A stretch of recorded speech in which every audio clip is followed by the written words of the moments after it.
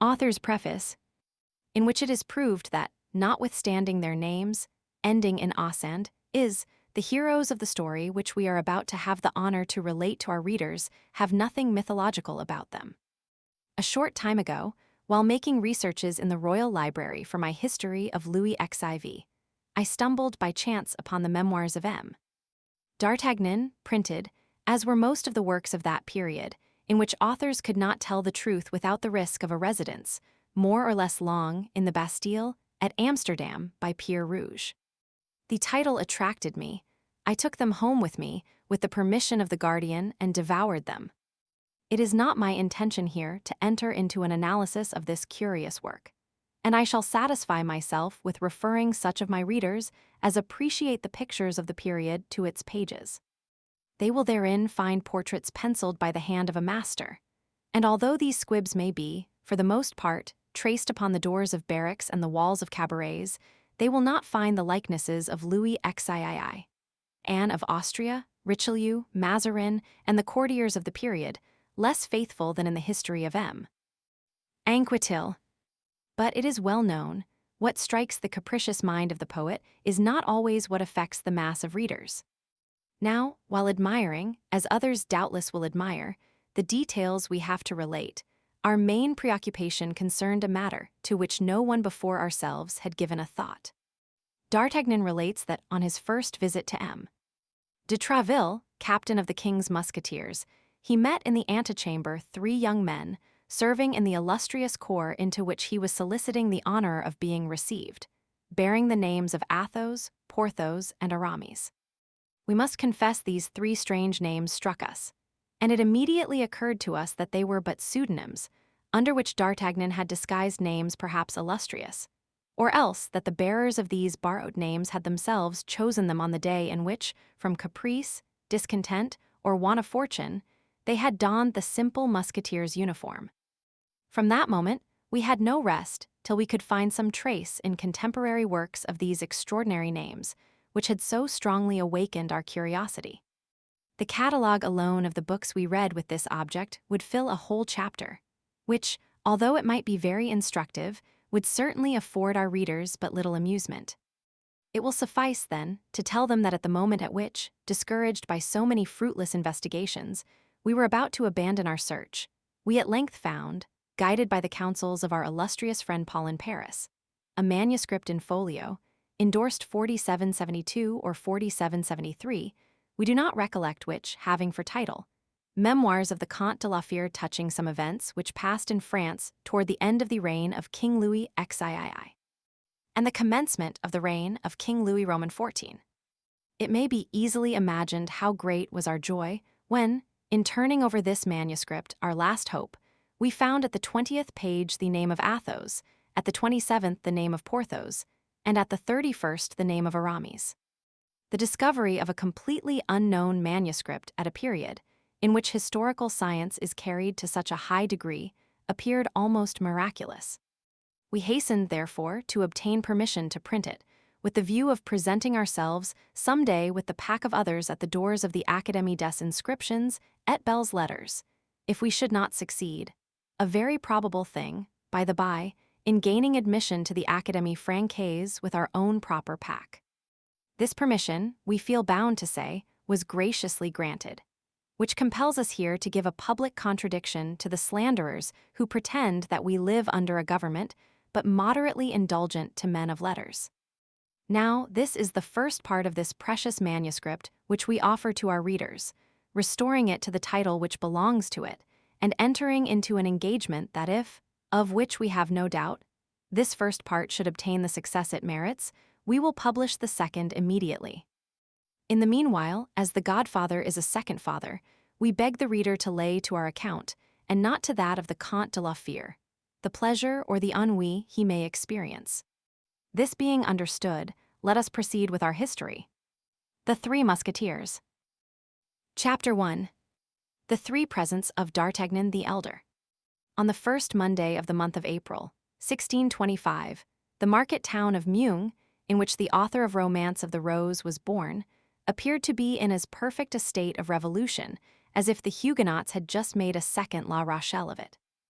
Many citizens, seeing the women flying toward the high street, leaving their children crying at the open doors, hastened to don the cuirass, and supporting their somewhat uncertain courage with a musket or a partisan, directed their steps toward the hostelry of the Jolly Miller, before which was gathered, increasing every minute, a compact group, vociferous and full of curiosity. In those times, panics were common, and few days passed without some city or other registering in its archives an event of this kind. There were nobles who made war against each other. There was the king who made war against the cardinal. There was Spain, which made war against the king. Then, in addition to these concealed or public, secret or open wars, there were robbers, mendicants, Huguenots, wolves, and scoundrels who made war upon everybody. The citizens always took up arms readily against thieves, wolves, or scoundrels, often against nobles or Huguenots, sometimes against the king, but never against the cardinal or Spain. It resulted, then, from this habit that on the said first Monday of April, 1625, the citizens, on hearing the clamor, and seeing neither the red and yellow standard nor the livery of the Duc de Richelieu, rushed toward the hostel of the Jolly Miller. When arrived there, the cause of the hubbub was apparent to all. A young man, we can sketch his portrait at a dash. Imagine to yourself a Don Quixote of 18, a Don Quixote without his corselet, without his coat of mail, without his cuisses. A Don Quixote clothed in a woolen doublet, the blue color of which had faded into a nameless shade between lees of wine and a heavenly azure, face long and brown, high cheekbones, a sign of sagacity. The maxillary muscles enormously developed, an infallible sign by which a Gascon may always be detected, even without his cap. And our young man wore a cap set off with a sort of feather, the eye open and intelligent, the nose hooked but finely chiseled. Too big for a youth, too small for a grown man, inexperienced, I might have taken him for a farmer's son upon a journey, had it not been for the long sword which, dangling from a leather baldric, hit against the calves of its owner as he walked, and against the rough side of his steed when he was on horseback. For our young man had a steed which was the observed of all observers. It was a bairn pony, from 12 to 14 years old, yellow in his hide, without a hair in his tail, but not without windgalls on his legs, which, though going with his head lower than his knees, rendering a martingale quite unnecessary, contrived nevertheless to perform his 8 leagues a day. Unfortunately, the qualities of this horse were so well concealed under his strange-colored hide and his unaccountable gait, that at a time when everybody was a connoisseur in horseflesh, the appearance of the aforesaid pony at Meung, which place he had entered about a quarter of an hour before, by the gate of Beaugency, produced an unfavorable feeling, which extended to his rider. And this feeling had been more painfully perceived by young D'Artagnan, for so was the Don Quixote of this second Rocinante named, from his not being able to conceal from himself the ridiculous appearance that such a steed gave him, good horseman as he was. He had sighed deeply, therefore, when accepting the gift of the pony from M. D'Artagnan the elder. He was not ignorant that such a beast was worth at least 20 livres, and the words which had accompanied the present were above all price. "My son," said the old Gascon gentleman, in that pure Baron patois of which Henry IV. could never rid himself, "this horse was born in the house of your father about 13 years ago, and has remained in it ever since, which ought to make you love it. Never sell it.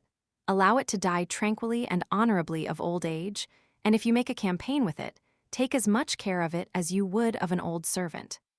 At court, provided you have ever the honor to go there," continued M.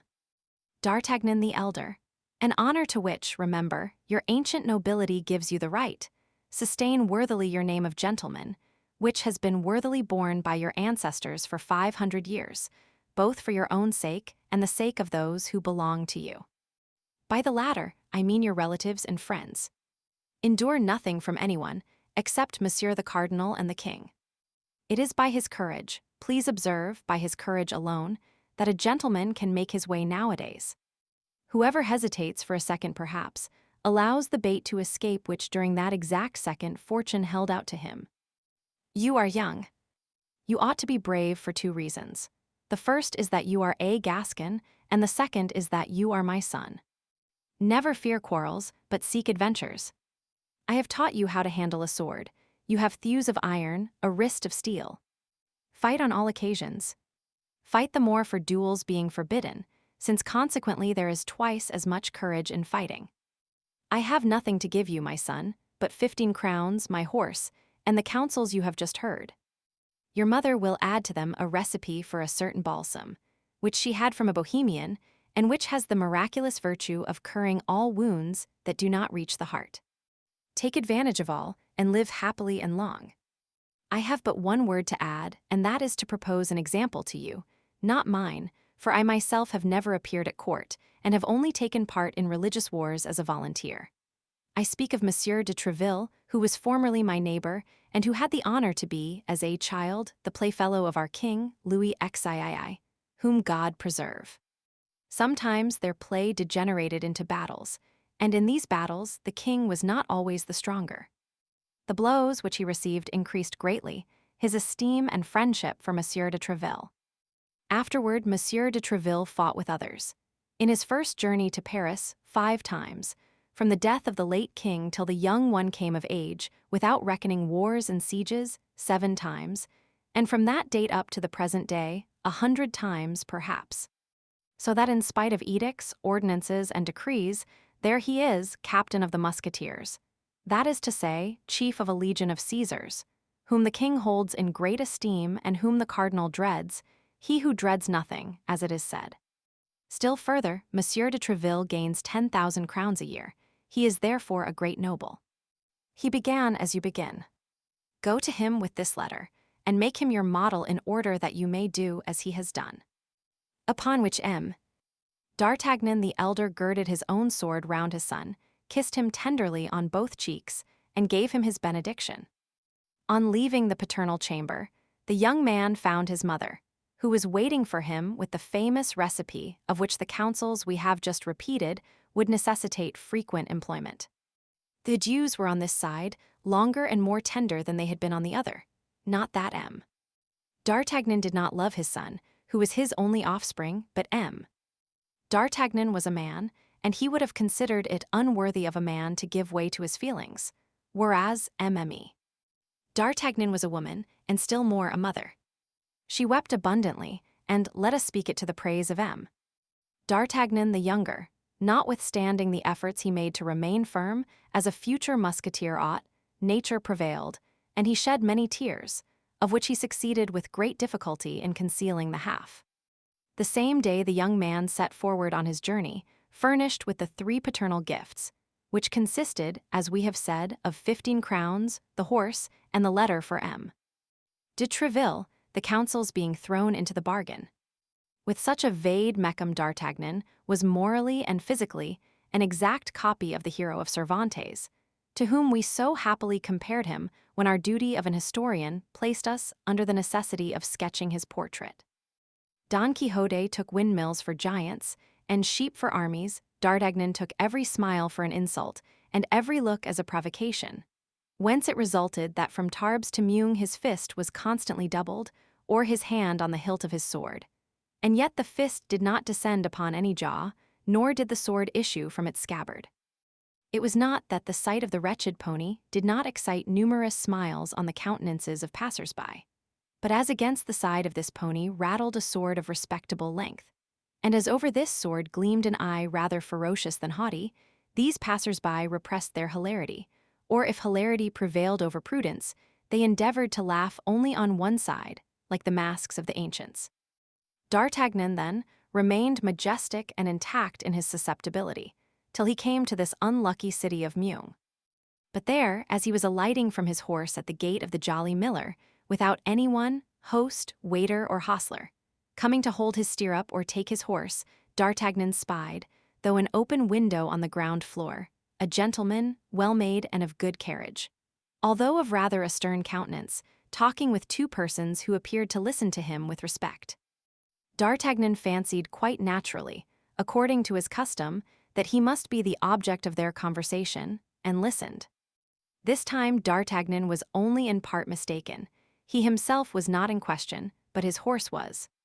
The gentleman appeared to be enumerating all his qualities to his auditors, and, as I have said, the auditors seeming to have great deference for the narrator, they every moment burst into fits of laughter. Now, as a half-smile was sufficient to awaken the irascibility of the young man, the effect produced upon him by this vociferous mirth may be easily imagined. Nevertheless, D'Artagnan was desirous of examining the appearance of this impertinent personage, who ridiculed him. He fixed his haughty eye upon the stranger, and perceived a man of from 40 to 45 years of age, with black and piercing eyes, pale complexion, a strongly marked nose, and a black and well-shaped mustache. He was dressed in a doublet and hose of a violet color, with aiguillettes of the same color, without any other ornaments than the customary slashes, through which the shirt appeared. This doublet and hose, though new, were creased, like traveling clothes for a long time packed in a portmanteau. D'Artagnan made all these remarks with the rapidity of a most minute observer, and doubtless from an instinctive feeling that this stranger was destined to have a great influence over his future life. Now, as at the moment in which D'Artagnan fixed his eyes upon the gentleman in the violet doublet, the gentleman made one of his most knowing and profound remarks respecting the Béarnese pony. His two auditors laughed even louder than before, and he himself, though contrary to his custom, allowed a pale smile, if I may be allowed to use such an expression, to stray over his countenance. This time there could be no doubt. D'Artagnan was really insulted. Full, then, of this conviction, he pulled his cap down over his eyes, and endeavoring to copy some of the court airs he had picked up in Gascony among young traveling nobles, he advanced with one hand on the hilt of his sword and the other resting on his hip. Unfortunately, as he advanced, his anger increased at every step, and instead of the proper and lofty speech he had prepared as a prelude to his challenge, he found nothing at the tip of his tongue but a gross personality, which he accompanied with a furious gesture. I say, sir, you, sir, who are hiding yourself behind that shutter. Yes, you, sir, tell me what you are laughing at, and we will laugh together. The gentleman raised his eyes slowly from the nag to his cavalier, as if he required some time to ascertain whether it could be to him that such strange reproaches were addressed. Then, when he could not possibly entertain any doubt of the matter, his eyebrows slightly bent, and with an accent of irony and insolence impossible to be described, he replied to D'Artagnan, I was not speaking to you, sir. But I am speaking to you, replied the young man, additionally exasperated with this mixture of insolence and good manners, of politeness and scorn. The stranger looked at him again with a slight smile, and retiring from the window, came out of the hostelry with a slow step, and placed himself before the horse, within 2 paces of D'Artagnan. His quiet manner and the ironical expression of his countenance redoubled the mirth of the persons with whom he had been talking, and who still remained at the window. D'Artagnan, seeing him approach, drew his sword a foot out of the scabbard. This horse is decidedly, or rather has been in his youth, a buttercup, resumed the stranger, continuing the remarks he had begun, and addressing himself to his auditors at the window without paying the least attention to the exasperation of D'Artagnan, who, however, placed himself between him and them. It is a color very well known in botany, but till the present time very rare among horses. There are people who laugh at the horse that would not dare to laugh at the master, cried the young emulator of the furious Treville. I do not often laugh, sir, replied the stranger, as you may perceive by the expression of my countenance, but nevertheless I retain the privilege of laughing when I please. And I, cried D'Artagnan, will allow no man to laugh when it displeases me. Indeed, sir, continued the stranger, more calm than ever. Well, that is perfectly right, and turning on his heel, was about to re-enter the hostelry by the front gate, beneath which D'Artagnan on arriving had observed a saddled horse. But D'Artagnan was not of a character to allow a man to escape him, thus who had the insolence to ridicule him. He drew his sword entirely from the scabbard, and followed him, crying, Turn, turn, master joker, lest I strike you behind. Strike me, said the other, turning on his heels, and surveying the young man with as much astonishment as contempt. Why, my good fellow, you must be mad. Then, in a suppressed tone, as if speaking to himself, This is annoying, continued he. What a godsend this would be for his majesty, who is seeking everywhere for brave fellows to recruit for his musketeers. He had scarcely finished, when D'Artagnan made such a furious lunge at him that if he had not sprung nimbly backward, it is probable he would have jested for the last time. The stranger, then perceiving that the matter went beyond raillery, drew his sword, saluted his adversary, and seriously placed himself on guard. But at the same moment, his two auditors, accompanied by the host, fell upon D'Artagnan with sticks, shovels, and tongs. This caused so rapid and complete a diversion from the attack that D'Artagnan's adversary, while the latter turned round to face this shower of blows, sheathed his sword with the same precision, and instead of an actor, which he had nearly been, became a spectator of the fight, a part in which he acquitted himself with his usual impassiveness, muttering, nevertheless, "A plague upon these Gascons! Replace him on his orange horse, and let him begone." "Not before I have killed you, poltroon!" cried D'Artagnan, making the best face possible, and never retreating one step before his three assailants, who continued to shower blows upon him. "Another gasconade," murmured the gentleman. "By my honor, these Gascons are incorrigible. Keep up the dance, then, since he will have it so. When he is tired, he will perhaps tell us that he has had enough of it." But the stranger knew not the headstrong personage he had to do with. D'Artagnan was not the man ever to cry for quarter. The fight was therefore prolonged for some seconds, but at length D'Artagnan dropped his sword, which was broken in two pieces by the blow of a stick. Another blow full upon his forehead at the same moment brought him to the ground, covered with blood and almost fainting. It was at this moment that people came flocking to the scene of action from all sides. The host, fearful of consequences, with the help of his servants, carried the wounded man into the kitchen, where some trifling attentions were bestowed upon him. As to the gentleman, he resumed his place at the window, and surveyed the crowd with a certain impatience, evidently annoyed by their remaining undispersed. "Well, how is it with this madman?" exclaimed he, turning round as the noise of the door announced the entrance of the host, who came in to inquire if he was unhurt. "Your Excellency is safe and sound?" asked the host. "Oh, yes. Perfectly safe and sound, my good host, and I wish to know what has become of our young man." "He is better," said the host. "He fainted quite away." "Indeed," said the gentleman. "But before he fainted, he collected all his strength to challenge you, and to defy you while challenging you." "Why, this fellow must be the devil in person," cried the stranger. "Oh no, your Excellency, he is not the devil," replied the host, with a grin of contempt. "For during his fainting we rummaged his valise and found nothing but a clean shirt and 11 crowns, which, however, did not prevent his saying, as he was fainting, that if such a thing had happened in Paris, you should have cause to repent of it at a later period." "Then," said the stranger coolly, "he must be some prince in disguise." "I have told you this, good sir," resumed the host, "in order that you may be on your guard." "Did he name no one in his passion?" "Yes, he struck his pocket and said, 'We shall see what Monsieur de Tréville will think of this insult offered to his protégé.'" "Monsieur de Tréville?" said the stranger, becoming attentive. He put his hand upon his pocket while pronouncing the name of Monsieur de Tréville. "Now, my dear host, while your young man was insensible, you did not fail, I am quite sure, to ascertain what that pocket contained." "What was there in it?" "A letter addressed to Monsieur de Tréville, captain of the Musketeers." "Indeed?" "Exactly as I have the honor to tell your Excellency." The host, who was not endowed with great perspicacity, did not observe the expression which his words had given to the physiognomy of the stranger. The latter rose from the front of the window, upon the sill of which he had leaned with his elbow, and knitted his brow like a man disquieted. "The devil," murmured he between his teeth. "Can Tréville have set this Gascon upon me?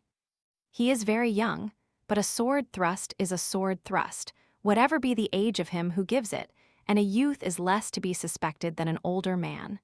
And the stranger fell into a reverie which lasted some minutes. A weak obstacle is sometimes sufficient to overthrow a great design. "Host," said he, "could you not contrive to get rid of this frantic boy for me?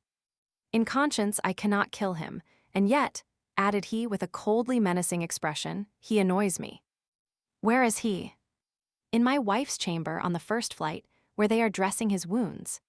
His things and his bag are with him." "Has he taken off his doublet?" "On the contrary, everything is in the kitchen." "But if he annoys you, this young fool?" "To be sure he does." He causes a disturbance in your hostelry, which respectable people cannot put up with. Go, make out my bill and notify my servant. What, monsieur, will you leave us so soon? You know that very well, as I gave my order to saddle my horse. Have they not obeyed me? It is done. As your excellency may have observed, your horse is in the great gateway, ready saddled for your departure. That is well, do as I have directed you then. What the devil, said the host to himself. Can he be afraid of this boy? But an imperious glance from the stranger stopped him short. He bowed humbly and retired. It is not necessary for Milady Asterisk to be seen by this fellow, continued the stranger. She will soon pass, she is already late. I had better get on horseback and go and meet her. I should like, however, to know what this letter addressed to Tréville contains. And the stranger, muttering to himself, directed his steps toward the kitchen. We are well aware that this term, milady, is only properly used when followed by a family name. But we find it thus in the manuscript, and we do not choose to take upon ourselves to alter it. In the meantime, the host, who entertained no doubt that it was the presence of the young man that drove the stranger from his hostelry, reascended to his wife's chamber and found D'Artagnan just recovering his senses, giving him to understand that the police would deal with him pretty severely for having sought a quarrel with a great lord. For in the opinion of the host, the stranger could be nothing less than a great lord. He insisted that notwithstanding his weakness, D'Artagnan should get up and depart as quickly as possible. D'Artagnan, half stupefied, without his doublet, and with his head bound up in a linen cloth, arose then, and urged by the host, began to descend the stairs. But on arriving at the kitchen, the first thing he saw was his antagonist talking calmly at the step of a heavy carriage, drawn by two large Norman horses. His interlocutor, whose head appeared through the carriage window, was a woman of from 20 to 22 years. We have already observed with what rapidity D'Artagnan seized the expression of a countenance. He perceived then, at a glance, that this woman was young and beautiful, and her style of beauty struck him more forcibly from its being totally different from that of the southern countries in which D'Artagnan had hitherto resided. She was pale and fair, with long curls falling in profusion over her shoulders, had large, blue languishing eyes, rosy lips, and hands of alabaster. She was talking with great animation with the stranger. His Eminence, then, orders me, said the lady, to return instantly to England, and to inform him as soon as the Duke leaves London. And as to my other instructions, ask the fair traveler. They are contained in this box, which you will not open until you are on the other side of the channel. Very well, and you, what will you do? I return to Paris. What, without chastising this insolent boy? Asked the lady. The stranger was about to reply, but at the moment he opened his mouth, D'Artagnan, who had heard all, precipitated himself over the threshold of the door. This insolent boy chastises others, cried he, and I hope that this time he whom he ought to chastise will not escape him as before. Will not escape him, replied the stranger, knitting his brow. No, before a woman you would dare not fly, I presume. Remember, said Milady, seeing the stranger lay his hand on his sword, the least delay may ruin everything. You are right, cried the gentleman. Begone then on your part, and I will depart as quickly on mine. And bowing to the lady, he sprang into his saddle, while her coachman applied his whip vigorously to his horses. The two interlocutors thus separated, taking opposite directions, at full gallop. Pay him, booby, cried the stranger to his servant, without checking the speed of his horse, and the man, after throwing 2 or 3 silver pieces at the foot of mine host, galloped after his master. Base coward! False gentleman! Cried D'Artagnan, springing forward in his turn after the servant. But his wound had rendered him too weak to support such an exertion. Scarcely had he gone 10 steps when his ears began to tingle, a faintness seized him, a cloud of blood passed over his eyes, and he fell in the middle of the street, crying still, "Coward! Coward! Coward!" He is a coward, indeed, grumbled the host, drawing near to D'Artagnan, and endeavoring by this little flattery to make up matters with the young man, as the heron of the fable did with the snail he had despised the evening before. Yes, a base coward, murmured D'Artagnan, but she was very beautiful. What she? Demanded the host. "Milady," faltered D'Artagnan, and fainted a second time. "Ah, it's all one," said the host. "I have lost 2 customers, but this one remains, of whom I am pretty certain for some days to come. There will be 11 crowns gained." It is to be remembered that 11 crowns was just the sum that remained in D'Artagnan's purse. The host had reckoned upon 11 days of confinement at a crown a day, but he had reckoned without his guest. On the following morning at 5 o'clock D'Artagnan arose, and descending to the kitchen without help asked, among other ingredients the list of which has not come down to us, for some oil, some wine, and some rosemary, and with his mother's recipe in his hand composed a balsam, with which he anointed his numerous wounds, replacing his bandages himself, and positively refusing the assistance of any doctor. D'Artagnan walked about that same evening, and was almost cured by the morrow. But when the time came to pay for his rosemary, this oil, and the wine, the only expense the master had incurred, as he had preserved a strict abstinence. While on the contrary, the yellow horse, by the account of the hostler at least, had eaten 3 times as much as a horse of his size could reasonably be supposed to have done. D'Artagnan found nothing in his pocket but his little old velvet purse with the 11 crowns it contained. For as to the letter addressed to M. de Treville, it had disappeared. The young man commenced his search for the letter with the greatest patience, turning out his pockets of all kinds over and over again, rummaging and re-rummaging in his valise, and opening and reopening his purse. But when he found that he had come to the conviction that the letter was not to be found, he flew, for the 3rd time, into such a rage as was near costing him a fresh consumption of wine, oil, and rosemary. For upon seeing this hot-headed youth become exasperated, and threaten to destroy everything in the establishment if his letter were not found, the host seized a spit, his wife a broom handle, and the servants the same sticks they had used the day before. "My letter of recommendation," cried D'Artagnan, "my letter of recommendation. Or, the holy blood, I will spit you all like ortolans." Unfortunately, there was one circumstance which created a powerful obstacle to the accomplishment of this threat, which was, as we have related, that his sword had been in his first conflict broken in 2, and which he had entirely forgotten. Hence, it resulted when D'Artagnan proceeded to draw his sword in earnest, he found himself purely and simply armed with a stump of a sword about 8 or 10 inches in length, which the host had carefully placed in the scabbard. As to the rest of the blade, the master had slyly put that on one side to make himself a larding pin. But this deception would probably not have stopped our fiery young man, if the host had not reflected that the reclamation which his guest made was perfectly just. "But after all," said he, lowering the point of his spit, "where is this letter?" "Yes, where is this letter?" cried D'Artagnan. "In the first place, I warn you that that letter is for Monsieur de Treville, and it must be found, or if it is not found, he will know how to find it." His threat completed the intimidation of the host. After the king and the cardinal, M. de Treville was the man whose name was perhaps most frequently repeated by the military, and even by citizens. There was, to be sure, Father Joseph, but his name was never pronounced but with a subdued voice, such was the terror inspired by his grey eminence, as the cardinal's familiar was called. Throwing down his spit, and ordering his wife to do the same with her broom handle, and the servants with their sticks, he set the first example of commencing an earnest search for the lost letter. "Does the letter contain anything valuable?" demanded the host, after a few minutes of useless investigation. "Zounds! I think it does indeed," cried the Gascon, who reckoned upon this letter for making his way at court. "It contained my fortune." "Bills upon Spain?" asked the disturbed host.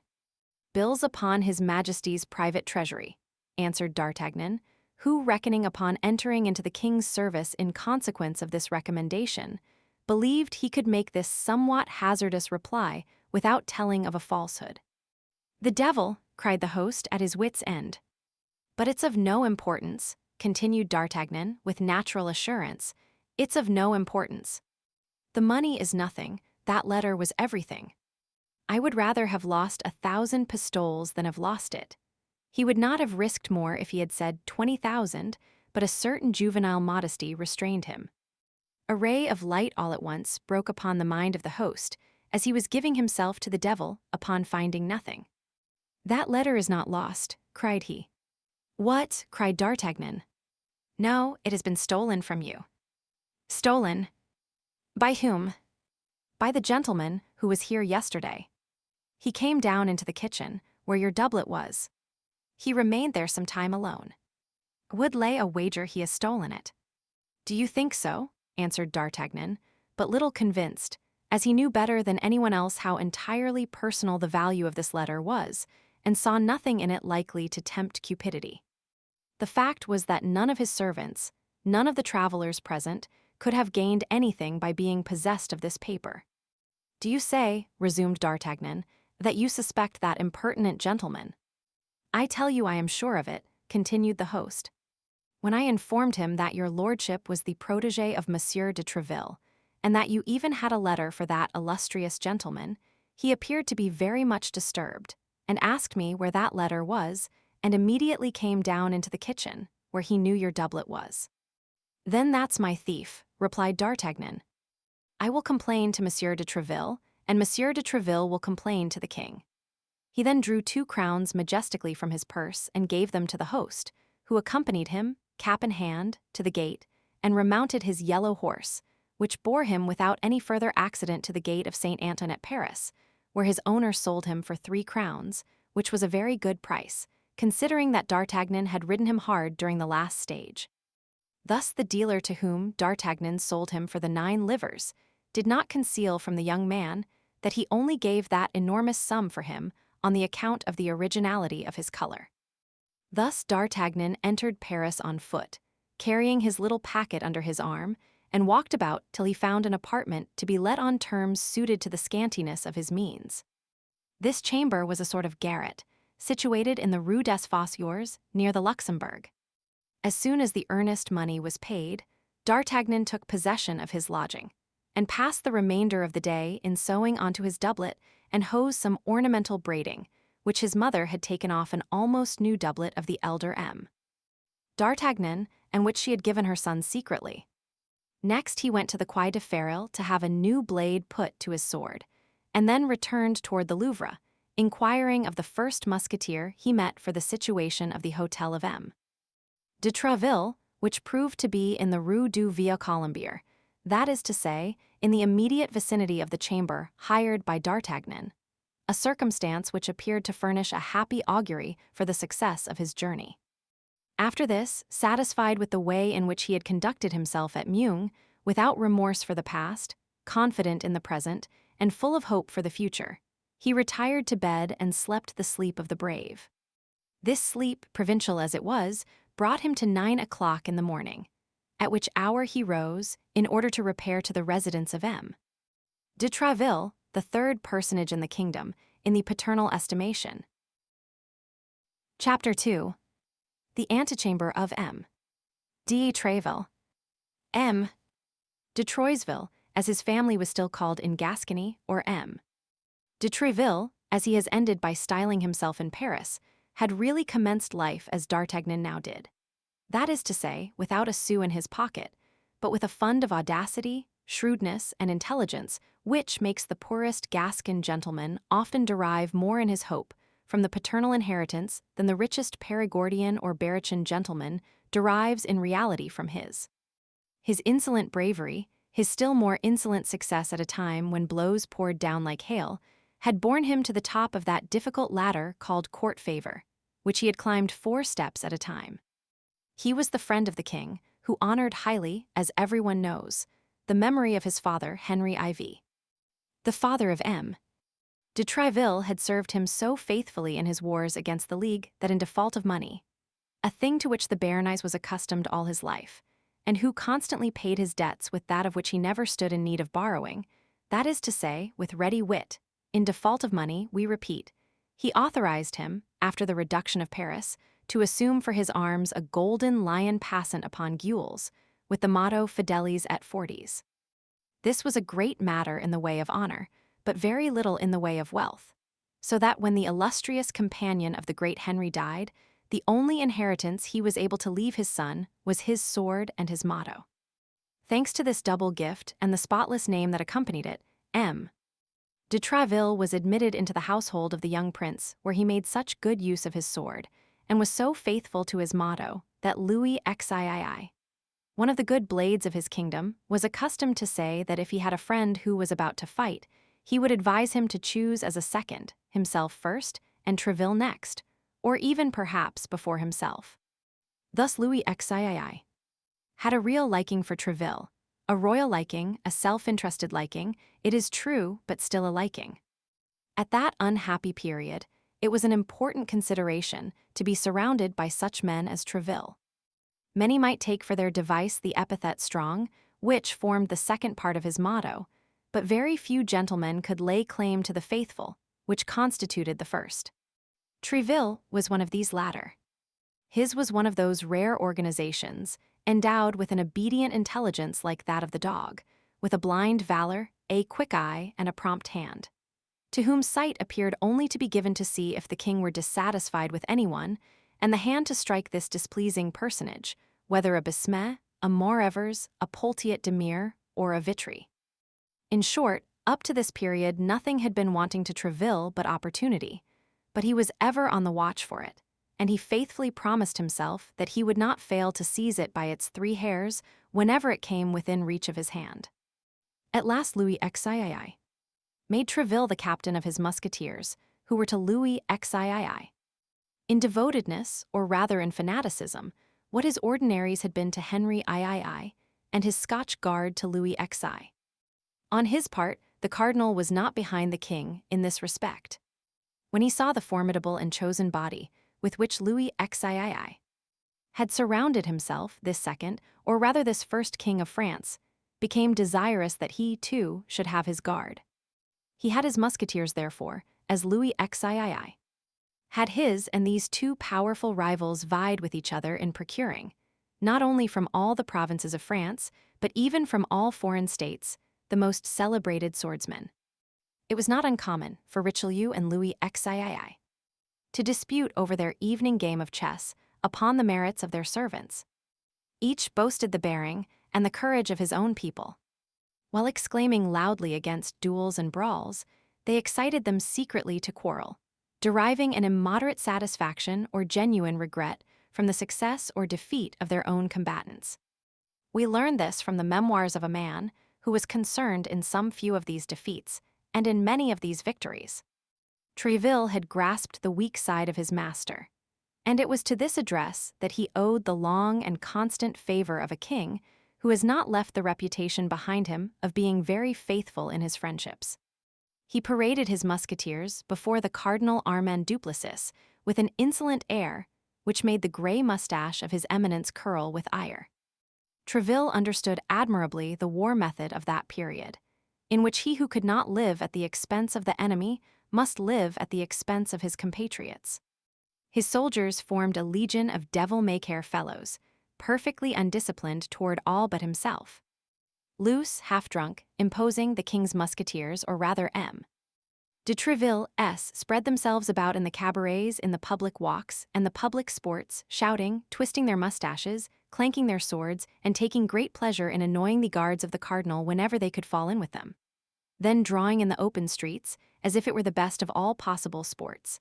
Sometimes killed, but sure in that case to be both wept and avenged, often killing others, but then certain of not rotting in prison, de Tréville being there to claim them.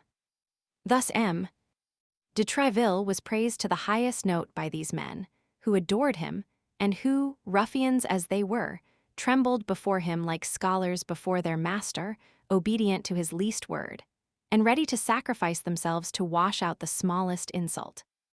De Tréville employed this powerful weapon for the king, in the first place, and the friends of the king, and then for himself and his own friends.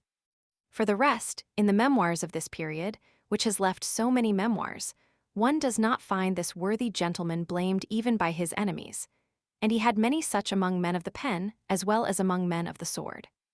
In no instance, let us say, was this worthy gentleman accused of deriving personal advantage from the cooperation of his minions. Endowed with a rare genius for intrigue, which rendered him the equal of the ablest intriguers, he remained an honest man. Still further, in spite of sword thrusts which weaken and painful exercises which fatigue, He had become one of the most gallant frequenters of revels, one of the most insinuating ladies' men, one of the softest whisperers of interesting nothings of his day. The bonds fortunes of de Treville were talked of as those of M. de Bassompierre had been talked of 20 years before, and that was not saying a little. The captain of the Musketeers was therefore admired, feared, and loved, and this constitutes the zenith of human fortune. Louis XIV absorbed all the smaller stars of his court in his own vast radiance, but his father, a son pluribus impar, left his personal splendor to each of his favorites, his individual value to each of his courtiers. In addition to the levees of the king and the cardinal, there might be reckoned in Paris at that time more than 200 smaller, but still noteworthy levees. Among these 200 levees, that of Treville was one of the most sought. The court of his hotel, situated in the Rue du Vieux Colombier, resembled a camp from by 6 o'clock in the morning in summer and 8 o'clock in winter. From 50 to 60 musketeers, who appeared to replace one another in order always to present an imposing number, paraded constantly, armed to the teeth and ready for anything. On one of those immense staircases, upon whose space modern civilization would build a whole house, ascended and descended the office-seekers of Paris, who ran after any sort of favor, gentlemen from the provinces anxious to be enrolled, and servants in all sorts of liveries, bringing and carrying messages between their masters and M. de Treville. In the antechamber, upon long circular benches, reposed the elect, that is to say, those who were called. In this apartment, a continued buzzing prevailed from morning till night, while M. de Treville, in his office contiguous to this antechamber, received visits, listened to complaints, gave his orders, and like the king in his balcony at the Louvre, had only to place himself at the window to review both his men and arms. The day on which D'Artagnan presented himself, the assemblage was imposing, particularly for a provincial just arriving from his province. It is true that this provincial was a Gascon, and that, particularly at this period, the compatriots of D'Artagnan had the reputation of not being easily intimidated.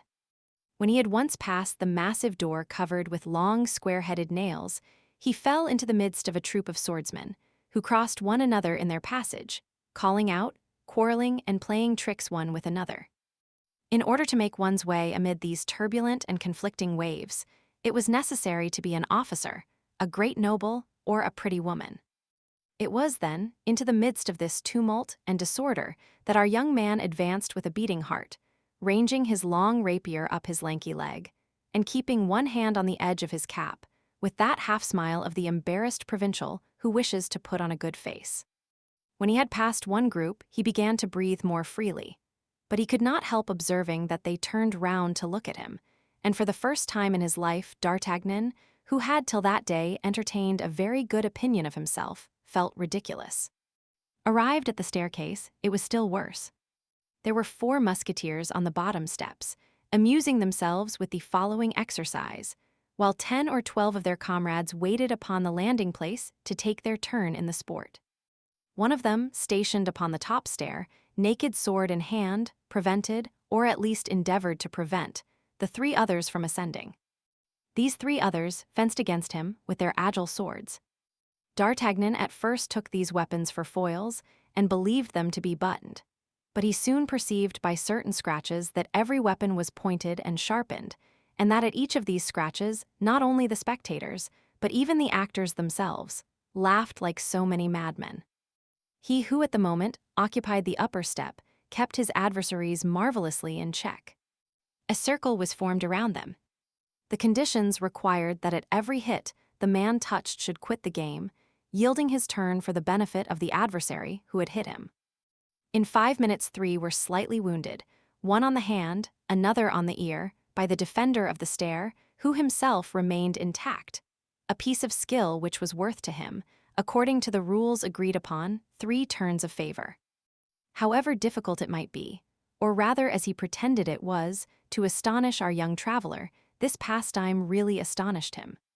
He had seen in his province, that land in which heads become so easily heated, a few of the preliminaries of duels, but the daring of these 4 fencers appeared to him the strongest he had ever heard of even in Gascony. He believed himself transported into that famous country of giants into which Gulliver afterward went and was so frightened. And yet he had not gained the goal, for there were still the landing place and the antechamber. On the landing they were no longer fighting, but amused themselves with stories about women, and in the antechamber, with stories about the court. On the landing D'Artagnan blushed, in the antechamber he trembled.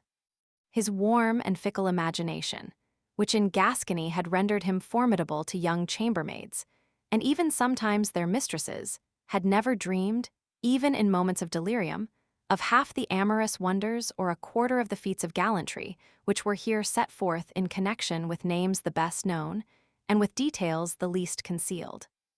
But if his morals were shocked on the landing, his respect for the cardinal was scandalized in the antechamber.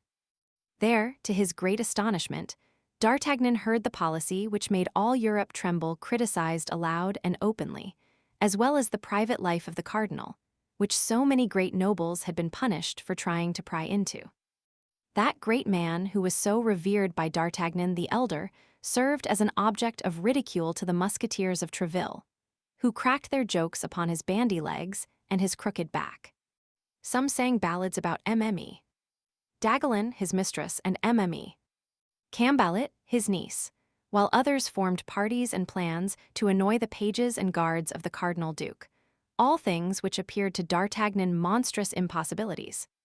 Nevertheless, when the name of the king was now, and then uttered unthinkingly amid all these cardinal jests, a sort of gag seemed to close for a moment on all these jeering mouths. They looked hesitatingly around them, and appeared to doubt the thickness of the partition between them and the office of M. de Tréville, but a fresh allusion soon brought back the conversation to his eminence, and then the laughter recovered its loudness, and the light was not withheld from any of his actions. Certes, these fellows will all either be imprisoned or hanged, thought the terrified D'Artagnan, and I, no doubt, with them. For from the moment I have either listened to or heard them, I shall be held as an accomplice. What would my good father say, who so strongly pointed out to me the respect due to the cardinal, if he knew I was in the society of such pagans? We have no need, therefore, to say that D'Artagnan dared not join in the conversation.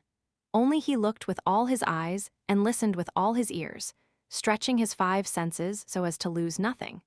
And despite his confidence on the paternal admonitions, he felt himself carried by his tastes, and led by his instincts to praise rather than to blame the unheard-of things which were taking place.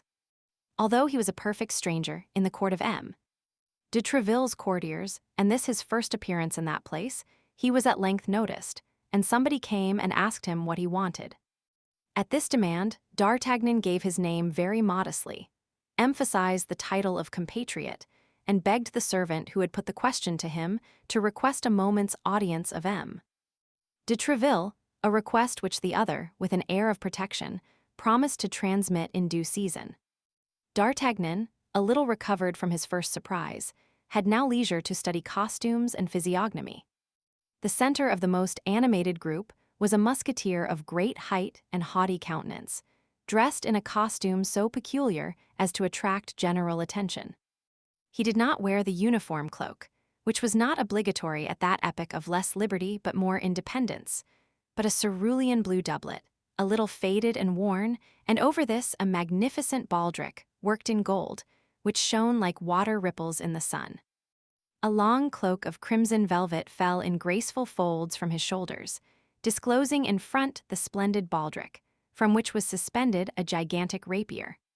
This musketeer had just come off guard, complained of having a cold, and coughed from time to time affectedly.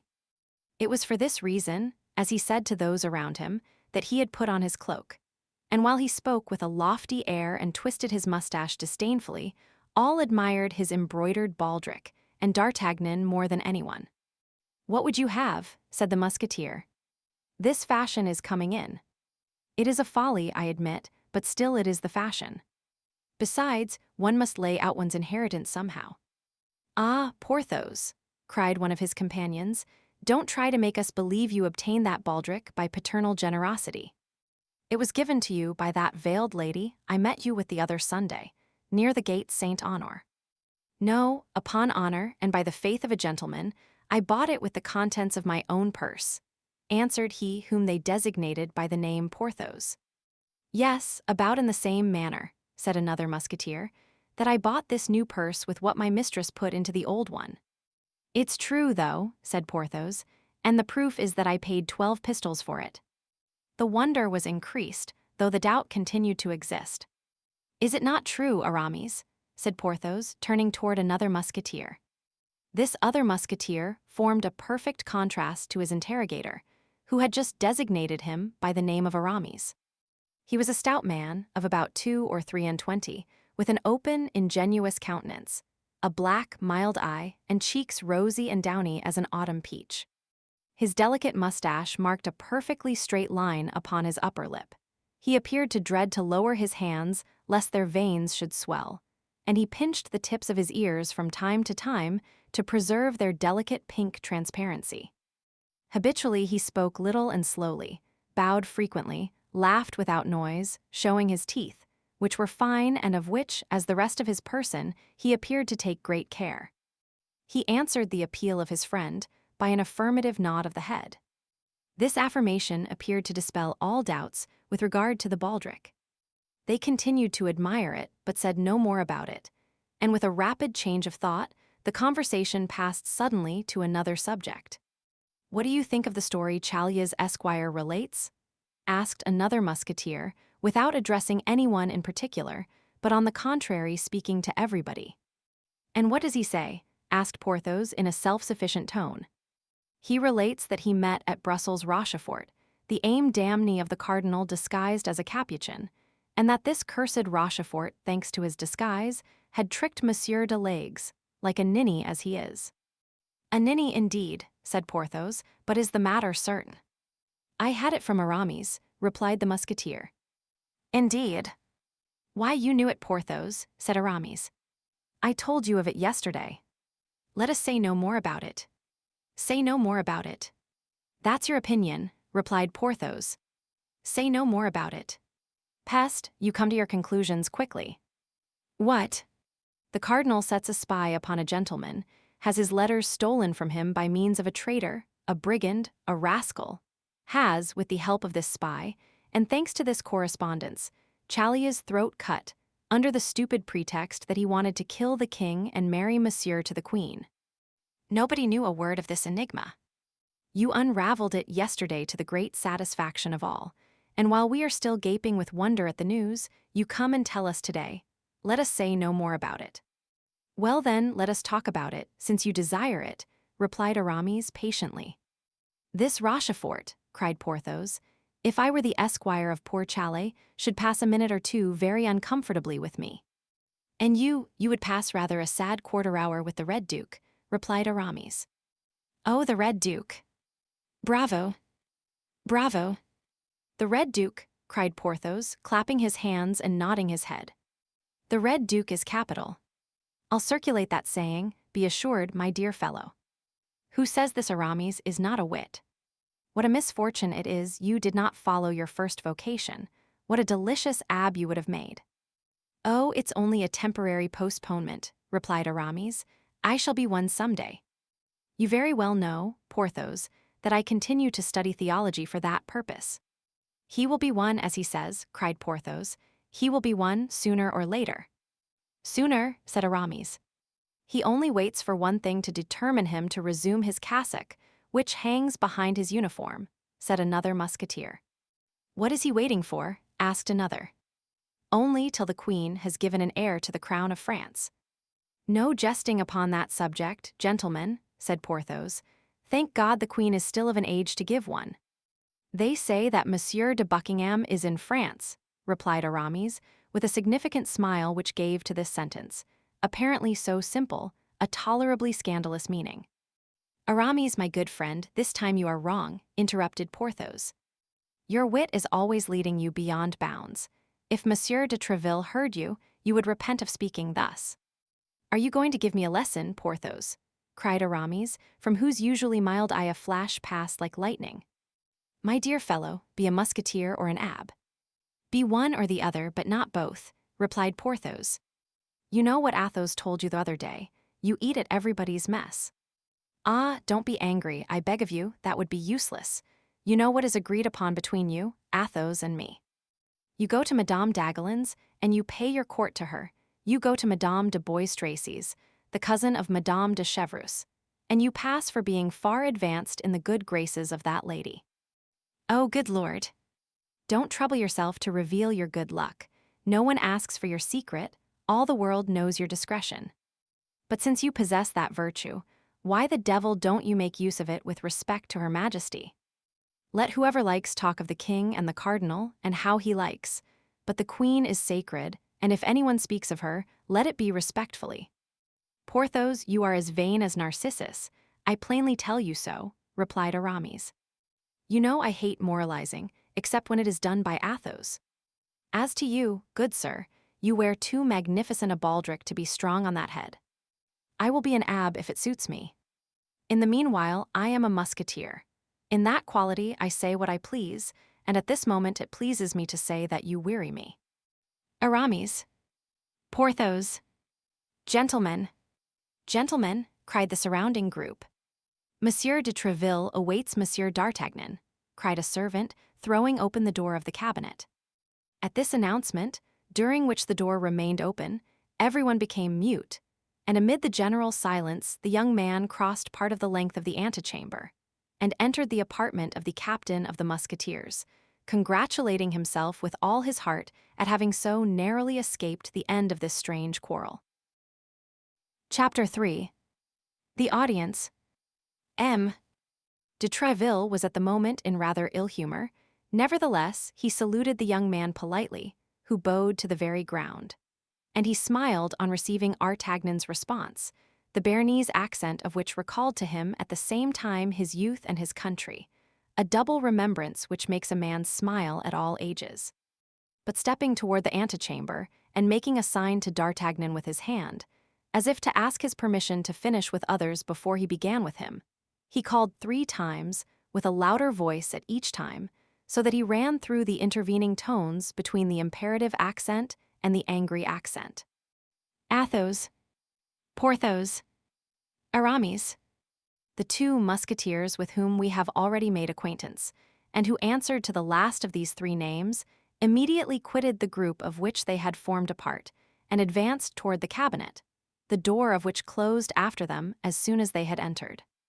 Their appearance, although it was not quite at ease, excited by its carelessness, at once full of dignity and submission, the admiration of D'Artagnan, who beheld in these 2 men demigods, and in their leader an Olympian Jupiter, armed with all his thunders.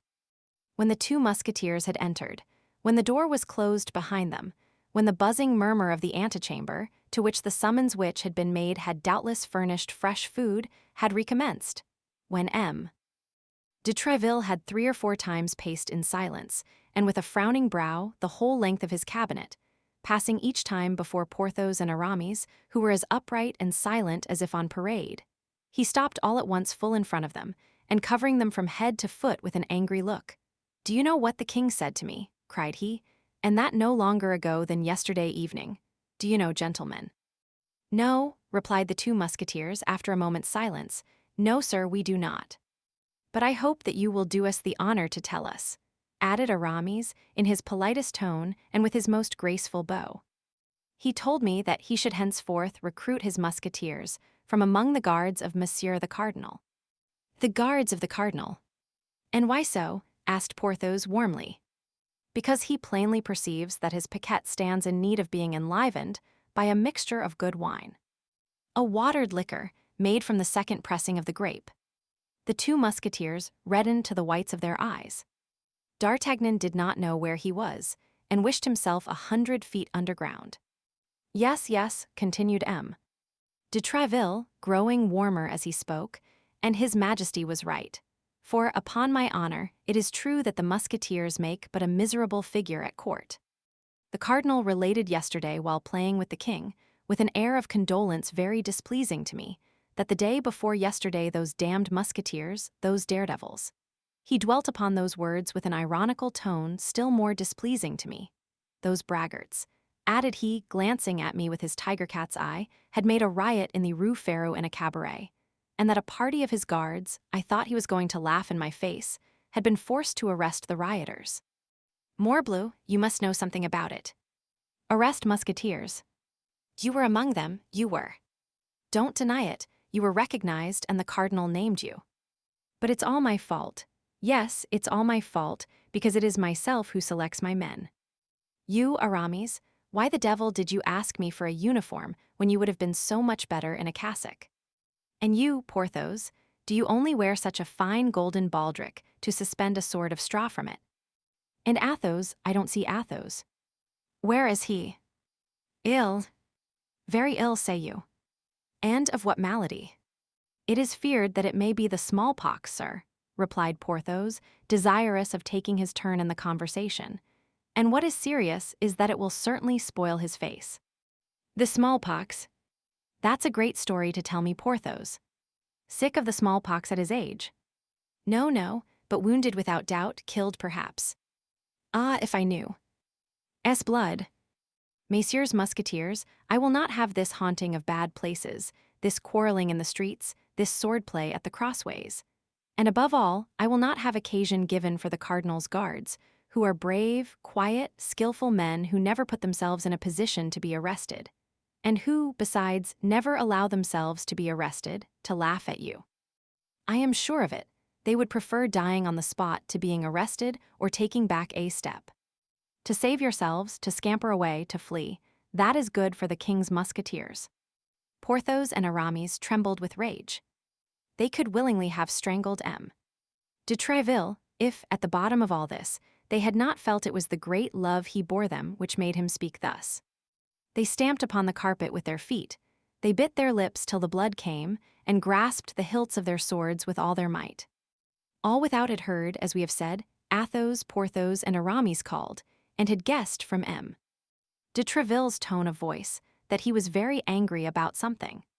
10 curious heads were glued to the tapestry and became pale with fury, for their ears, closely applied to the door, did not lose a syllable of what he said, while their mouths repeated as he went on the insulting expressions of the captain to all the people in the antechamber.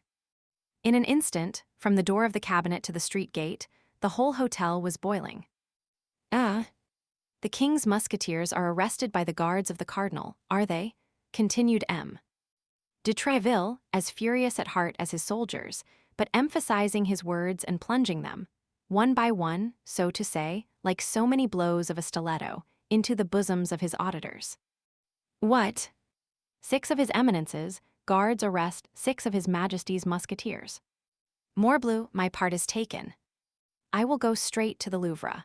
I will give in my resignation as captain of the king's musketeers to take a lieutenancy in the cardinal's guards, and if he refuses me, morbleu, I will turn ab. At these words, the murmur without became an explosion. Nothing was to be heard but oaths and blasphemies. The morblius, the sang dies, the morts touts les diables, crossed one another in the air. D'Artagnan looked for some tapestry behind which he might hide himself, and felt an immense inclination to crawl under the table. Well, my captain, said Porthos, quite beside himself, the truth is that we were 6 against 6. But we were not captured by fair means, and before we had time to draw our swords, 2 of our party were dead, and Athos, grievously wounded, was very little better. For you know Athos. Well, captain, he endeavored twice to get up, and fell again twice. And we did not surrender, no. They dragged us away by force. On the way we escaped. As for Athos, they believed him to be dead, and left him very quiet on the field of battle, not thinking it worth the trouble to carry him away. That's the whole story. With the devil, captain, one cannot win all one's battles. The great Pompey lost that of Pharsalia, and Francis I, who was, as I have heard say, as good as other folks, nevertheless lost the battle of Pavia. And I have the honor of assuring you that I killed one of them with his own sword, said Aramis, for mine was broken at the first parry. Killed him or poniarded him, sir, as is most agreeable to you. I did not know that, replied M. de Treville, in a somewhat softened tone. The cardinal exaggerated, as I perceive. But pray, sir, continued Aramis, who, seeing his captain become appeased, ventured to risk a prayer, do not say that Athos is wounded. He would be in despair if that should come to the ears of the king, and as the wound is very serious, seeing that after crossing the shoulder it penetrates into the chest, it is to be feared. At this instant the tapestry was raised, and a noble and handsome head, but frightfully pale, appeared under the fringe. "Athos!" cried the two musketeers. "Athos!" repeated M. de Tréville himself. "You have sent for me, sir," said Athos to M. de Tréville, in a feeble yet perfectly calm voice.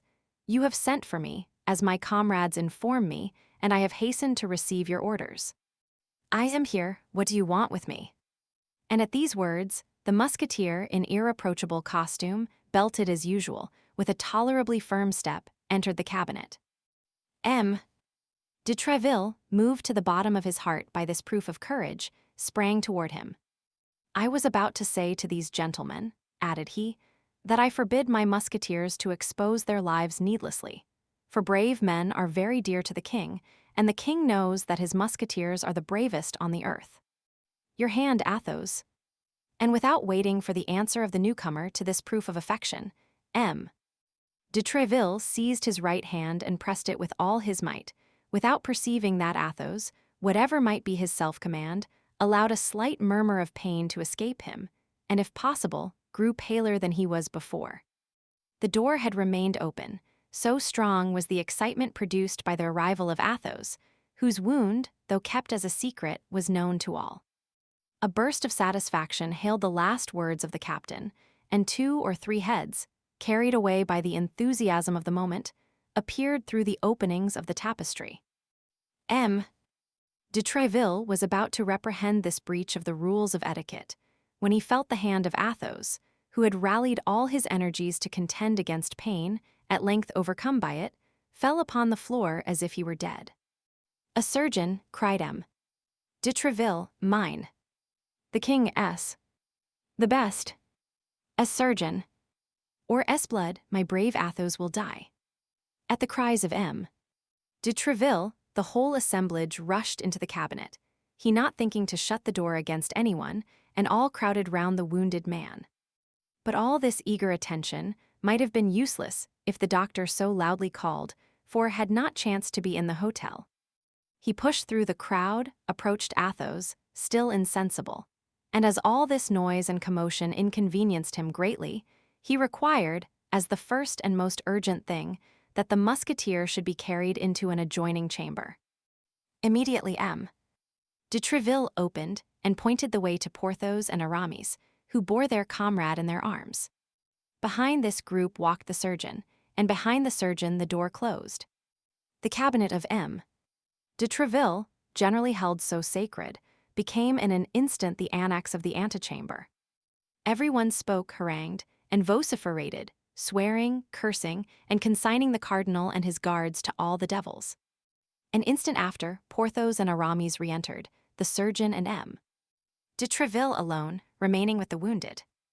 At length M. de Tréville himself returned. The injured man had recovered his senses. The surgeon declared that the situation of the musketeer had nothing in it to render his friends uneasy, his weakness having been purely and simply caused by loss of blood. Then M. de Tréville made a sign with his hand, and all retired except D'Artagnan, who did not forget that he had an audience, and with the tenacity of a Gascon remained in his place. When all had gone out and the door was closed, M. de Tréville, on turning round, found himself alone with the young man. The event which had occurred had in some degree broken the thread of his ideas. He inquired what was the will of his persevering visitor. D'Artagnan then repeated his name, and in an instant recovering all his remembrances of the present and the past, M. de Tréville grasped the situation. "Pardon me," said he, smiling, "pardon me, my dear compatriot, but I had wholly forgotten you. But what help is there for it? A captain is nothing but a father of a family, charged with even a greater responsibility than the father of an ordinary family. Soldiers are big children, but as I maintain that the orders of the king, and more particularly the orders of the cardinal, should be executed." D'Artagnan could not restrain a smile. By this smile M. de Tréville judged that he had not to deal with a fool, and changing the conversation, came straight to the point. "I respected your father very much," said he. "What can I do for the son?" Tell me quickly, my time is not my own. Monsieur, said D'Artagnan, on quitting Tarbes and coming hither, it was my intention to request of you, in remembrance of the friendship which you have not forgotten, the uniform of a musketeer. But after all that I have seen during the last 2 hours, I comprehend that such a favor is enormous, and tremble lest I should not merit it. It is indeed a favor, young man, replied M. de Treville, but it may not be so far beyond your hopes as you believe, or rather as you appear to believe. But His Majesty's decision is always necessary. And I inform you with regret that no one becomes a musketeer without the preliminary ordeal of several campaigns, certain brilliant actions, or a service of 2 years in some other regiment less favored than ours.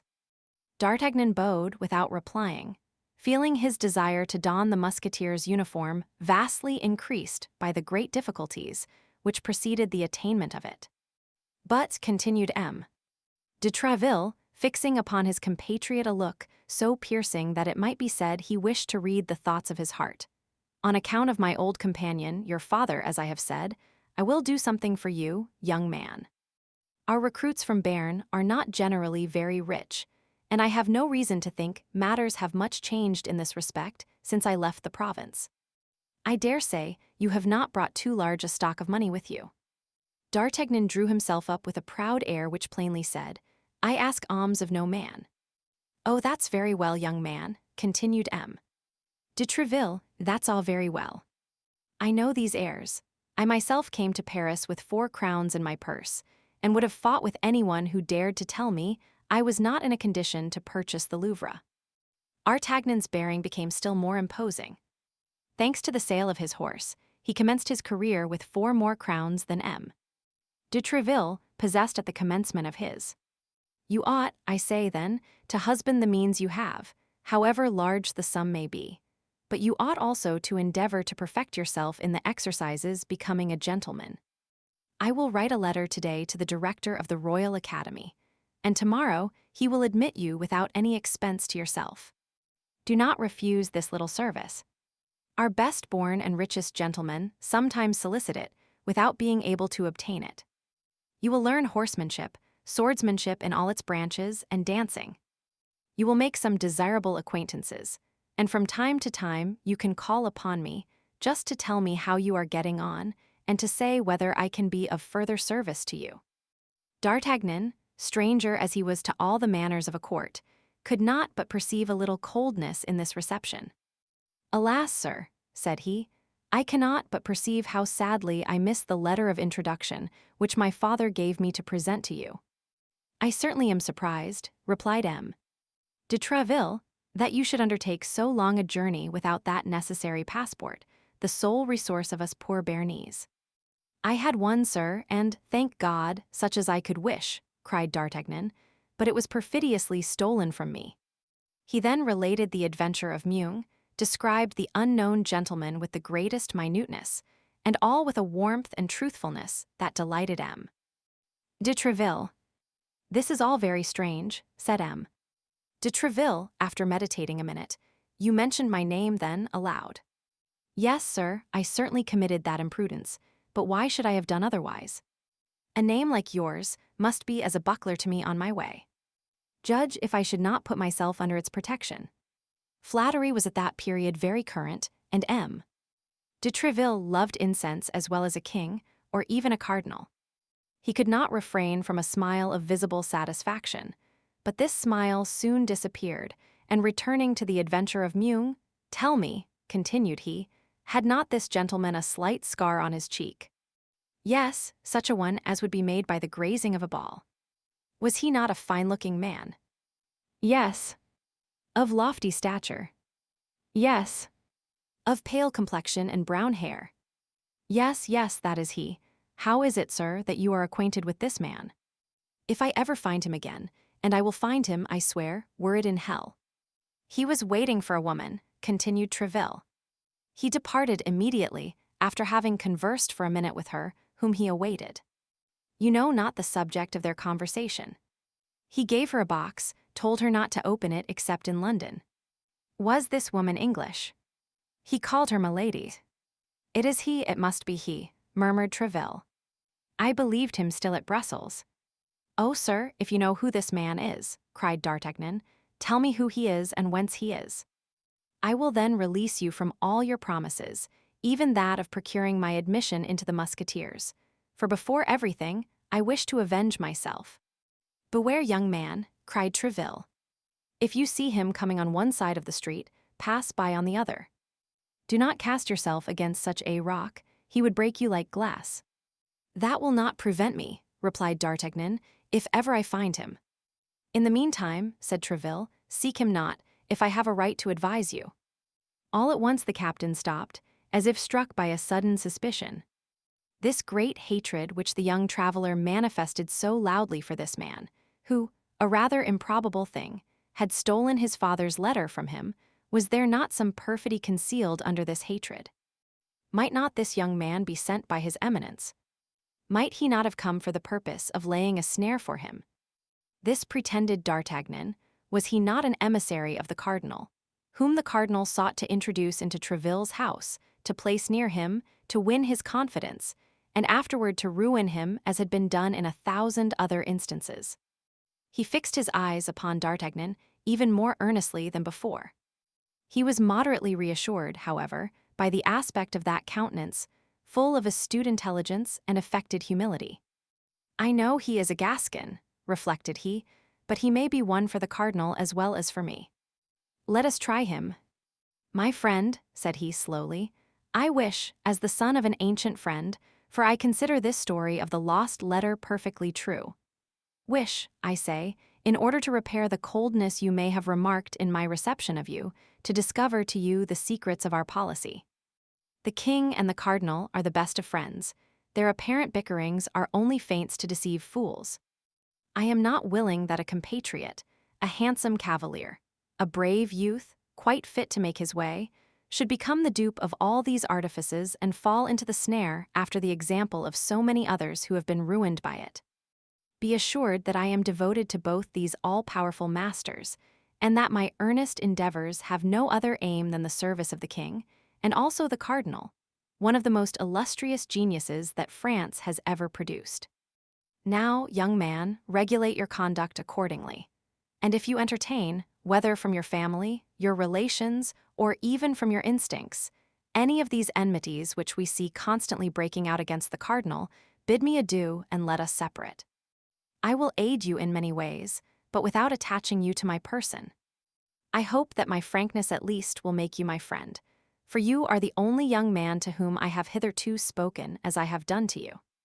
Tréville said to himself, "If the cardinal has set this young fox upon me, he will certainly not have failed, he, who knows how bitterly execrate him, to tell his spy that the best means of making his court to me is to rail at him. Therefore, in spite of all my protestations, if it be as I suspect, my cunning gossip will assure me that he holds his eminence in horror." It, however, proved otherwise. D'Artagnan answered, with the greatest simplicity, "I came to Paris with exactly such intentions. My father advised me to stoop to nobody but the king, the cardinal, and yourself, whom he considered the first 3 personages in France." D'Artagnan added M. de Tréville to the others, as may be perceived, but he thought this addition would do no harm. "I have the greatest veneration for the cardinal," continued he, "and the most profound respect for his actions. So much the better for me, sir, if you speak to me, as you say, with frankness, for then you will do me the honor to esteem the resemblance of our opinions. But if you have entertained any doubt, as naturally you may, I feel that I am ruining myself by speaking the truth. But I still trust you will not esteem me the less for it, and that is my object beyond all others." M. de Tréville was surprised to the greatest degree. So much penetration, so much frankness created admiration, but did not entirely remove his suspicions. The more this young man was superior to others, the more he was to be dreaded if he meant to deceive him. Nevertheless, he pressed D'Artagnan's hand and said to him, "You are an honest youth, but at the present moment I can only do for you that which I just now offered. My hotel will be always open to you. Hereafter, being able to ask for me at all hours, and consequently to take advantage of all opportunities, you will probably obtain that which you desire. That is to say," replied D'Artagnan, "that you will wait until I have proved myself worthy of it." "Well, be assured," added he, with the familiarity of a Gascon, "you shall not wait long." And he bowed in order to retire, and as if he considered the future in his own hands. "But wait a minute," said M. de Tréville, stopping him. "I promised you a letter for the director of the Academy. Are you too proud to accept it, young gentleman?" "No, sir," said D'Artagnan, "and I will guard it so carefully that I will be sworn it shall arrive at its address, and woe be to him who shall attempt to take it from me." M. de Tréville smiled at this flourish, and leaving his young man compatriot in the embrasure of the window, where they had talked together, he seated himself at a table in order to write the promised letter of recommendation.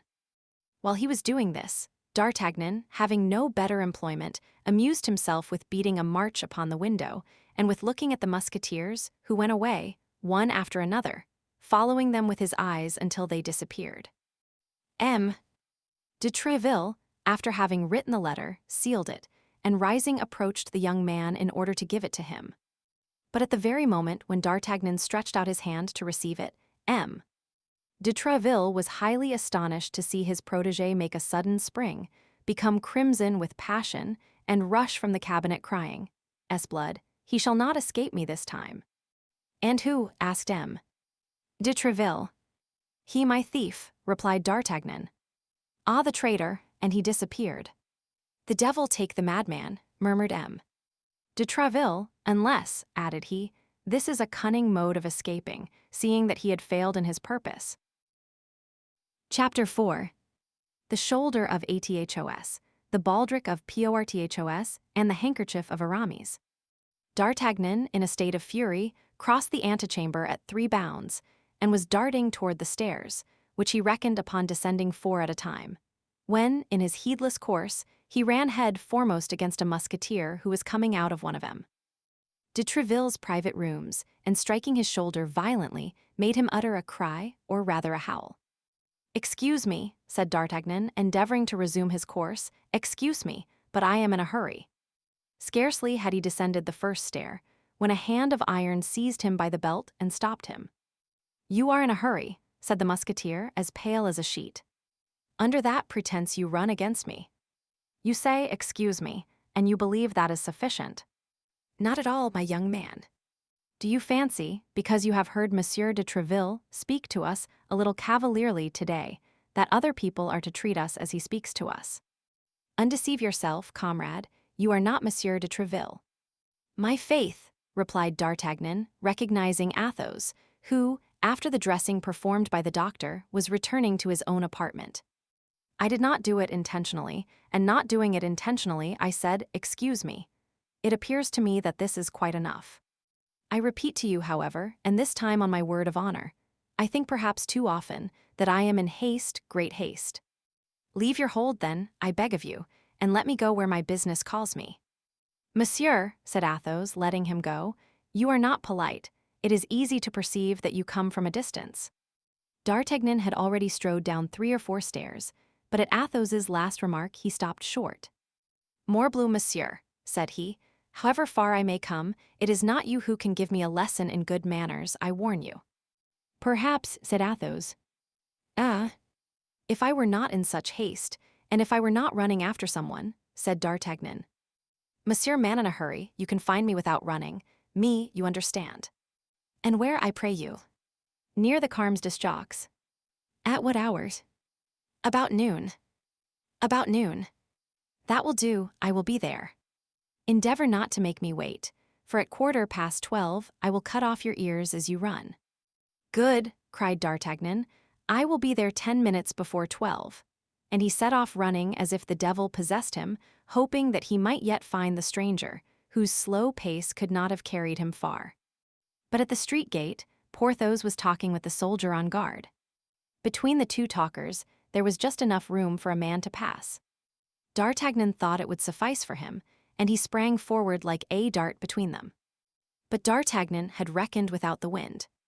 As he was about to pass, the wind blew out Porthos's long cloak, and D'Artagnan rushed straight into the middle of it.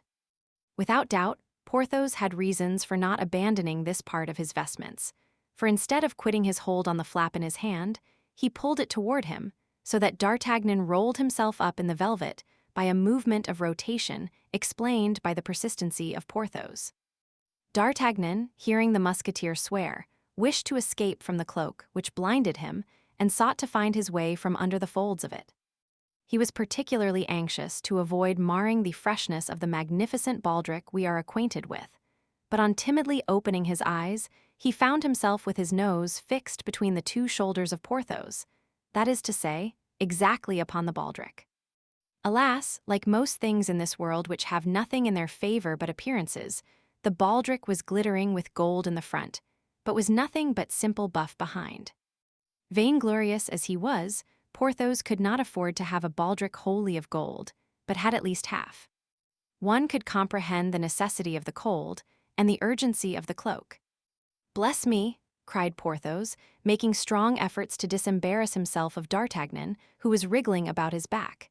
"You must be mad to run against people in this manner." "Excuse me," said D'Artagnan, reappearing under the shoulder of the giant, "but I am in such haste. I was running after someone And do you always forget your eyes when you run?" asked Porthos. "No," replied D'Artagnan, piqued, "and thanks to my eyes, I can see what other people cannot see." Whether Porthos understood him or did not understand him, giving way to his anger, "Monsieur," said he, "you stand a chance of getting chastised if you rub musketeers in this fashion." "Chastised, monsieur," said D'Artagnan, "the expression is strong. It is one that becomes a man, accustomed to look his enemies in the face." "Ah, pardieu, I know full well that you don't turn your back to yours." And the young man, delighted with his joke, went away laughing loudly. Porthos foamed with rage, and made a movement to rush after D'Artagnan. Presently," cried the latter, "when you haven't your cloak on." "At 1 o'clock, then, behind the Luxembourg." "Very well, at 1 o'clock, then," replied D'Artagnan, turning the angle of the street. But neither in the street he had passed through, nor in the one which his eager glance pervaded, could he see anyone. However slowly the stranger had walked, he was gone on his way, or perhaps had entered some house. D'Artagnan inquired of everyone he met with, went down to the ferry, came up again by the Rue de Seine and the Red Cross, but nothing, absolutely nothing. This chase was, however, advantageous to him in one sense, for in proportion as the perspiration broke from his forehead, his heart began to cool. He began to reflect upon the events that had passed.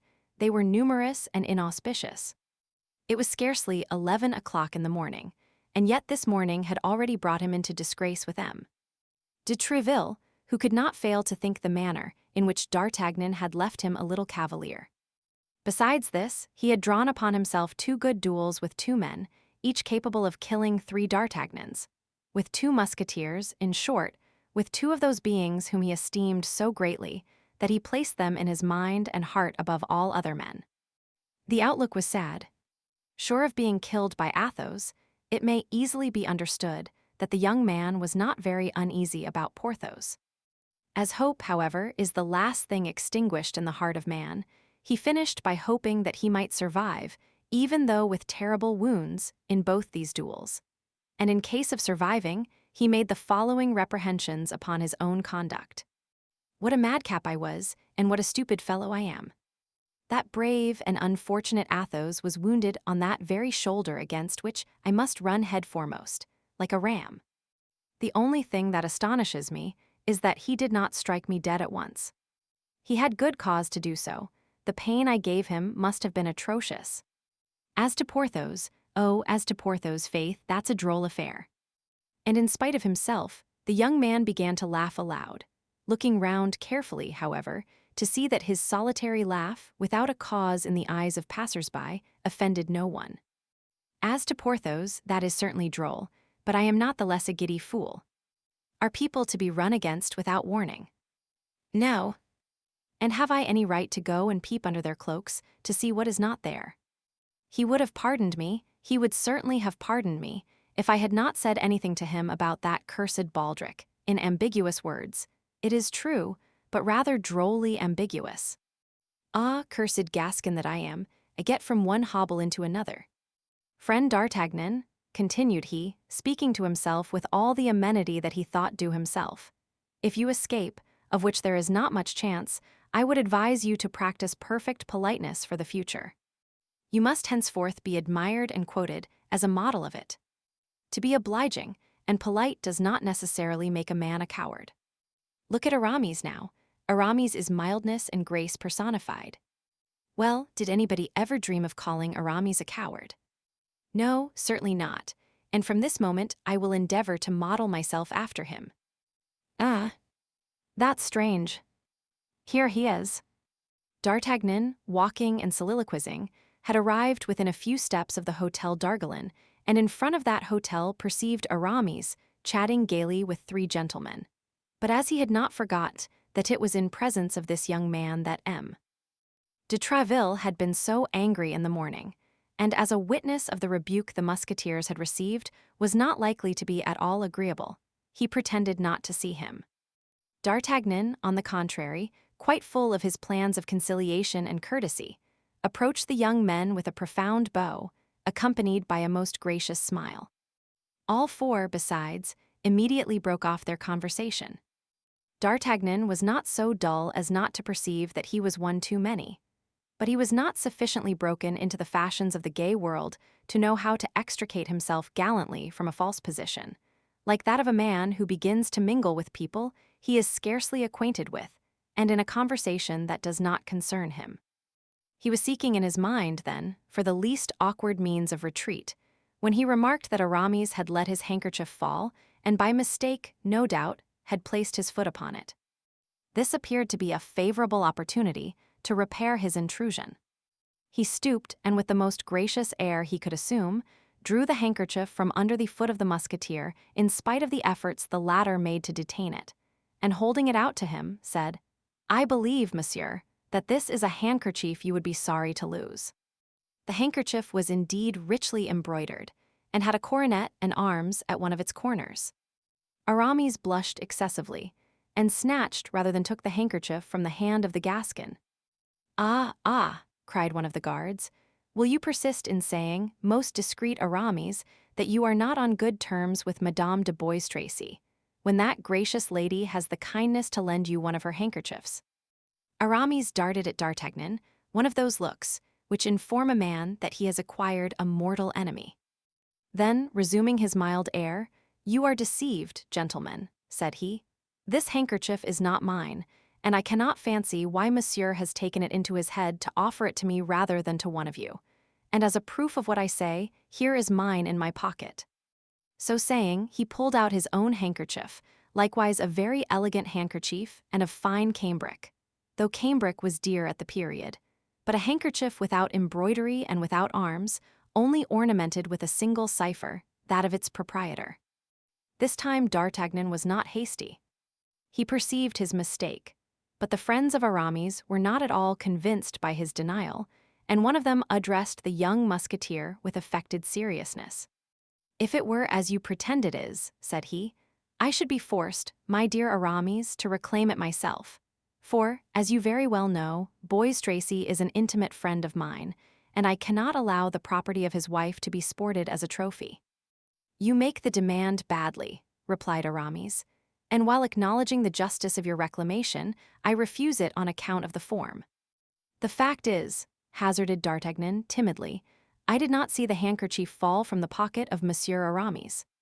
He had his foot upon it, that is all, and I thought from having his foot upon it the handkerchief was his." "And you were deceived, my dear sir," replied Aramis coldly, very little sensible to the reparation. Then turning toward that one of the guards who had declared himself the friend of Bois Tracy, "Besides," continued he, "I have reflected, my dear intimate of Bois Tracy, that I am not less tenderly his friend than you can possibly be, so that decidedly this handkerchief is as likely to have fallen from your pocket as mine." "No, upon my honor," cried His Majesty's guardsman.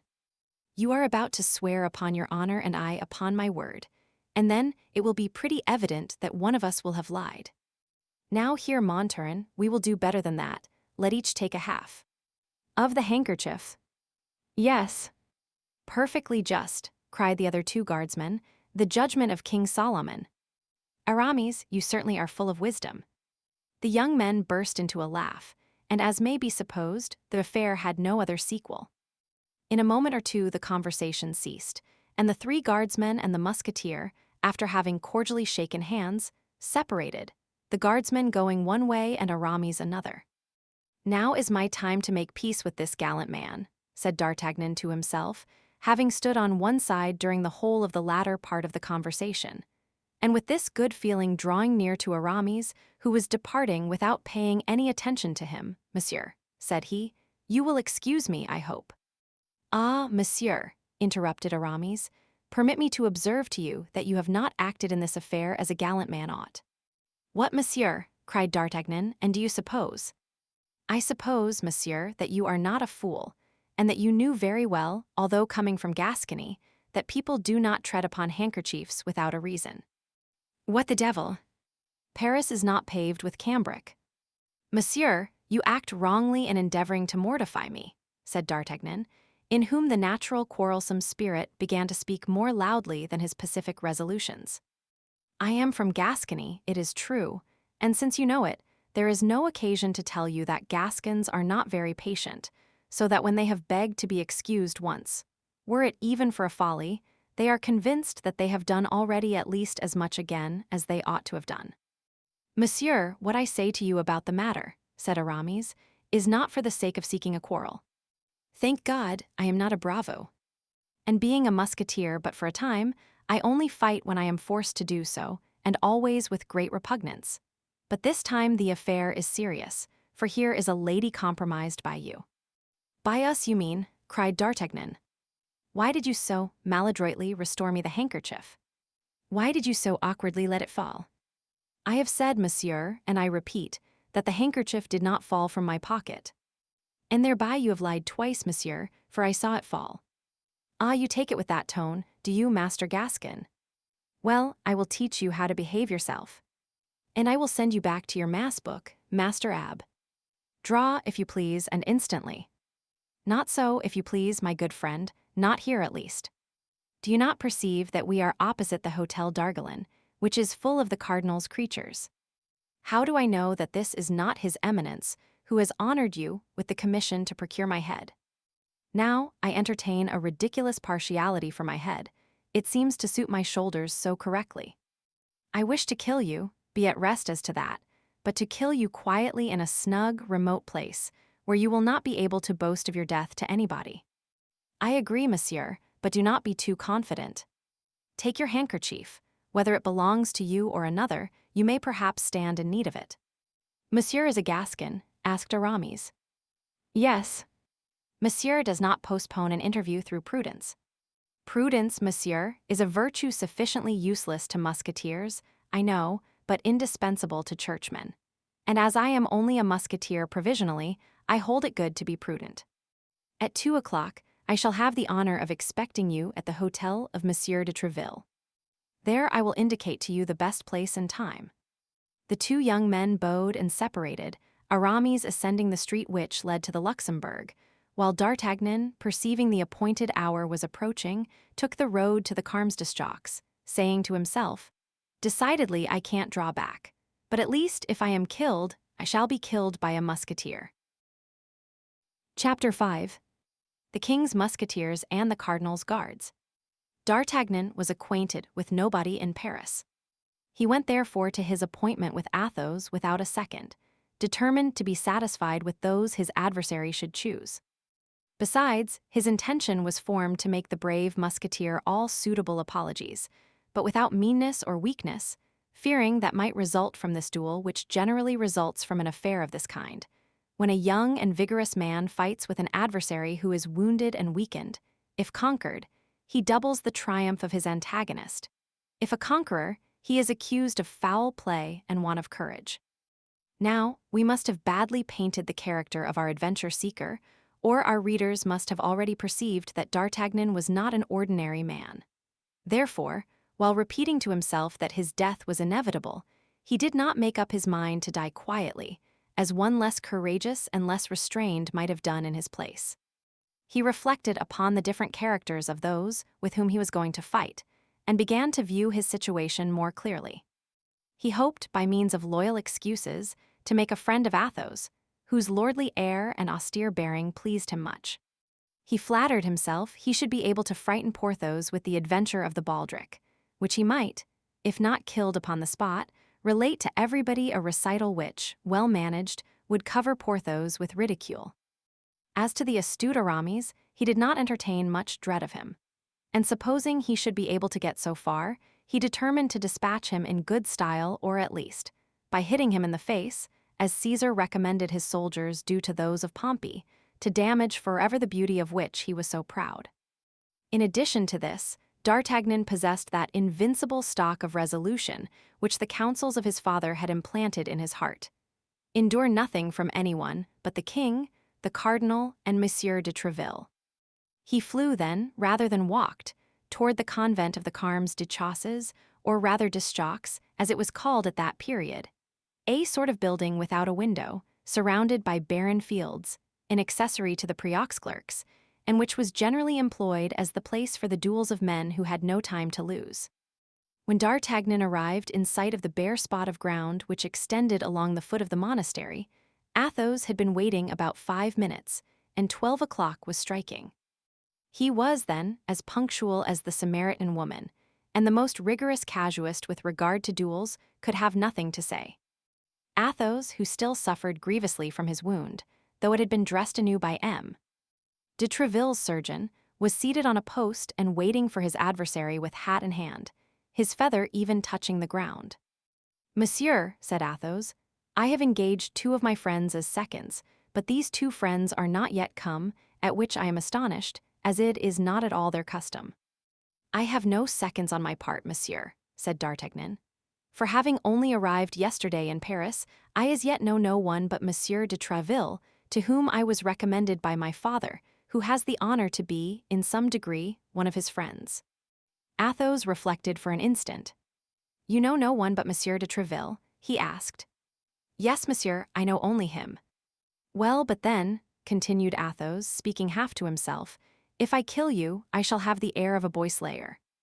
"Not too much so," replied D'Artagnan, with a bow that was not deficient in dignity, "since you do me the honor to draw a sword with me while suffering from a wound which is very inconvenient." "Very inconvenient, upon my word, and you hurt me devilishly, I can tell you. But I will take the left hand. It is my custom in such circumstances. Do not fancy that I do you a favor. I use either hand easily. And it will be even a disadvantage to you. A left-handed man is very troublesome to people who are not prepared for it. I regret I did not inform you sooner of this circumstance." "You have truly, monsieur," said D'Artagnan, bowing again, "a courtesy for which I assure you I am very grateful." "You confuse me," replied Athos, with his gentlemanly air. "Let us talk of something else, if you please." "Ah, Esblood, how you have hurt me. My shoulder quite burns." "If you would permit me," said D'Artagnan with timidity. "What, monsieur?" "I have a miraculous balsam for wounds, a balsam given to me by my mother, and of which I have made a trial upon myself." Well, I am sure that in less than 3 days this balsam would cure you, and at the end of 3 days, when you would be cured, well, sir, it would still do me a great honor to be your man." D'Artagnan spoke these words with a simplicity that did honor to his courtesy, without throwing the least doubt upon his courage. "Pardieu, monsieur," said Athos, "that's a proposition that pleases me, not that I can accept it, but a league off it savors of the gentleman." Thus spoke and acted the gallant knights of the time of Charlemagne, in whom every cavalier ought to seek his model. Unfortunately, we do not live in the times of the great emperor, we live in the times of the cardinal, and 3 days hence, however well the secret might be guarded, it would be known, I say, that we were to fight, and our combat would be prevented. I think these fellows will never come. "If you are in haste, monsieur," said D'Artagnan, with the same simplicity with which a moment before he had proposed to him to put off the duel for 3 days, "and if it be your will to dispatch me at once, do not inconvenience yourself, I pray you." "There is another word which pleases me," cried Athos, with a gracious nod to D'Artagnan. "That did not come from a man without a heart. Monsieur, I love men of your kidney, and I foresee plainly that if we don't kill each other, I shall hereafter have much pleasure in your conversation. We will wait for these gentlemen, so please you. I have plenty of time, and it will be more correct. Ah, here is one of them, believe." In fact, at the end of the Rue Vaugirard, the gigantic Porthos appeared. "What," cried D'Artagnan, "is your first witness Monsieur Porthos?" "Yes, that disturbs you." "By no means." "And here is the second." D'Artagnan turned in the direction pointed to by Athos and perceived Aramis. "What," cried he, in an accent of greater astonishment than before, "your second witness is Monsieur Aramis?" "Doubtless. Are you not aware that we are never seen one without the others, and that we are called among the musketeers and the guards, at court and in the city, Athos, Porthos, and Aramis, or the three inseparables? And yet, as you come from Dax or Pau—" "From Tarbes," said D'Artagnan. "It is probable you are ignorant of this little fact," said Athos. "My faith," replied D'Artagnan, "you are well named, gentlemen, and my adventure, if it should make any noise, will prove at least that your union is not founded upon contrasts." In the meantime, Porthos had come up, waved his hand to Athos, and then turning toward D'Artagnan, stood quite astonished. Let us say, in passing, that he had changed his baldric and relinquished his cloak. Ah, said he, "what does this mean?" "This is the gentleman I am going to fight with," said Athos, pointing to D'Artagnan with his hand and saluting him with the same gesture. "Why, it is with him I am also going to fight," said Porthos. "But not before 1 o'clock," replied D'Artagnan. "And I also am to fight with this gentleman," said Aramis, coming in his turn onto the place. "But not until 2 o'clock," said D'Artagnan with the same calmness. "But what are you going to fight about, Athos?" asked Aramis. "Faith, I don't very well know. He hurt my shoulder." "And you, Porthos?" "Faith, I am going to fight, because I am going to fight," answered Porthos, reddening.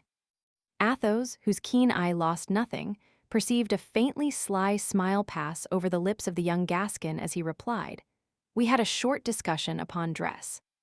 "And you, Aramis?" asked Athos. "Oh, ours is a theological quarrel," replied Aramis, making a sign to D'Artagnan to keep secret the cause of their duel. Athos indeed saw a second smile on the lips of D'Artagnan. "Indeed," said Athos. "Yes, a passage of St. Augustine, upon which we could not agree," said the Gascon. "Decidedly, this is a clever fellow," murmured Athos. "And now you are assembled, gentlemen," said D'Artagnan, "permit me to offer you my apologies." At this word apologies, a cloud passed over the brow of Athos, a haughty smile curled the lip of Porthos, and a negative sign was the reply of Aramis. "You do not understand me, gentlemen," said D'Artagnan, throwing up his head, the sharp and bold lines of which were at the moment gilded by a bright ray of the sun. "I ask to be excused in case I should not be able to discharge my debt to all three. For Monsieur Athos has the right to kill me first, which must much diminish the face value of your bill, Monsieur Porthos, and render yours almost null, Monsieur Aramis. And now, gentlemen, I repeat, excuse me, but on that account only, and on guard." At these words, with the most gallant air possible, D'Artagnan drew his sword.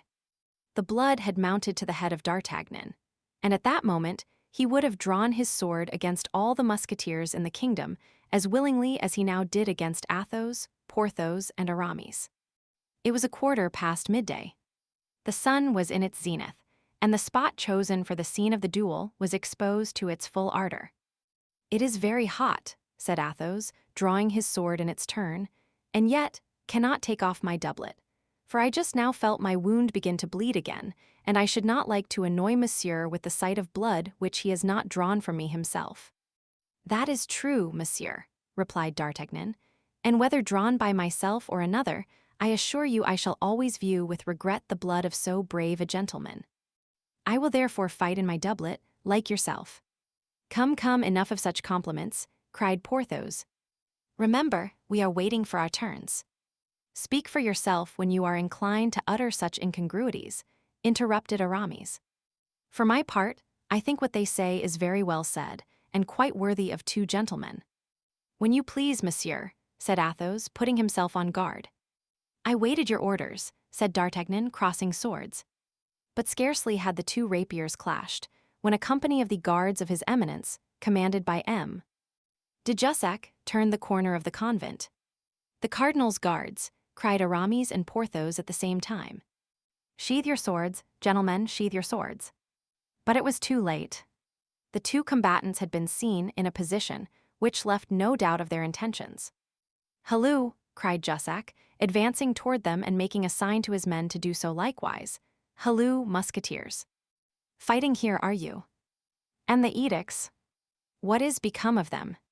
"You are very generous, gentlemen of the guards," said Athos, full of rancor, for Jussac was one of the aggressors of the preceding day. "If we were to see you fighting, I can assure you that we would make no effort to prevent you. Leave us alone, then, and you will enjoy a little amusement without cost to yourselves." "Gentlemen," said Jussac, "it is with great regret that I pronounce the thing impossible. Duty before everything. Sheathe then, if you please, and follow us." "Monsieur," said Aramis, parodying Jussac, "it would afford us great pleasure to obey your polite invitation if it depended upon ourselves. But unfortunately the thing is impossible. Monsieur de Tréville has forbidden it. Pass on your way, then, it is the best thing to do." This raillery exasperated Jussac. "We will charge upon you, then," said he, "if you disobey." "There are 5 of them," said Athos, half aloud, "and we are but 3. We shall be beaten again and must die on the spot, for, on my part, I declare I will never appear again before the captain as a conquered man." Athos, Porthos, and Aramis instantly drew near one another, while Jussac drew up his soldiers. This short interval was sufficient to determine D'Artagnan on the part he was to take. It was one of those events which decide the life of a man. It was a choice between the king and the cardinal. The choice made, it must be persisted in. To fight, that was to disobey the law, that was to risk his head. That was to make at one blow an enemy of a minister more powerful than the king himself. All this the young man perceived, and yet, to his praise we speak it, he did not hesitate a second. Turning towards Athos and his friends, "Gentlemen," said he, "allow me to correct your words, if you please. You said you were but 3, but it appears to me we are 4. "But you are not one of us," said Porthos. "That's true," replied D'Artagnan. "I have not the uniform, but I have the spirit. My heart is that of a musketeer. I feel it, monsieur, and that impels me on." "Withdraw, young man," cried Jussac, who doubtless, by his gestures and the expression of his countenance, had guessed D'Artagnan's design. "You may retire, we consent to that. Save your skin, begone quickly." D'Artagnan did not budge. "Decidedly, you are a brave fellow," said Athos, pressing the young man's hand. "Come, come, choose your part," replied Jussac. "Well," said Porthos to Aramis, "we must do something." "Monsieur is full of generosity," said Athos. But all 3 reflected upon the youth of D'Artagnan, and dreaded his inexperience. "We should only be 3, one of whom is wounded, with the addition of a boy," resumed Athos. "And yet it will not be the less said we were 4 men." "Yes, but to yield," said Porthos. "That is difficult," replied Athos. D'Artagnan comprehended their irresolution. "Try me, gentlemen," said he, "and I swear to you by my honor that I will not go hence if we are conquered." "What is your name, my brave fellow?" said Athos. "D'Artagnan, monsieur."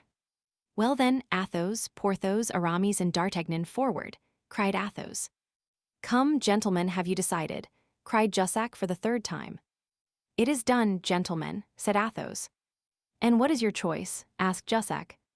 "We are about to have the honor of charging you," replied Aramis, lifting his hat with one hand and drawing his sword with the other.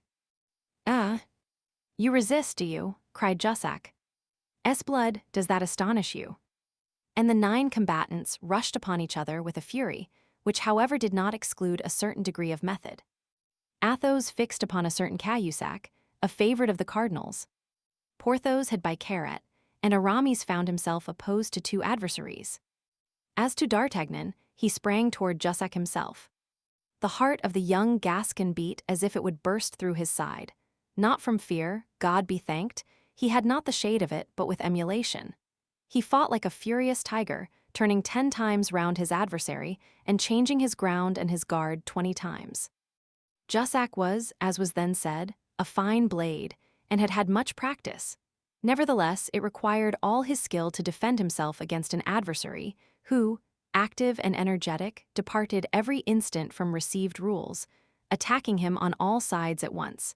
and yet parrying like a man who had the greatest respect for his own epidermis. This contest at length exhausted Jussac's patience.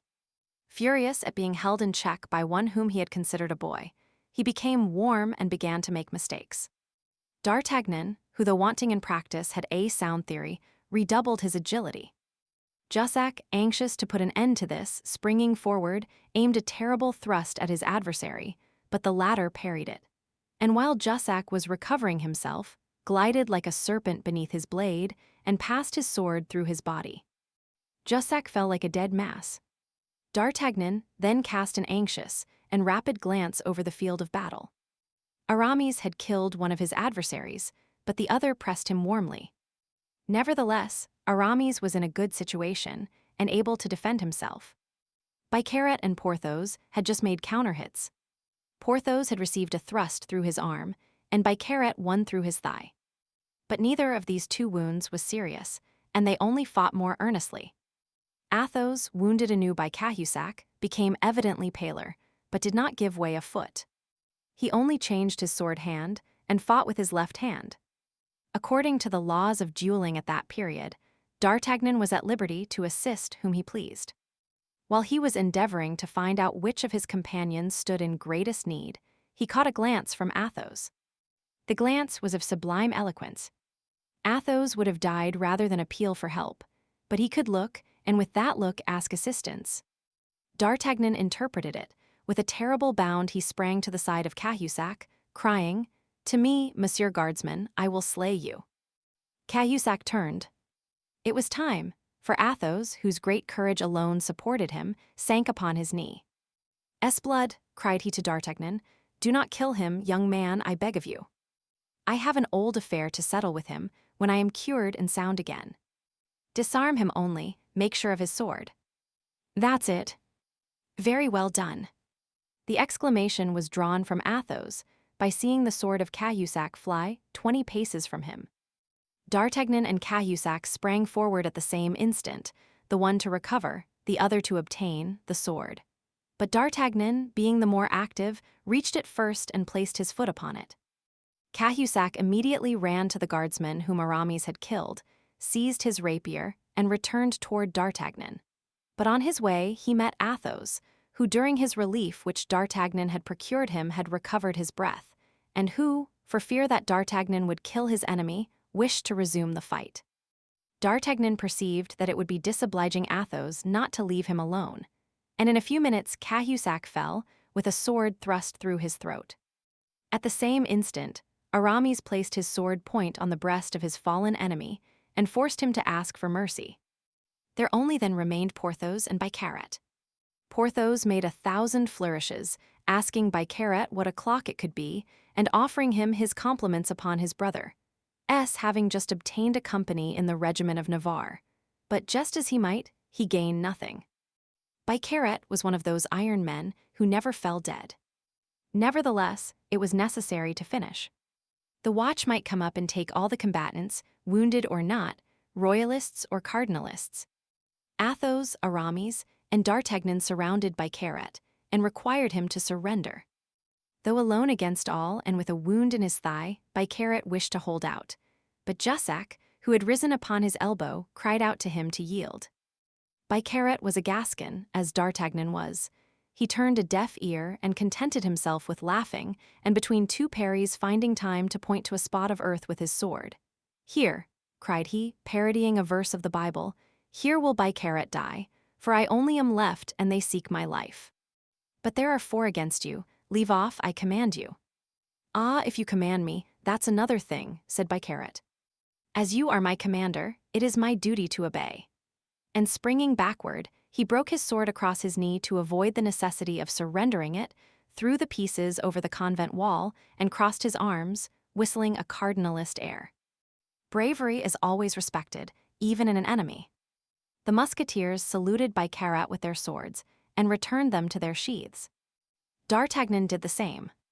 Then, assisted by Bicarat, the only one left standing, they bore Jussac, Cahusac, and one of Aramis's adversaries who was only wounded, under the porch of the convent.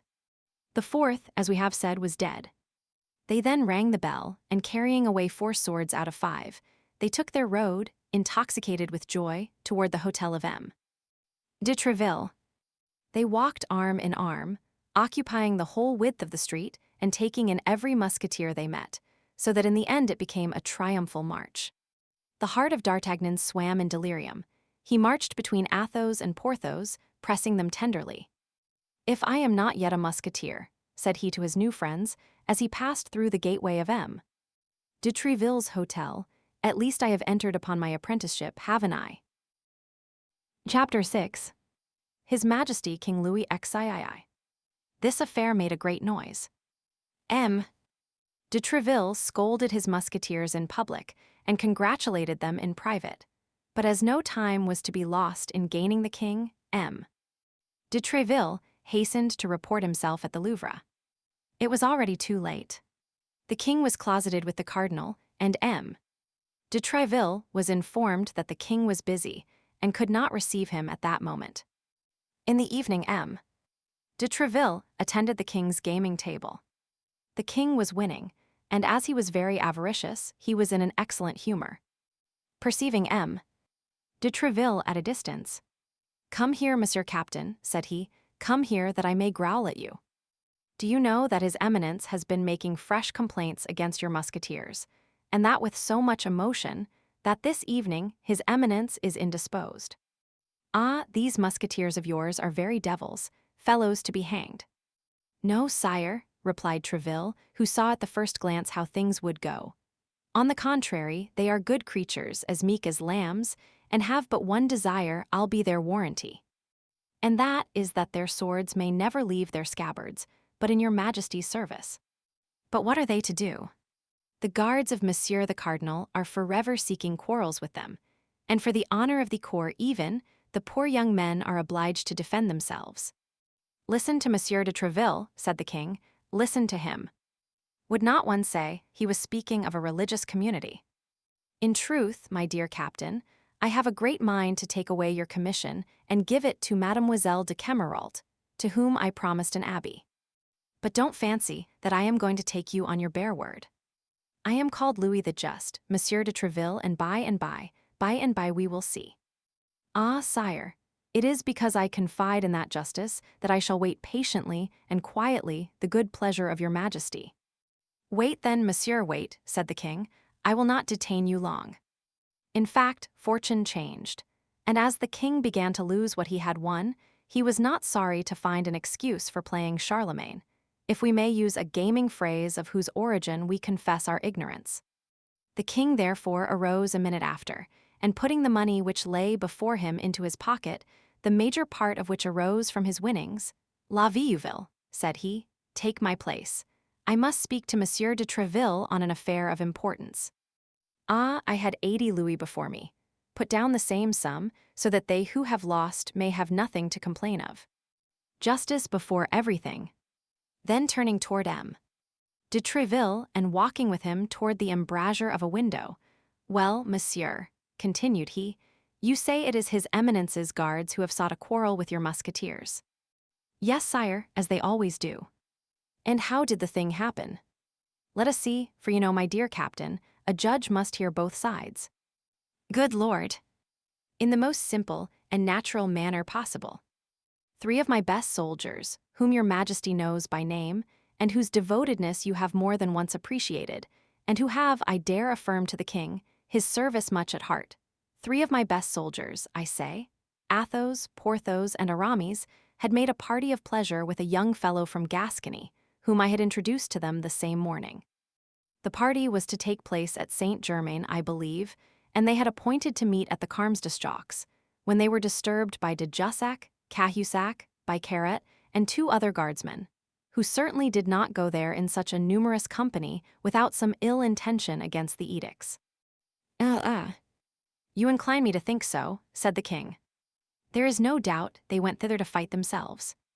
I do not accuse them, sire, but I leave your Majesty to judge what 5 armed men could possibly be going to do in such a deserted place as the neighborhood of the Convent des Carmes. Yes, you are right, Treville, you are right. Then, upon seeing my musketeers, they changed their minds, and forgot their private hatred for partisan hatred. For your majesty cannot be ignorant that the musketeers, who belong to the king and nobody but the king, are the natural enemies of the guardsmen, who belong to the cardinal. Yes, Tréville, yes, said the king in a melancholy tone, and it is very sad, believe me, to see thus two parties in France, two heads to royalty. But all this will come to an end, Tréville, will come to an end. You say, then, that the guardsmen sought a quarrel with the musketeers. I say that it is probable that things have fallen out so, but I will not swear to it, sire. You know how difficult it is to discover the truth, and unless a man be endowed with that admirable instinct which causes Louis XIII to be named the just. You are right, Tréville, but they were not alone, your musketeers. They had a youth with them. Yes, sire, and one wounded man, so that 3 of the king's musketeers, one of whom was wounded, and a youth not only maintained their ground against 5 of the most terrible of the cardinal's guardsmen, but absolutely brought 4 of them to earth. Why, this is a victory, cried the king, all radiant, a complete victory. Yes, sire, as complete as that of the bridge of C. 4 men, one of them wounded, and a youth, say you. One hardly a young man, but who, however, behaved himself so admirably on this occasion that I will take the liberty of recommending him to your majesty. How does he call himself? D'Artagnan, sire. He is the son of one of my oldest friends, the son of a man who served under the king your father, of glorious memory, in the Civil War. And you say this young man behaved himself well. Tell me how, Tréville, you know how I delight in accounts of war and fighting. And Louis XIII twisted his mustache proudly, placing his hand upon his hip. Sire, resumed Tréville, as I told you, Monsieur d'Artagnan is little more than a boy, and as he has not the honor of being a musketeer, he was dressed as a citizen. The guards of the cardinal, perceiving his youth and that he did not belong to the corps, invited him to retire before they attacked. So you may plainly see, Tréville, interrupted the king, it was they who attacked. That is true, sire, there can be no more doubt on that head. They called upon him then to retire, but he answered that he was a musketeer at heart, entirely devoted to your majesty, and that therefore he would remain with messieurs the musketeers. Brave young man, murmured the king. Well, he did remain with them, and your majesty has in him so firm a champion that it was he who gave Jussac the terrible sword thrust, which has made the cardinal so angry. He who wounded Jussac, cried the king, he a boy. Tréville, that's impossible. It is, as I have the honor to relate it to your majesty. Jussac, one of the first swordsmen in the kingdom. Well, sire, for once he found his master. I will see this young man, Tréville, I will see him, and if anything can be done, well, we will make it our business. When will your majesty deign to receive him? Tomorrow, at midday, Tréville. Shall I bring him alone? No, bring me all 4 together. I wish to thank them all at once. Devoted men are so rare, Tréville by the back staircase. It is useless to let the cardinal know. Yes, sire. You understand, Tréville, an edict is still an edict, it is forbidden to fight after all. But this encounter, sire, is quite out of the ordinary conditions of a duel. It is a brawl, and the proof is that there were 5 of the cardinal's guardsmen against my 3 musketeers and Monsieur d'Artagnan. That is true, said the king, but never mind, Tréville, come still by the back staircase. Tréville smiled, but as it was indeed something to have prevailed upon this child to rebel against his master, he saluted the king respectfully, and with this agreement took leave of him. That evening, the 3 musketeers were informed of the honor accorded them. As they had long been acquainted with the king, they were not much excited. But d'Artagnan, with his Gascon imagination, saw in it his future fortune, and passed the night in golden dreams. By 8 o'clock in the morning, he was at the apartment of Athos. D'Artagnan found the musketeer dressed and ready to go out. As the hour to wait upon the king was not till 12, he had made a party with Porthos and Aramis to play a game at tennis in a tennis court situated near the stables of the Luxembourg. Athos invited d'Artagnan to follow them, and although ignorant of the game, which he had never played, he accepted, not knowing what to do with his time from 9 o'clock in the morning, as it then scarcely was till 12. The 2 musketeers were already there and were playing together. Athos, who was very expert in all bodily exercises, passed with D'Artagnan to the opposite side and challenged them. But at the first effort he made, although he played with his left hand, he found that his wound was yet too recent to allow of such exertion. D'Artagnan remained, therefore, alone. And as he declared he was too ignorant of the game to play it regularly, they only continued giving balls to one another without counting. But one of these balls, launched by Porthos, Herculean hand, passed so close to D'Artagnan's face that he thought that if, instead of passing near, it had hit him, his audience would have been probably lost, as it would have been impossible for him to present himself before the king. Now, as upon this audience, in his Gascon imagination, depended his future life, he saluted Aramis and Porthos politely, declaring that he would not resume the game until he should be prepared to play with them on more equal terms, and went and took his place near the cord and in the gallery. Unfortunately for D'Artagnan, among the spectators was one of his Eminence's guardsmen, who, still irritated by the defeat of his companions, which had happened only the day before, had promised himself to seize the first opportunity of avenging it. He believed this opportunity was now come and addressed his neighbor. It is not astonishing that that young man should be afraid of a ball, for he is doubtless a musketeer apprentice. D'Artagnan turned round as if a serpent had stung him, and fixed his eyes intensely upon the guardsman who had just made this insolent speech. "Pardieu," resumed the latter, twisting his mustache, "look at me as long as you like, my little gentleman. I have said what I have said. And as since that which you have said is too clear to require any explanation," replied D'Artagnan, in a low voice, "I beg you to follow me." "And when?" asked the guardsman, with the same jeering air. "At once, if you please. And you know who I am, without doubt." I am completely ignorant, nor does it much disquiet me."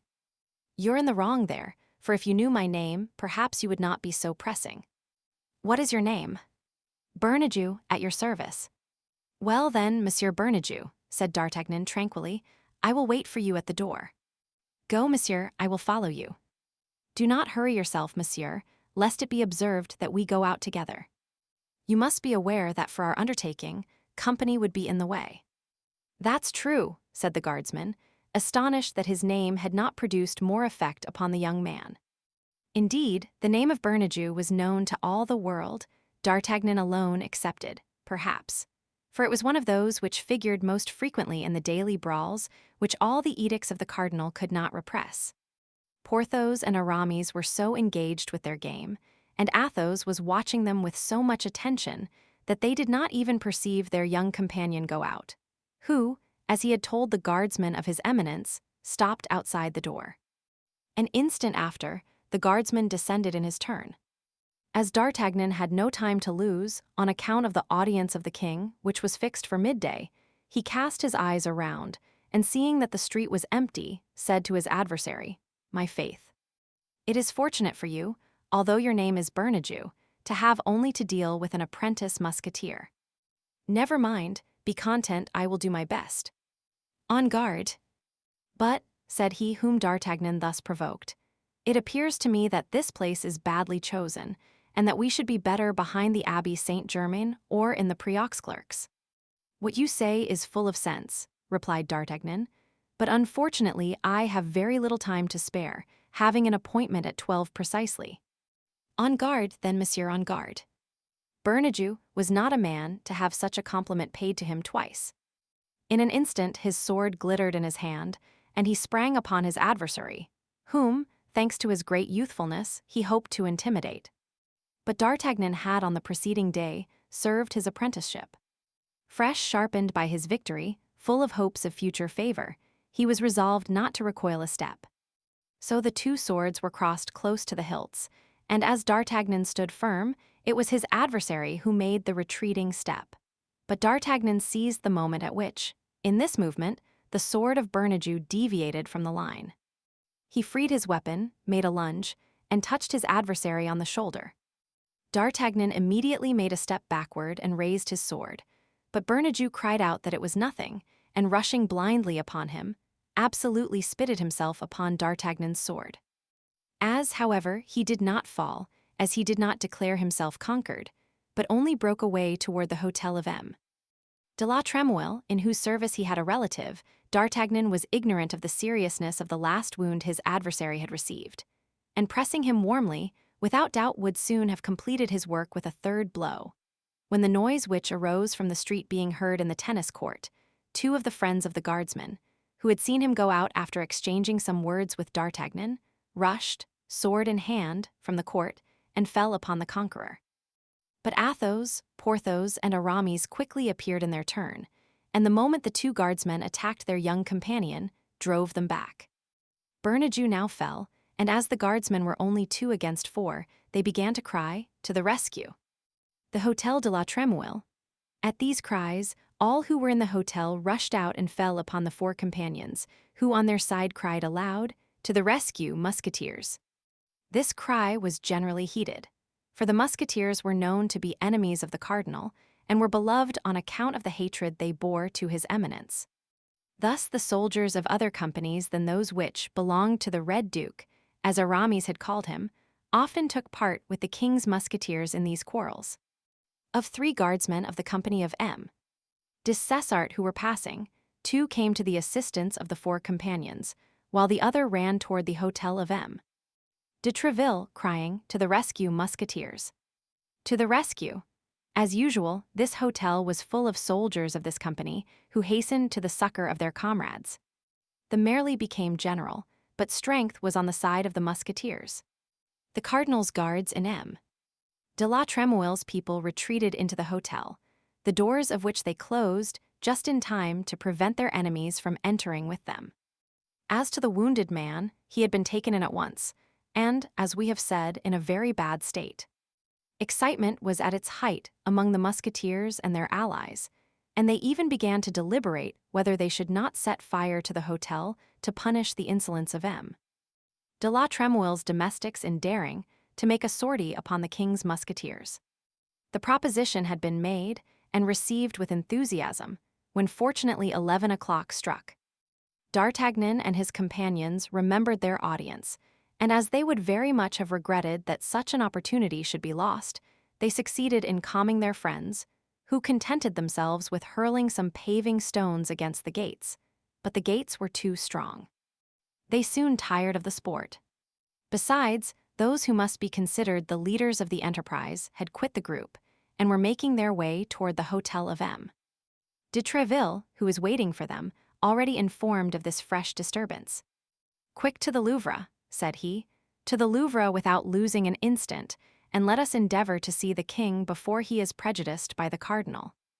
We will describe the thing to him as a consequence of the affair of yesterday, and the 2 will pass off together." M. de Treville, accompanied by the 4 young fellows, directed his course toward the Louvre. But to the great astonishment of the captain of the Musketeers, he was informed that the king had gone stag hunting in the forest of Saint-Germain. M. de Treville required this intelligence to be repeated to him twice, and each time his companions saw his brow become darker. "Had His Majesty," asked he, "any intention of holding this hunting party yesterday?" "No, Your Excellency," replied the valet de chambre. "The master of the hounds came this morning to inform him that he had marked down a stag." At first the king answered that he would not go, but he could not resist his love of sport and set out after dinner. "And the king has seen the cardinal?" asked M. de Treville. "In all probability he has," replied the valet, "for I saw the horses harnessed to his eminence's carriage this morning, and when I asked where he was going, they told me, to Saint-Germain." "He is beforehand with us," said M. de Treville. "Gentlemen, I will see the king this evening, but as to you, I do not advise you to risk doing so." This advice was too reasonable, and moreover came from a man who knew the king too well, to allow the 4 young men to dispute it. M. de Treville recommended everyone to return home and wait for news. On entering his hotel, M. de Treville thought it best to be first in making the complaint. He sent one of his servants to M. de la Tremouille with a letter in which he begged of him to eject the cardinal's guardsmen from his house, and to reprimand his people for their audacity in making sortie against the king's musketeers. But M. de la Tremouille, already prejudiced by his esquire, whose relative, as we already know, Bernajoux was, replied that it was neither for M. de Treville nor the Musketeers to complain, but on the contrary, for him, whose people the Musketeers had assaulted and whose hotel they had endeavored to burn. Now, as the debate between these two nobles might last a long time, each becoming, naturally, more firm in his own opinion, M. de Treville thought of an expedient which might terminate it quietly. This was to go himself to M. de la Tremouille. He repaired, therefore, immediately to his hotel, and caused himself to be announced. The two nobles saluted each other politely, for if no friendship existed between them, there was at least esteem. Both were men of courage and honor, and as M. de la Tremouille, a Protestant, and seeing the king seldom, was of no party, he did not, in general, carry any bias into his social relations. This time, however, his address, although polite, was cooler than usual. "Monsieur," said M. de Treville, "we fancy that we have each cause to complain of the other, and I am come to endeavor to clear up this affair." "I have no objection," replied M. de la Tremouille, "but I warn you that I am well informed, and all the fault is with your Musketeers." "You are too just and reasonable a man, monsieur," said Treville, "not to accept the proposal I am about to make to you." "Make it, monsieur, I listen." "How is Monsieur Bernajoux, your esquire's relative?" "Why, monsieur, very ill indeed. In addition to the sword thrust in his arm, which is not dangerous, he has received another right through his lungs, of which the doctor says bad things." "But has the wounded man retained his senses?" "Perfectly." "Does he talk?" "With difficulty, but he can speak." "Well, monsieur, let us go to him. Let us adjure him, in the name of the God before whom he must perhaps appear, to speak the truth. I will take him for judge in his own cause, monsieur, and will believe what he will say." M. de la Tremouille reflected for an instant. Then, as it was difficult to suggest a more reasonable proposal, he agreed to it. Both descended to the chamber, in which the wounded man lay. The latter, on seeing these two noble lords who came to visit him, endeavored to raise himself up in his bed. But he was too weak, and exhausted by the effort, he fell back again almost senseless. M. de la Tremouille approached him, and made him inhale some salts, which recalled him to life. Then M. de Treville, unwilling that it should be thought that he had influenced the wounded man, requested M. de la Tremouille to interrogate him himself. That happened which M. de Treville had foreseen. Placed between life and death, as Bernajoux was, he had no idea for a moment of concealing the truth, and he described to the two nobles the affair exactly as it had passed. This was all that M. de Treville wanted. He wished Bernajoux a speedy convalescence, took leave of M. de la Tremouille, returned to his hotel, and immediately sent word to the four friends that he awaited their company at dinner. M. de Treville entertained good company, wholly anti-cardinalist, though. It may easily be understood, therefore, that the conversation during the whole of dinner turned upon the two checks that His Eminence's guardsmen had received. Now, as D'Artagnan had been the hero of these two fights, it was upon him that all the felicitations fell, which Athos, Porthos, and Aramis abandoned to him, not only as good comrades, but as men who had so often had their turn that they could very well afford him his. Toward 6 o'clock M.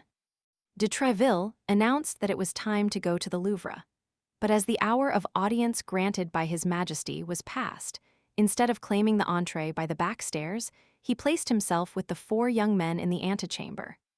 The king had not yet returned from hunting. Our young men had been waiting about half an hour amid a crowd of courtiers, when all the doors were thrown open, and His Majesty was announced. At his announcement, D'Artagnan felt himself tremble to the very marrow of his bones. The coming instant would in all probability decide the rest of his life. His eyes, therefore, were fixed in a sort of agony upon the door through which the king must enter. Louis XII appeared walking fast. He was in hunting costume covered with dust, wearing large boots, and holding a whip in his hand. At the first glance, D'Artagnan judged that the mind of the king was stormy. This disposition, visible as it was in His Majesty, did not prevent the courtiers from ranging themselves along his pathway. In royal antechambers, it is worth more to be viewed with an angry eye than not to be seen at all. The Three Musketeers, therefore, did not hesitate to make a step forward. D'Artagnan, on the contrary, remained concealed behind them. But although the king knew Athos, Porthos, and Aramis personally, he passed before them without speaking or looking, indeed, as if he had never seen them before. As for M. de Tréville, when the eyes of the king fell upon him, he sustained the look with so much firmness that it was the king who dropped his eyes. After which his Majesty, grumbling, entered his apartment. "Matters go but badly," said Athos, smiling, "and we shall not be made chevaliers of the order this time." "Wait here 10 minutes," said M. de Tréville, "and if at the expiration of 10 minutes you do not see me come out, return to my hotel, for it will be useless for you to wait for me longer." The four young men waited 10 minutes, a quarter of an hour, 20 minutes, and seeing that M. de Tréville did not return, went away very uneasy as to what was going to happen. M. de Tréville entered the king's cabinet boldly, and found his Majesty in a very ill humor, seated on an armchair, beating his boot with the handle of his whip. This, however, did not prevent his asking, with the greatest coolness, after his Majesty's health. "Bad, monsieur, bad," replied the king. "I am bored." This was, in fact, the worst complaint of Louis XIII, who would sometimes take one of his courtiers to a window and say, "Monsieur so-and-so, let us weary ourselves together." "How? Your Majesty is bored. Have you not enjoyed the pleasures of the chase today?" "A fine pleasure, indeed, monsieur. Upon my soul, everything degenerates, and I don't know whether it is the game which leaves no scent or the dogs that have no noses. We started a stag of 10 branches. We chased him for 6 hours, and when he was near being taken, when Saint Simon was already putting his horn to his mouth to sound the halali, crack, all the pack takes the wrong scent and sets off after a 2-year-older. I shall be obliged to give up hunting, as I have given up hawking. Ah, I am an unfortunate king, Monsieur de Tréville. I had but one gerfalcon, and he died day before yesterday. Indeed, sire, I wholly comprehend your disappointment. The misfortune is great, but I think you have still a good number of falcons, sparrowhawks, and tiercels, and not a man to instruct them. Falconers are declining. I know no one but myself who is acquainted with the noble art of venery. After me it will all be over, and people will hunt with gins, snares, and traps. If I had but the time to train pupils. But there is the cardinal always at hand, who does not leave me a moment's repose, who talks to me about Spain, who talks to me about Austria, who talks to me about England. Ah! Apropos of the cardinal, Monsieur de Tréville, I am vexed with you." This was the chance at which M. de Tréville waited for the king. He knew the king of old, and he knew that all these complaints were but a preface, a sort of excitation to encourage himself, and that he had now come to his point at last. "And in what have I been so unfortunate as to displease your Majesty?" asked M. de Tréville, feigning the most profound astonishment. "Is it thus you perform your charge, monsieur?" continued the king, without directly replying to de Tréville's question. "Is it for this I name you captain of my musketeers, that they should assassinate a man, disturb a whole quarter, and endeavor to set fire to Paris, without your saying a word? But yet," continued the king, "undoubtedly my haste accuses you wrongfully. Without doubt the rioters are in prison, and you come to tell me justice is done." "Sire," replied M. de Tréville calmly, "on the contrary, I come to demand it of you." "And against whom?" cried the king. "Against calumniators," said M. de Tréville. "Ah, this is something new," replied the king. "Will you tell me that your 3 damned musketeers, Athos, Porthos, and Aramis, and your youngster from Béarn, have not fallen, like so many furies, upon poor Bernajoux, and have not maltreated him in such a fashion that probably by this time he is dead? Will you tell me that they did not lay siege to the hotel of the Duc de la Trémouille, and that they did not endeavor to burn it?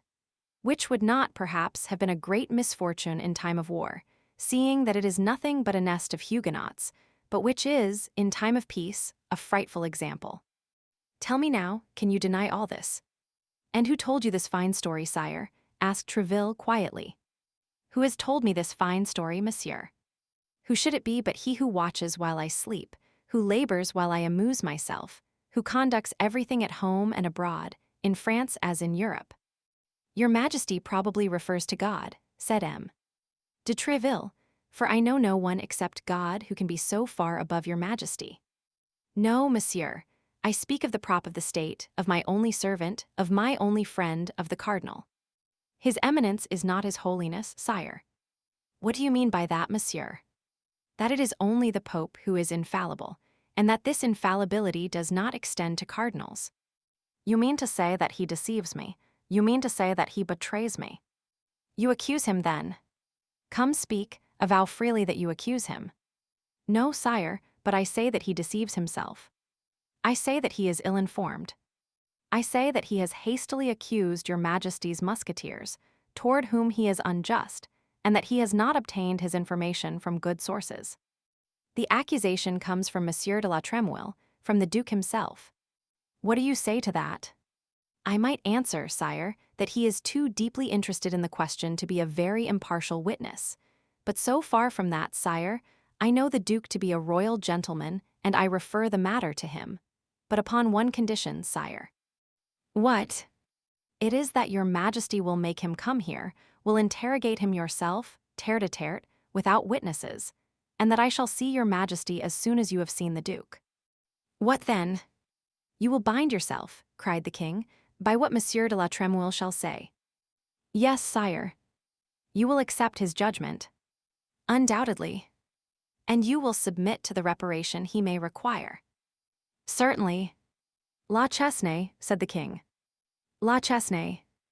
Louis XII's confidential valet, who never left the door, entered in reply to the call.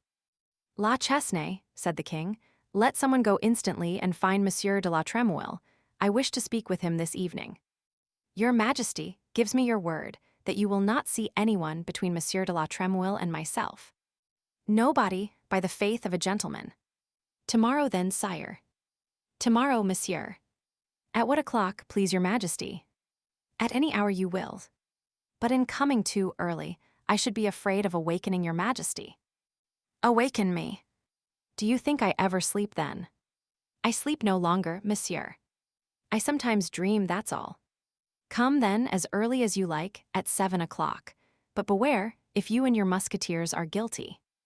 If my musketeers are guilty, sire, the guilty shall be placed in your Majesty's hands, who will dispose of them at your good pleasure. Does your Majesty require anything further? Speak, I am ready to obey. No, monsieur, no. I am not called Louis the Just without reason. Tomorrow, then, monsieur, tomorrow. Till then, God preserve your Majesty. However ill the king might sleep, M. de Tréville slept still worse. He had ordered his 3 musketeers, and their companion to be with him at 6:30 in the morning. He took them with him, without encouraging them or promising them anything, and without concealing from them that their luck, and even his own, depended upon the cast of the dice. Arrived at the foot of the back stairs, he desired them to wait. If the king was still irritated against them, they would depart without being seen. If the king consented to see them, they would only have to be called. On arriving at the king's private antechamber, M. de Tréville found La Chesnay, who informed him that they had not been able to find M. de la Trémouille on the preceding evening at his hotel, that he returned too late to present himself at the Louvre, that he had only that moment arrived, and that he was at that very hour with the king. This circumstance pleased M. de Tréville much, as he thus became certain that no foreign suggestion could insinuate itself between M. de la Trémouille's testimony and himself. In fact, 10 minutes had scarcely passed away when the door of the king's closet opened, and M. de Tréville saw M. de la Trémouille come out. The Duke came straight up to him and said, Monsieur de Tréville, His Majesty has just sent for me in order to inquire respecting the circumstances which took place yesterday at my hotel. I have told him the truth, that is to say, that the fault lay with my people, and that I was ready to offer you my excuses. Since I have the good fortune to meet you, I beg you to receive them, and to hold me always as one of your friends. Monsieur the Duke, said M. de Treville, I was so confident of your loyalty that I required no other defender before His Majesty than yourself. I find that I have not been mistaken, and I thank you that there is still one man in France of whom may be said, without disappointment, what I have said of you. That's well said, cried the king, who had heard all these compliments through the open door. Only tell him, Treville, since he wishes to be considered your friend, that I also wish to be one of his, but he neglects me, that it is nearly 3 years since I have seen him, and that I never do see him unless I send for him. Tell him all this for me, for these are things which a king cannot say for himself. Thanks, sire, thanks, said the duke, but your majesty may be assured that it is not those. I do not speak of Monsieur de Treville, whom your majesty sees at all hours of the day that are most devoted to you. You have heard what I said. So much the better, Duke, so much the better, said the king, advancing toward the door. It is you, Treville. Where are your musketeers? I told you the day before yesterday to bring them with you. Why have you not done so? They are below, sire, and with your permission La Chesnay will bid them come up. Yes, let them come up immediately. It is nearly 8 o'clock, and at 9 I expect a visit. Go, Monsieur Duke, and return often. Come in, Treville. The duke saluted and retired. At the moment he opened the door, the 3 musketeers and D'Artagnan, conducted by La Chesnay, appeared at the top of the staircase. Come in, my braves, said the king. Come in, I am going to scold you. The musketeers advanced, bowing, D'Artagnan following closely behind them. What the devil, continued the king. 7 of his eminences, guards placed hors de combat by you 4 in 2 days. That's too many, gentlemen, too many. If you go on so, his eminence will be forced to renew his company in 3 weeks, and I to put the edicts in force in all their rigor. 1 now and then I don't say much about, but 7 in 2 days, I repeat, it is too many, it is far too many. Therefore, sire, your majesty sees that they are come, quite contrite and repentant, to offer you their excuses. Quite contrite and repentant. Hem, said the king. I place no confidence in their hypocritical faces. In particular, there is one yonder of a Gascon look. Come hither, monsieur. D'Artagnan, who understood that it was to him this compliment was addressed, approached, assuming a most deprecating air. Why, you told me he was a young man. This is a boy, Treville, a mere boy. Do you mean to say that it was he who bestowed that severe thrust at Jussac? And those 2 equally fine thrusts at Bernajoux? Truly. Without reckoning, said Athos, that if he had not rescued me from the hands of Cahusac, I should not now have the honor of making my very humble reverence to your majesty. Why, he is a very devil, this Bernays. Ventre Saint Gris, Monsieur de Treville, as the king my father would have said. But at this sort of work, many doublets must be slashed and many swords broken. Now Gascons are always poor, are they not? Sire, I can assert that they have hitherto discovered no gold mines in their mountains, though the Lord owes them this miracle in recompense for the manner in which they supported the pretensions of the king your father. Which is to say that the Gascons made a king of me myself, seeing that I am my father's son, is it not, Treville? Well, happily, I don't say nay to it. La Chesnay, go and see if by rummaging all my pockets you can find 40 pistoles, and if you can find them, bring them to me. And now let us see, young man, with your hand upon your conscience, how did all this come to pass? D'Artagnan related the adventure of the preceding day in all its details. How, not having been able to sleep for the joy he felt in the expectation of seeing his majesty, he had gone to his 3 friends 3 hours before the hour of audience. How they had gone together to the tennis court, and how, upon the fear he had manifested lest he receive a ball in the face, he had been jeered at by Bernajoux, who had nearly paid for his jeer with his life, and M. de la Trémouille, who had nothing to do with the matter, with the loss of his hotel. This is all very well, murmured the king. Yes, this is just the account the duke gave me of the affair. Poor cardinal. 7 men in 2 days, and those of his very best.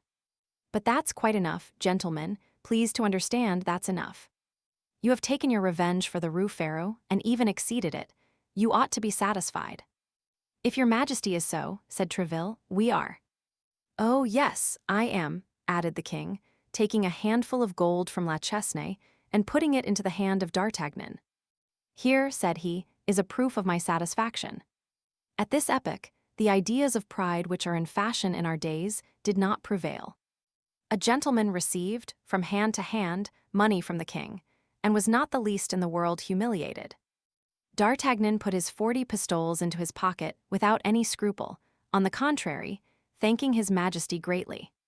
"There," said the king, looking at a clock, "there now, as it is 8:30, you may retire, for as I told you, I expect someone at 9. Thanks for your devotedness, gentlemen. I may continue to rely upon it, may I not?" "Oh, sire," cried the 4 companions, with one voice, "we would allow ourselves to be cut to pieces in your majesty's service." "Well, well, but keep whole. That will be better, and you will be more useful to me.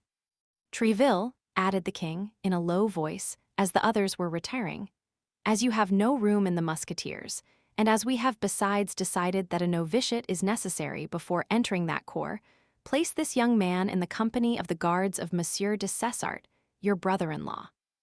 Ah, pardieu, Tréville. I enjoy beforehand the face the cardinal will make. He will be furious, but I don't care. I am doing what is right." The king waved his hand to Tréville, who left him and rejoined the Musketeers, whom he found sharing the 40 pistoles with D'Artagnan. The cardinal, as his majesty had said, was really furious, so furious that during 8 days he absented himself from the king's gaming table. This did not prevent the king from being as complacent to him as possible whenever he met him, or from asking in the kindest tone, "Well, Monsieur Cardinal, how fares it with that poor Jussac and that poor Bernajoux of yours?" Chapter 7. The Interior of the Musketeers. When D'Artagnan was out of the Louvre, and consulted his friends upon the use he had best make of his share of the 40 pistoles, Athos advised him to order a good repast at the Pomme de Pin, Porthos to engage a lackey, and Aramis to provide himself with a suitable mistress. The repast was carried into effect that very day, and the lackey waited at table. The repast had been ordered by Athos, and the lackey furnished by Porthos. He was a Picard, whom the glorious musketeer had picked up on the bridge Tournelle, making rings and plashing in the water. Porthos pretended that this occupation was proof of a reflective and contemplative organization, and he had brought him away without any other recommendation. The noble carriage of this gentleman, for whom he believed himself to be engaged, had one planchet. That was the name of the Picard. He felt a slight disappointment, however, when he saw that this place was already taken by a compeer named Mousqueton, and when Porthos signified to him that the state of his household, though great, would not support 2 servants, and that he must enter into the service of D'Artagnan. Nevertheless, when he waited at the dinner given by his master, and saw him take out a handful of gold to pay for it, he believed his fortune made, and returned thanks to heaven for having thrown him into the service of such a Croesus. He preserved this opinion even after the feast, with the remnants of which he repaired his own long abstinence. But when in the evening he made his master's bed, the chimeras of Planchet faded away. The bed was the only one in the apartment, which consisted of an antechamber and a bedroom. Planchet slept in the antechamber upon a coverlet taken from the bed of D'Artagnan, and which D'Artagnan from that time made shift to do without. Athos, on his part, had a valet whom he had trained in his service in a thoroughly peculiar fashion, and who was named Grimaud. He was very taciturn, this worthy signor. Be it understood, we are speaking of Athos. During the 5 or 6 years that he had lived in the strictest intimacy with his companions, Porthos and Aramis, they could remember having often seen him smile, but had never heard him laugh. His words were brief and expressive, conveying all that was meant, and no more, no embellishments, no embroidery, no arabesques. His conversation was a matter of fact, without a single romance. Although Athos was scarcely 30 years old, and was of great personal beauty and intelligence of mind, no one knew whether he had ever had a mistress. He never spoke of women. He certainly did not prevent others from speaking of them before him, although it was easy to perceive that this kind of conversation, in which he only mingled by bitter words and misanthropic remarks, was very disagreeable to him. His reserve, his roughness, and his silence made almost an old man of him. He had then, in order not to disturb his habits, accustomed Grimaud to obey him upon a simple gesture or upon a simple movement of his lips. He never spoke to him, except under the most extraordinary occasions. Sometimes Grimaud, who feared his master as he did fire, while entertaining a strong attachment to his person and a great veneration for his talents, believed he perfectly understood what he wanted, flew to execute the order received, and did precisely the contrary. Athos then shrugged his shoulders, and without putting himself in a passion, thrashed Grimaud. On these days he spoke a little. Porthos, as we have seen, had a character exactly opposite to that of Athos. He not only talked much, but he talked loudly, little caring. We must render him that justice, whether anybody listened to him or not. He talked for the pleasure of talking, and for the pleasure of hearing himself talk. He spoke upon all subjects except the sciences, alleging in this respect the inveterate hatred he had borne to scholars from his childhood.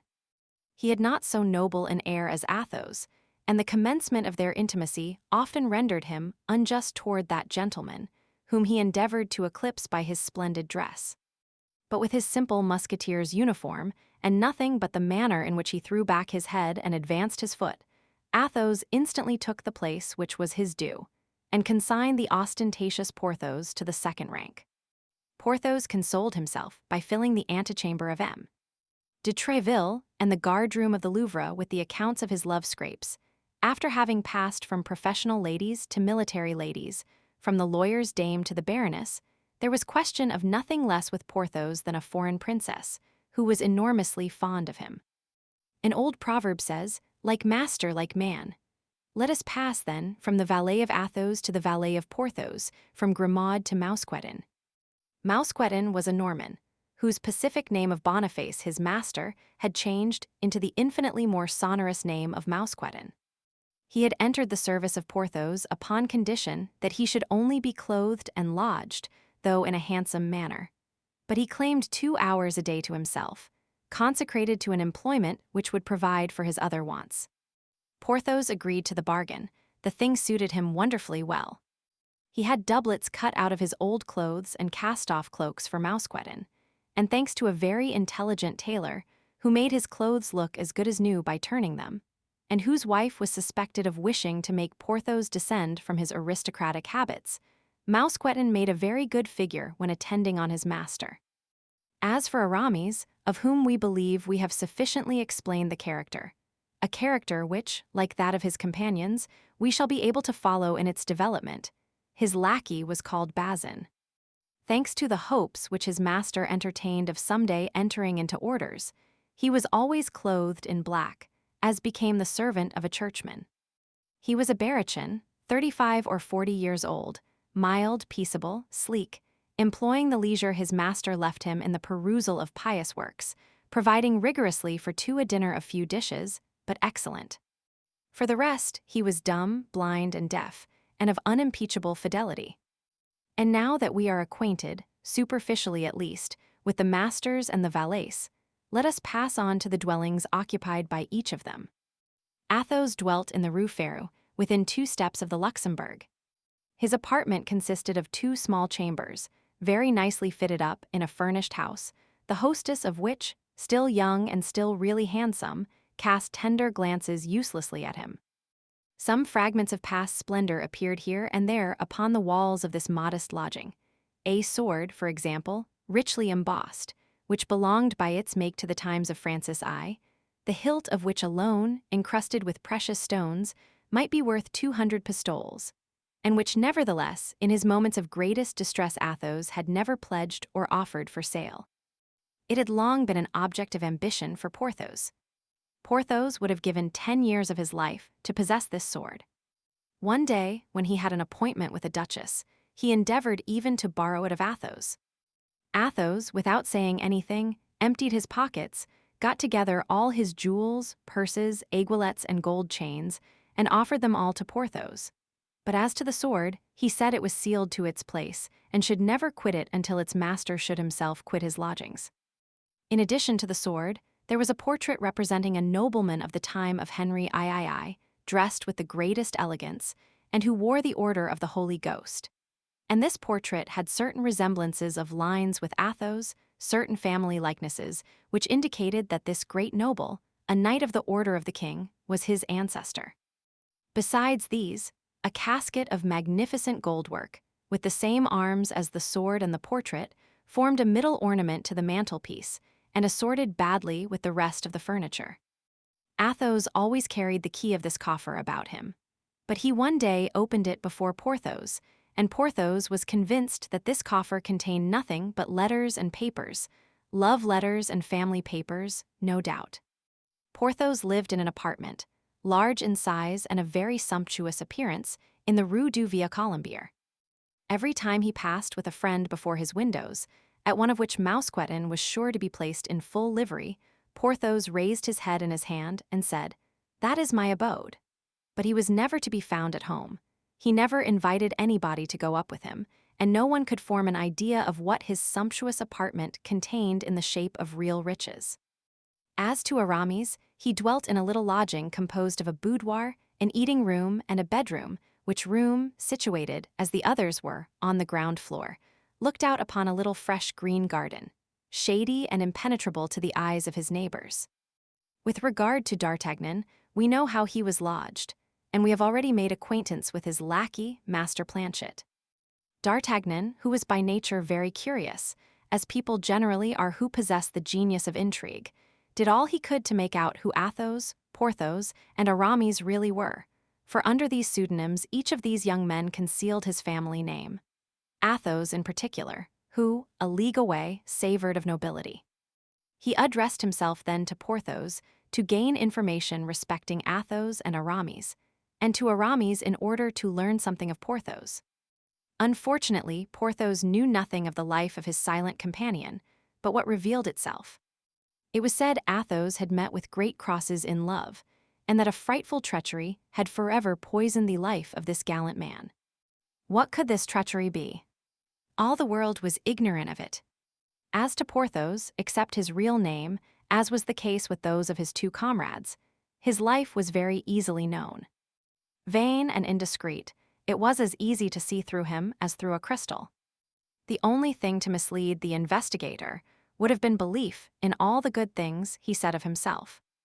With respect to Aramis, though having the air of having nothing secret about him, he was a young fellow made up of mysteries, answering little to questions put to him about others, and having learned from him the report which prevailed concerning the success of the musketeer with a princess, wished to gain a little insight into the amorous adventures of his interlocutor.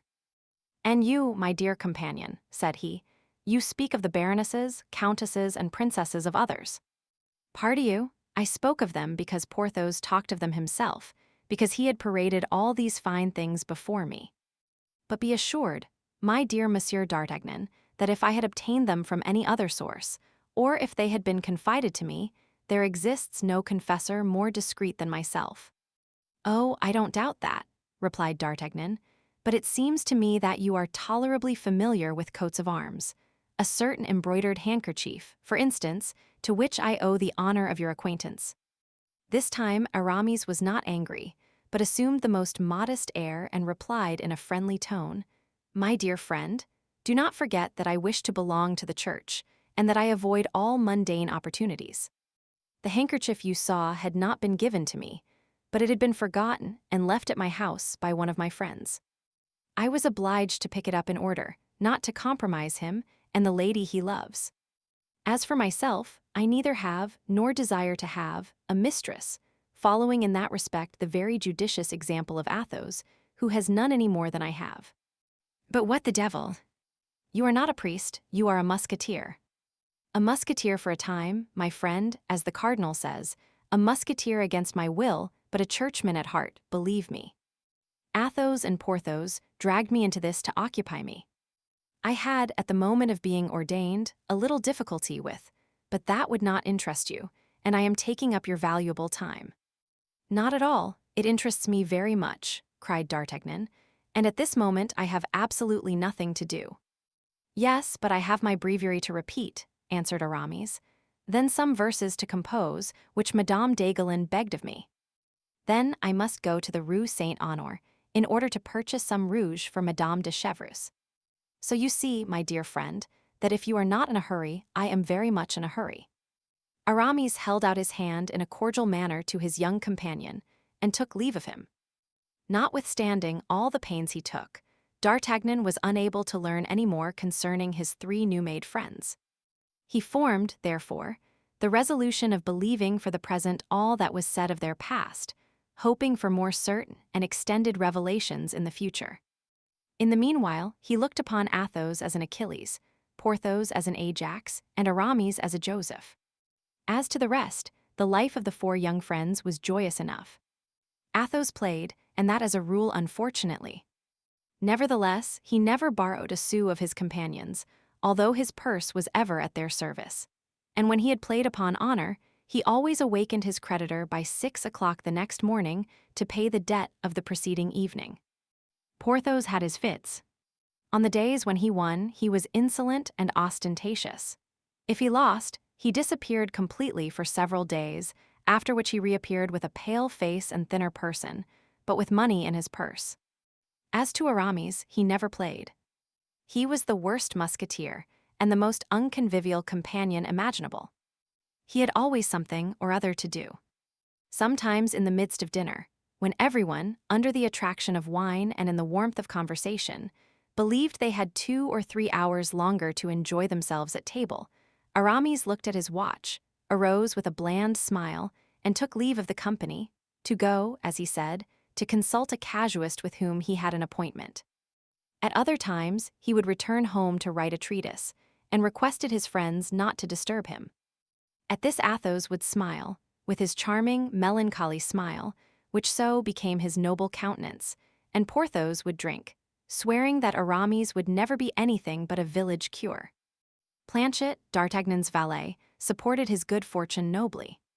He received 30 sous per day, and for a month he returned to his lodgings gay as a chaffinch, and affable toward his master.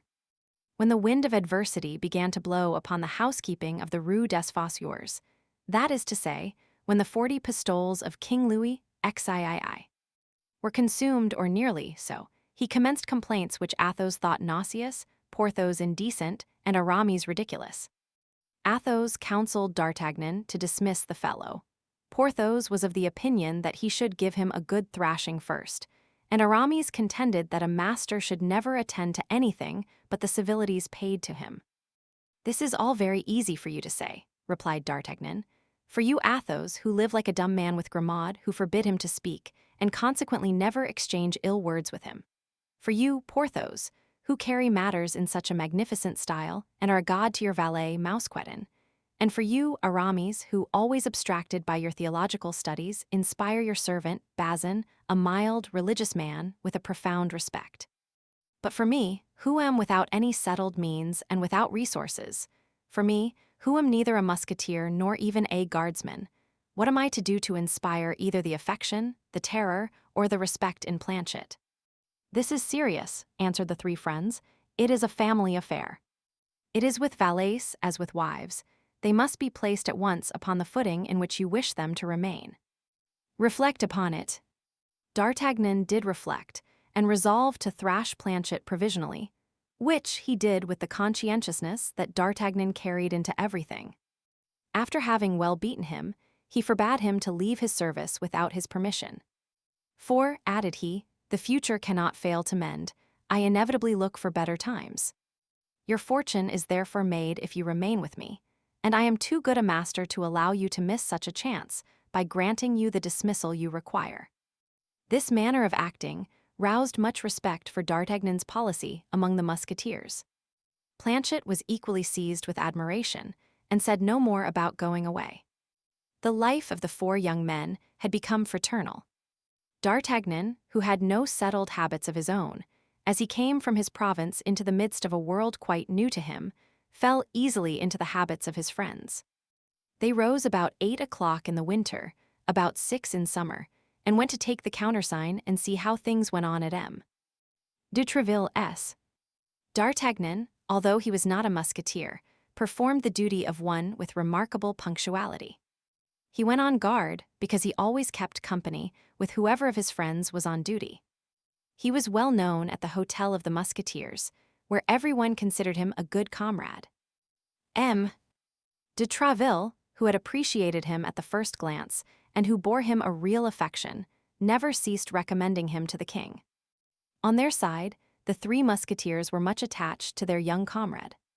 The friendship which united these four men, and the need they felt of seeing another 3 or 4 times a day, whether for dueling, business, or pleasure, caused them to be continually running after one another like shadows, and the inseparables were constantly to be met with seeking one another, from the Luxembourg to the place Saint-Sulpice, or from the Rue du Vieux Colombier to the Luxembourg. In the meanwhile, the promises of M. de Treville went on prosperously. One fine morning, the king commanded M. de Chevalier de Cessart to admit D'Artagnan as a cadet in his company of guards. D'Artagnan, with a sigh, donned his uniform, which he would have exchanged for that of a musketeer at the expense of 10 years of his existence. But M. de Treville promised this favor after a novitiate of 2 years, a novitiate which might besides be abridged if an opportunity should present itself for D'Artagnan to render the king any signal service, or to distinguish himself by some brilliant action. Upon this promise D'Artagnan withdrew, and the next day he began service. Then it became the turn of Athos, Porthos, and Aramis to mount guard with D'Artagnan when he was on duty. The company of M. Le Chevalier de Cessart thus received 4 instead of 1 when it admitted D'Artagnan. Chapter 8. Concerning a court intrigue. In the meantime, the 40 pistoles of King Louis XIII, like all other things of this world, after having had a beginning had an end, and after this end our 4 companions began to be somewhat embarrassed. At first, Athos supported the association for a time with his own means. Porthos succeeded him, and thanks to one of those disappearances to which he was accustomed, he was able to provide for the wants of all for a fortnight. At last it became Aramis's turn, who performed it with a good grace and who succeeded, as he said, by selling some theological books, in procuring a few pistoles. Then, as they had been accustomed to do, they had recourse to M. de Treville, who made some advances on their pay. But these advances could not go far with 3 musketeers who were already much in arrears, and a guardsman who as yet had no pay at all. At length, when they found they were likely to be really in want, they got together, as a last effort, 8 or 10 pistoles, with which Porthos went to the gaming table. Unfortunately, he was in a bad vein. He lost all, together with 25 pistoles for which he had given his word. Then the inconvenience became distress. The hungry friends, followed by their lackeys, were seen haunting the quays and guard-rooms, picking up among their friends abroad all the dinners they could meet with. For according to the advice of Aramis, it was prudent to sow repasts right and left in prosperity, in order to reap a few in time of need. Athos was invited 4 times, and each time took his friends and their lackeys with him. Porthos had 6 occasions, and contrived in the same manner that his friends should partake of them. Aramis had 8 of them. He was a man, as must have been already perceived, who made but little noise, and yet was much sought after. As to D'Artagnan, who as yet knew nobody in the capital, he only found 1 chocolate breakfast at the house of a priest of his own province, and 1 dinner at the house of a cornet of the guards. He took his army to the priests, where they devoured as much provision as would have lasted him for 2 months, and to the cornet, who performed wonders, but as Planchet said, people do not eat at once for all time, even when they eat a good deal. D'Artagnan thus felt himself humiliated in having only procured 1 meal and a half for his companions, as the breakfast at the priest's could only be counted as half a repast, in return for the feasts which Athos, Porthos, and Aramis had procured him. He fancied himself a burden to the society, forgetting in his perfectly juvenile good faith that he had fed this society for a month, and he set his mind actively to work. He reflected that this coalition of 4 young, brave, enterprising, and active men ought to have some other object than swaggering walks, fencing lessons, and practical jokes, more or less witty. In fact, 4 men such as they were, 4 men devoted to one another from their purses to their lives, 4 men always supporting one another, never yielding, executing singly or together the resolutions formed in common. 4 arms threatening the 4 cardinal points, or turning toward a single point, must inevitably, either subterraneously, in open day, by mining in the trench, by cunning, or by force, open themselves a way toward the object they wish to attain, however well it might be defended, or however distant it may seem. The only thing that astonished D'Artagnan was that his friends had never thought of this. He was thinking by himself, and even seriously racking his brain to find a direction for this single force 4 times multiplied, with which he did not doubt, as with the lever for which Archimedes sought, they should succeed in moving the world, when someone tapped gently at his door. D'Artagnan awakened Planchet and ordered him to open it. From this phrase, D'Artagnan awakened Planchet, the reader must not suppose it was night, or that day was hardly come. No, it had just struck 4. Planchet, 2 hours before, had asked his master for some dinner, and he had answered him with the proverb, "He who sleeps dines." And Planchet dined by sleeping.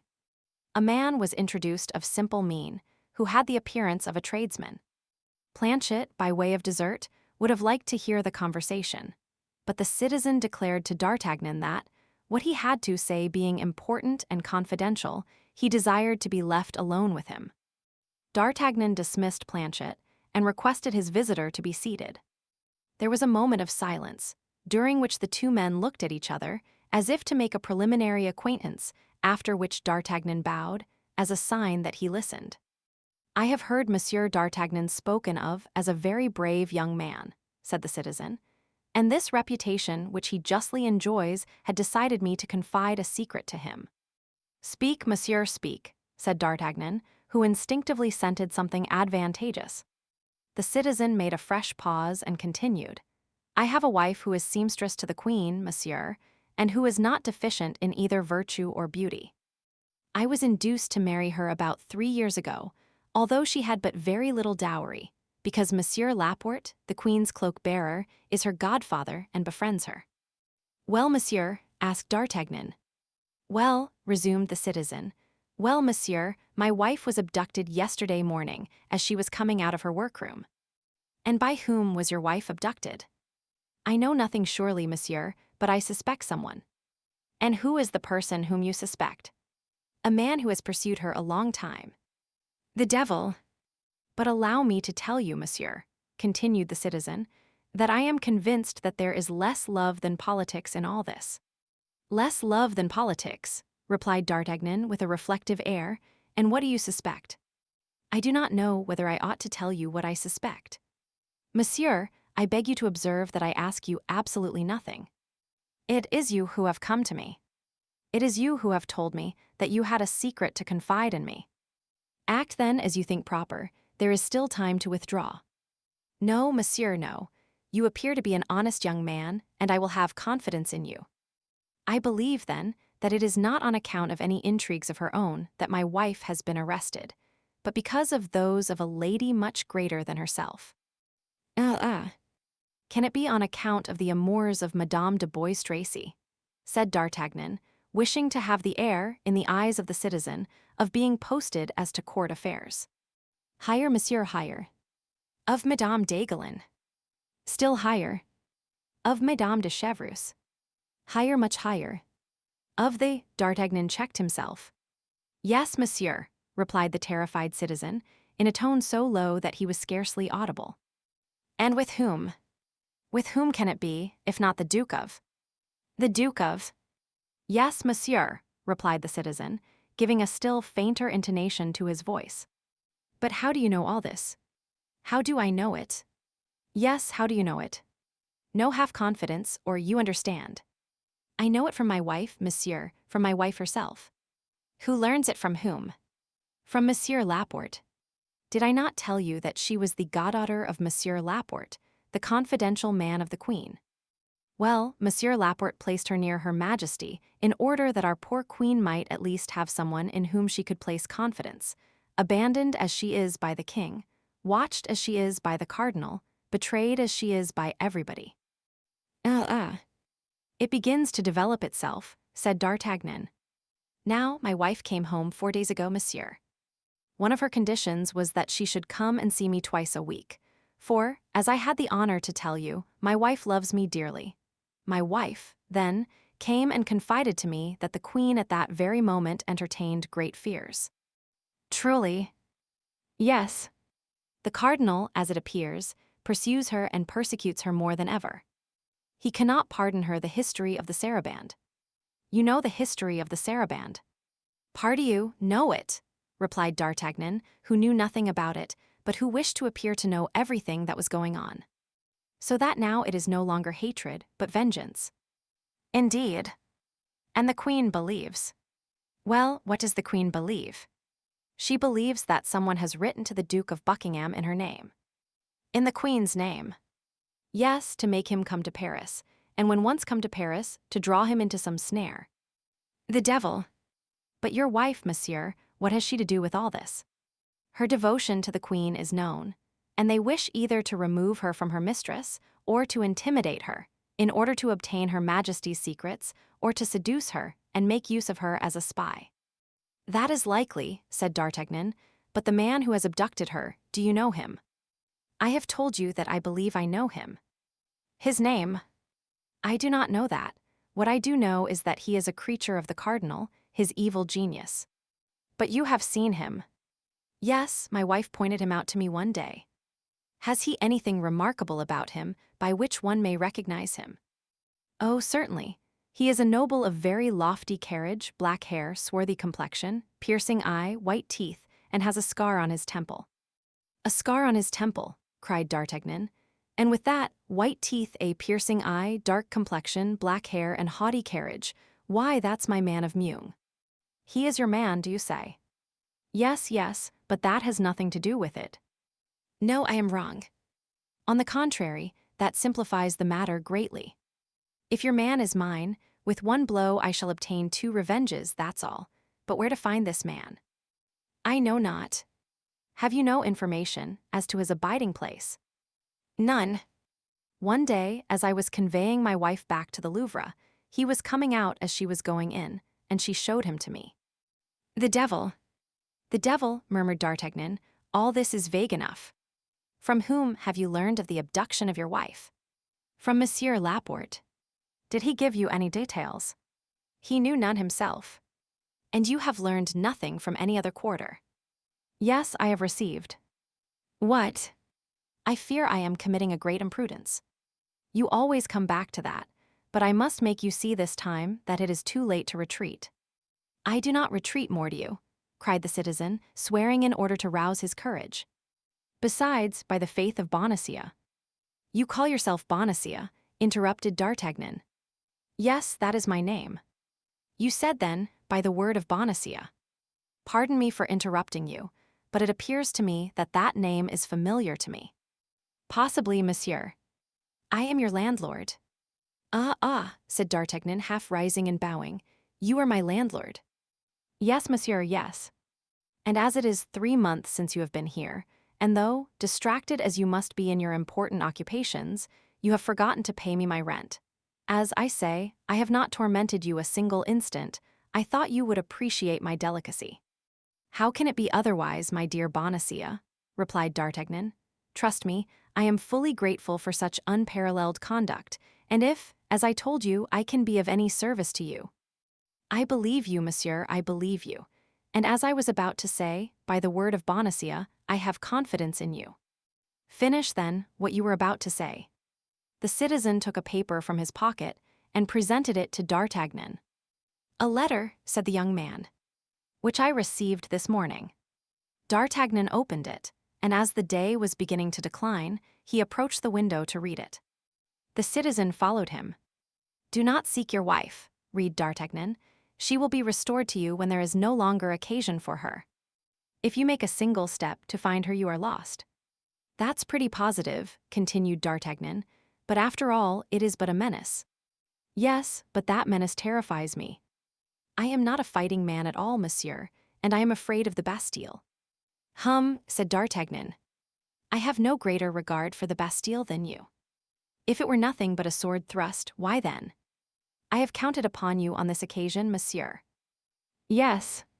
Seeing you constantly surrounded by musketeers of a very superb appearance, and knowing that these musketeers belonged to Monsieur de Tréville and were consequently enemies of the cardinal, I thought that you and your friends, while rendering justice to your poor queen, would be pleased to play his eminence an ill turn.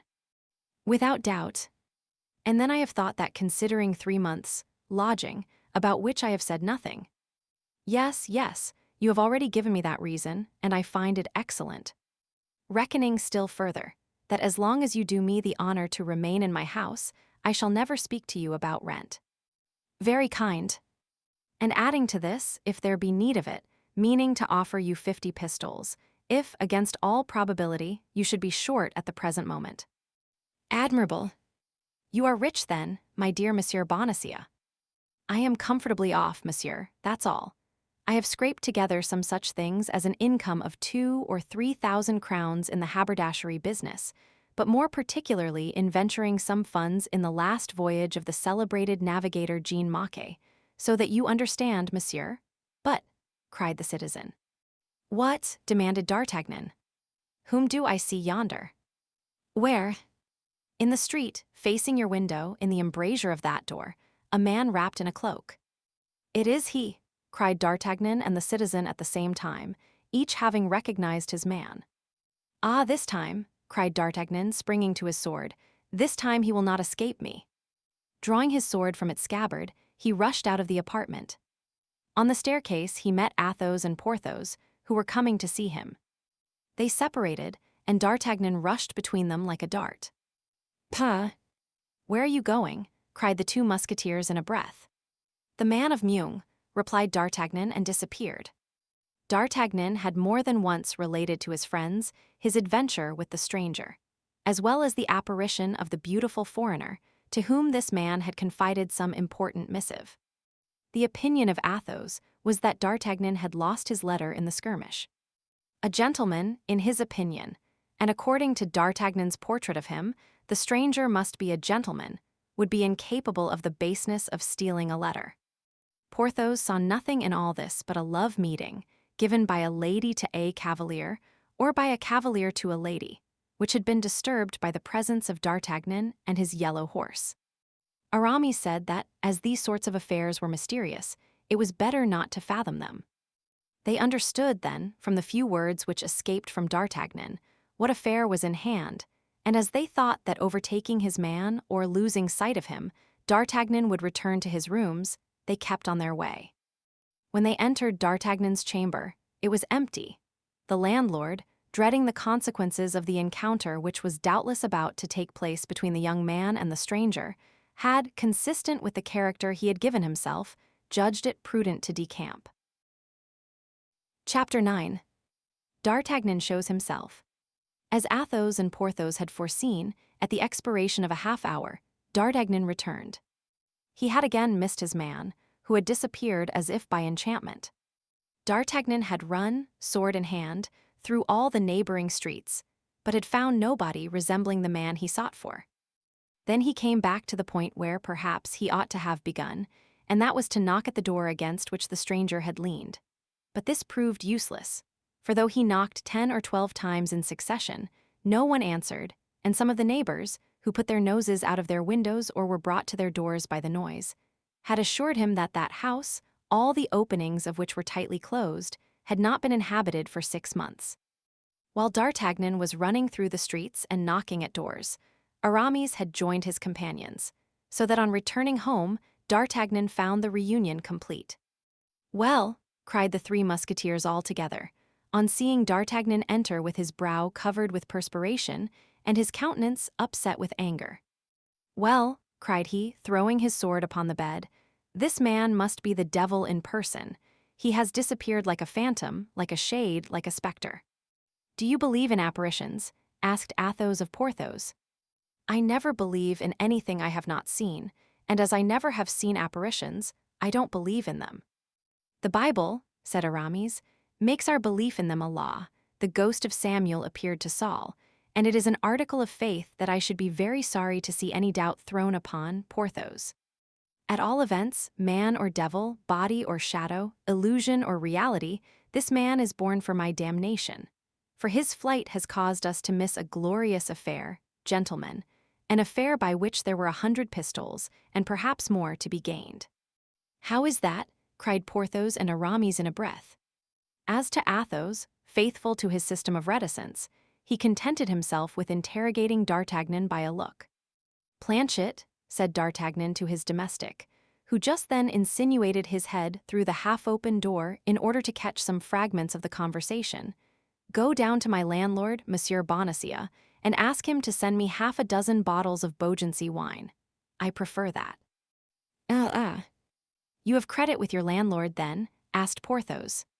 "Yes," replied D'Artagnan, "from this very day. And mind, if the wine is bad, we will send him to find better."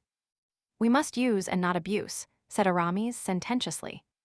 "I always said that D'Artagnan had the longest head of the four," said Athos, who, having uttered his opinion, to which D'Artagnan replied with a bow, immediately resumed his accustomed silence. "But come, what is this about?" asked Porthos. "Yes," said Aramis, "impart it to us, my dear friend, unless the honor of any lady be hazarded by this confidence. In that case you would do better to keep it to yourself." "Be satisfied," replied D'Artagnan.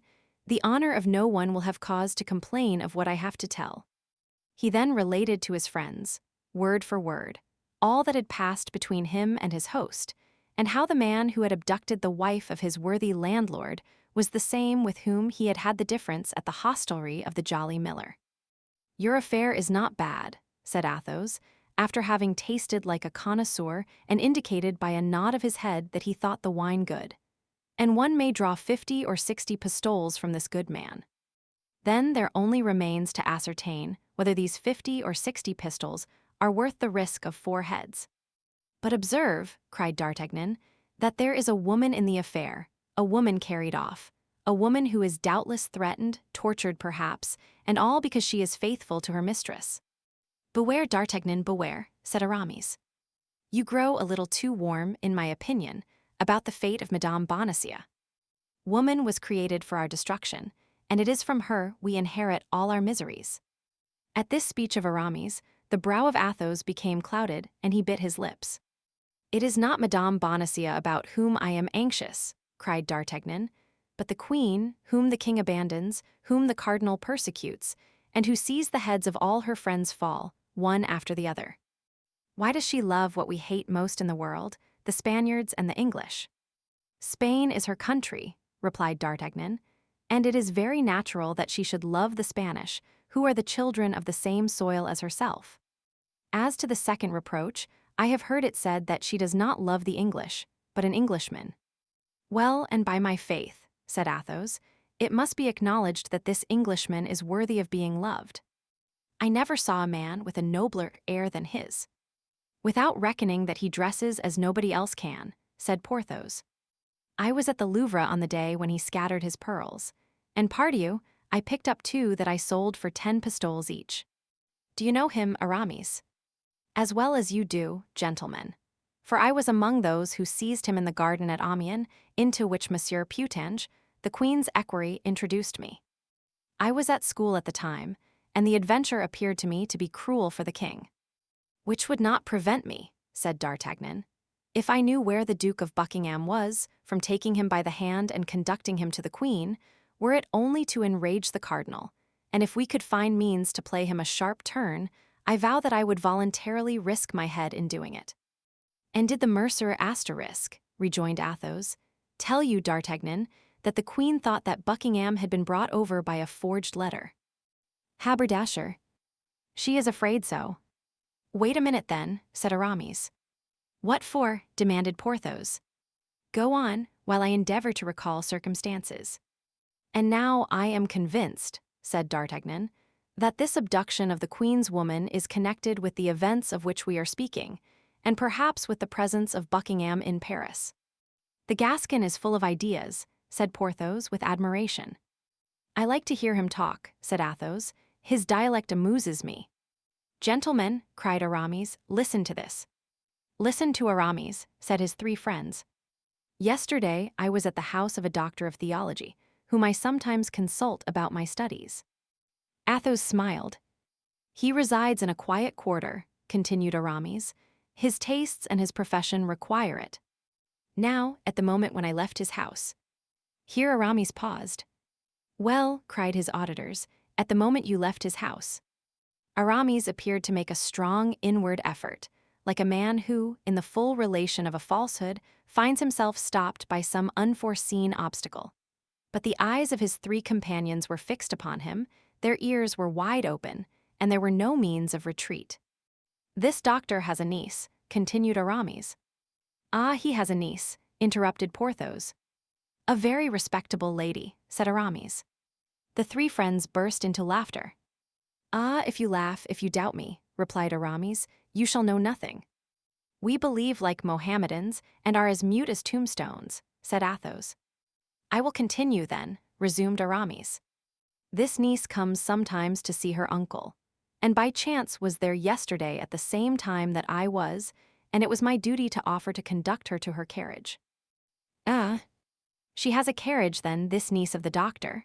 interrupted Porthos, one of whose faults was a great looseness of tongue. "A nice acquaintance, my friend." "Porthos," replied Aramis, "I have had the occasion to observe to you more than once that you are very indiscreet, and that is injurious to you among the women."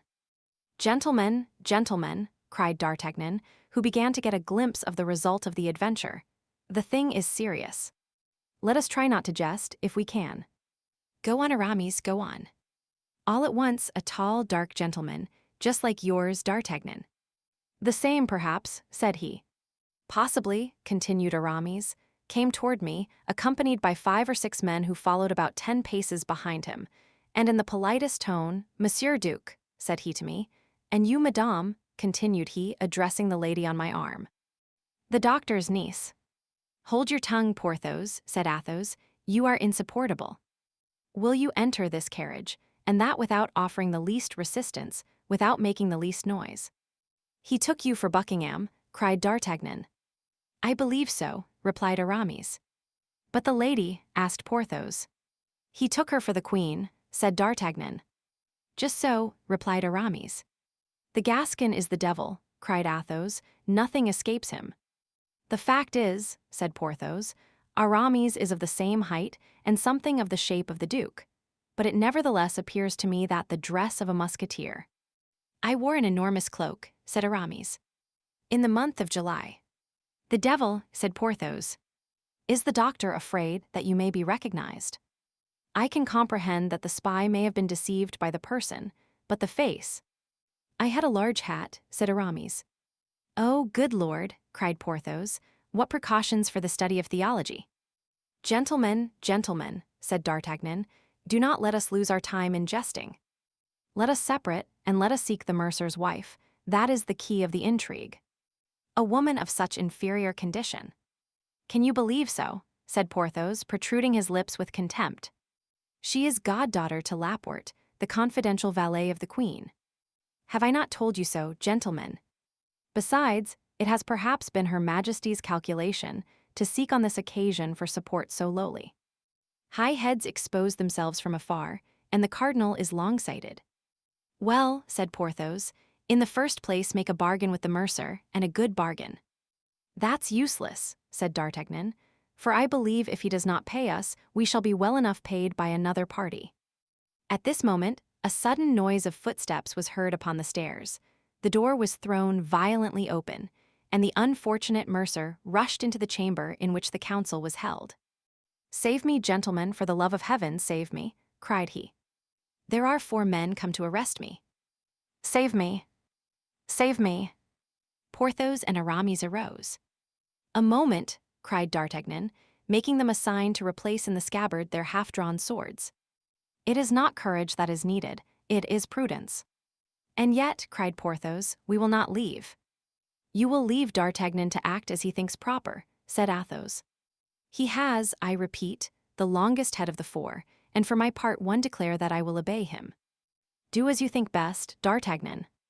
At this moment the 4 guards appeared at the door of the antechamber, but seeing 4 musketeers standing, and their swords by their sides, they hesitated about going farther. "Come in, gentlemen, come in," called D'Artagnan. "You are here in my apartment, and we are all faithful servants of the king and cardinal. Then, gentlemen, you will not oppose our executing the orders we have received?"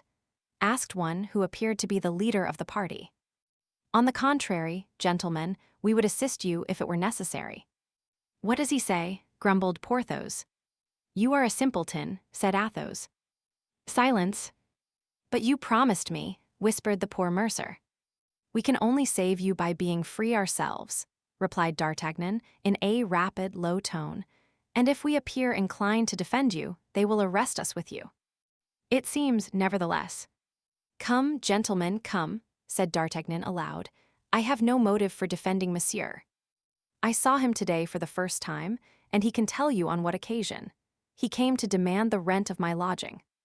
Is that not true, Monsieur Bonacieux? Answer." "That is the very truth," cried the mercer, "but Monsieur does not tell you. Silence with respect to me, silence with respect to my friends, silence about the Queen, above all, or you will ruin everybody without saving yourself. Come, come, gentlemen, remove the fellow." And D'Artagnan pushed the half-stupefied mercer among the guards, saying to him, "You are a shabby old fellow, my dear. You come to demand money of me, of a musketeer. To prison with him. Gentlemen, once more, take him to prison and keep him under key as long as possible. That will give me time to pay him."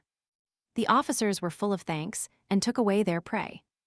As they were going down, D'Artagnan laid his hand on the shoulder of their leader.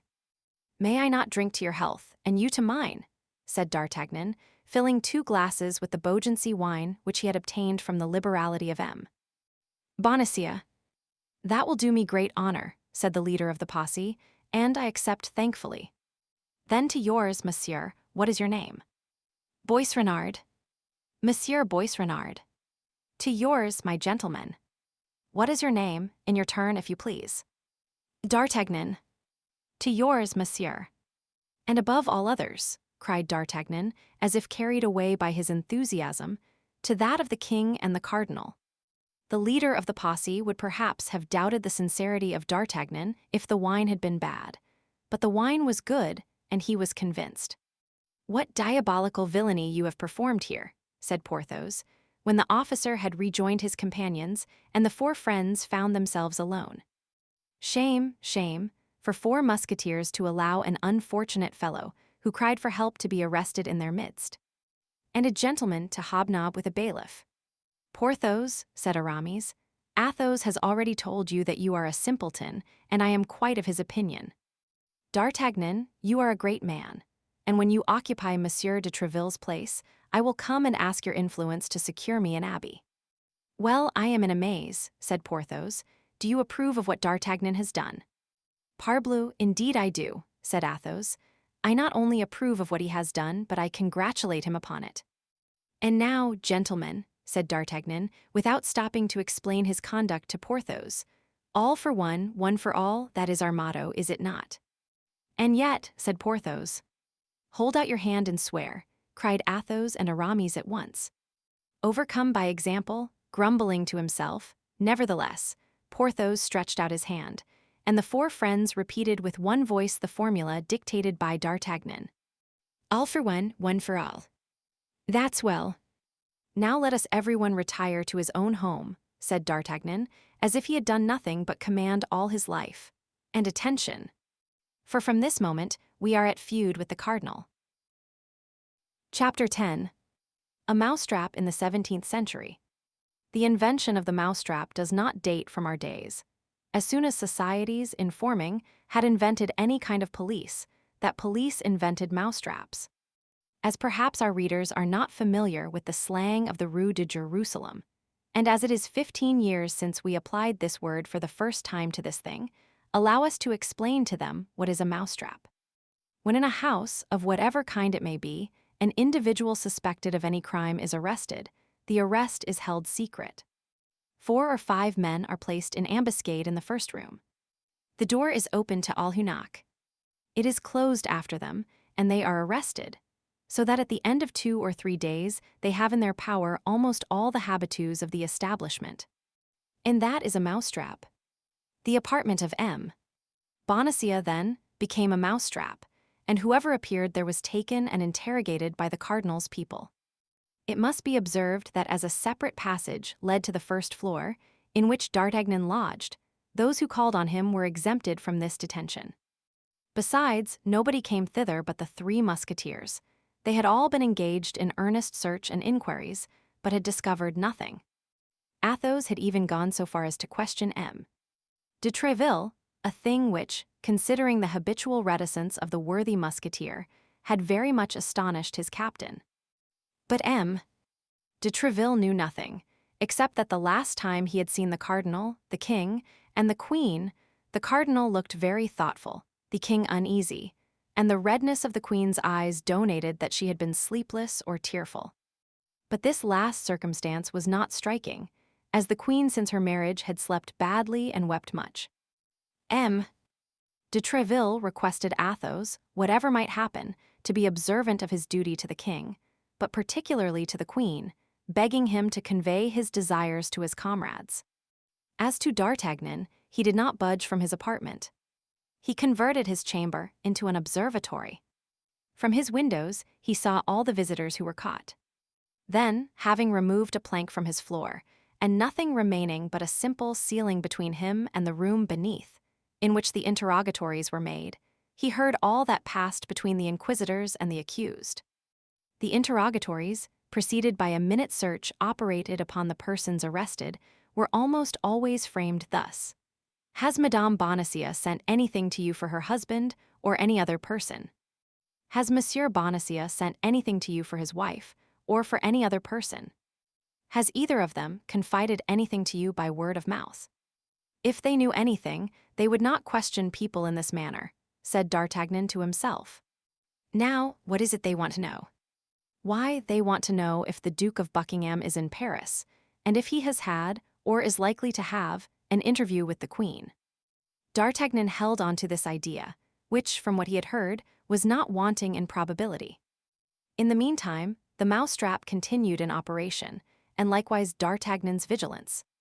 On the evening of the day, after the arrest of poor Bonacieux, as Athos had just left D'Artagnan to report at M. de Treville's, as 9 o'clock had just struck, and as Planchet, who had not yet made the bed, was beginning his task, a knocking was heard at the street door. The door was instantly opened and shut.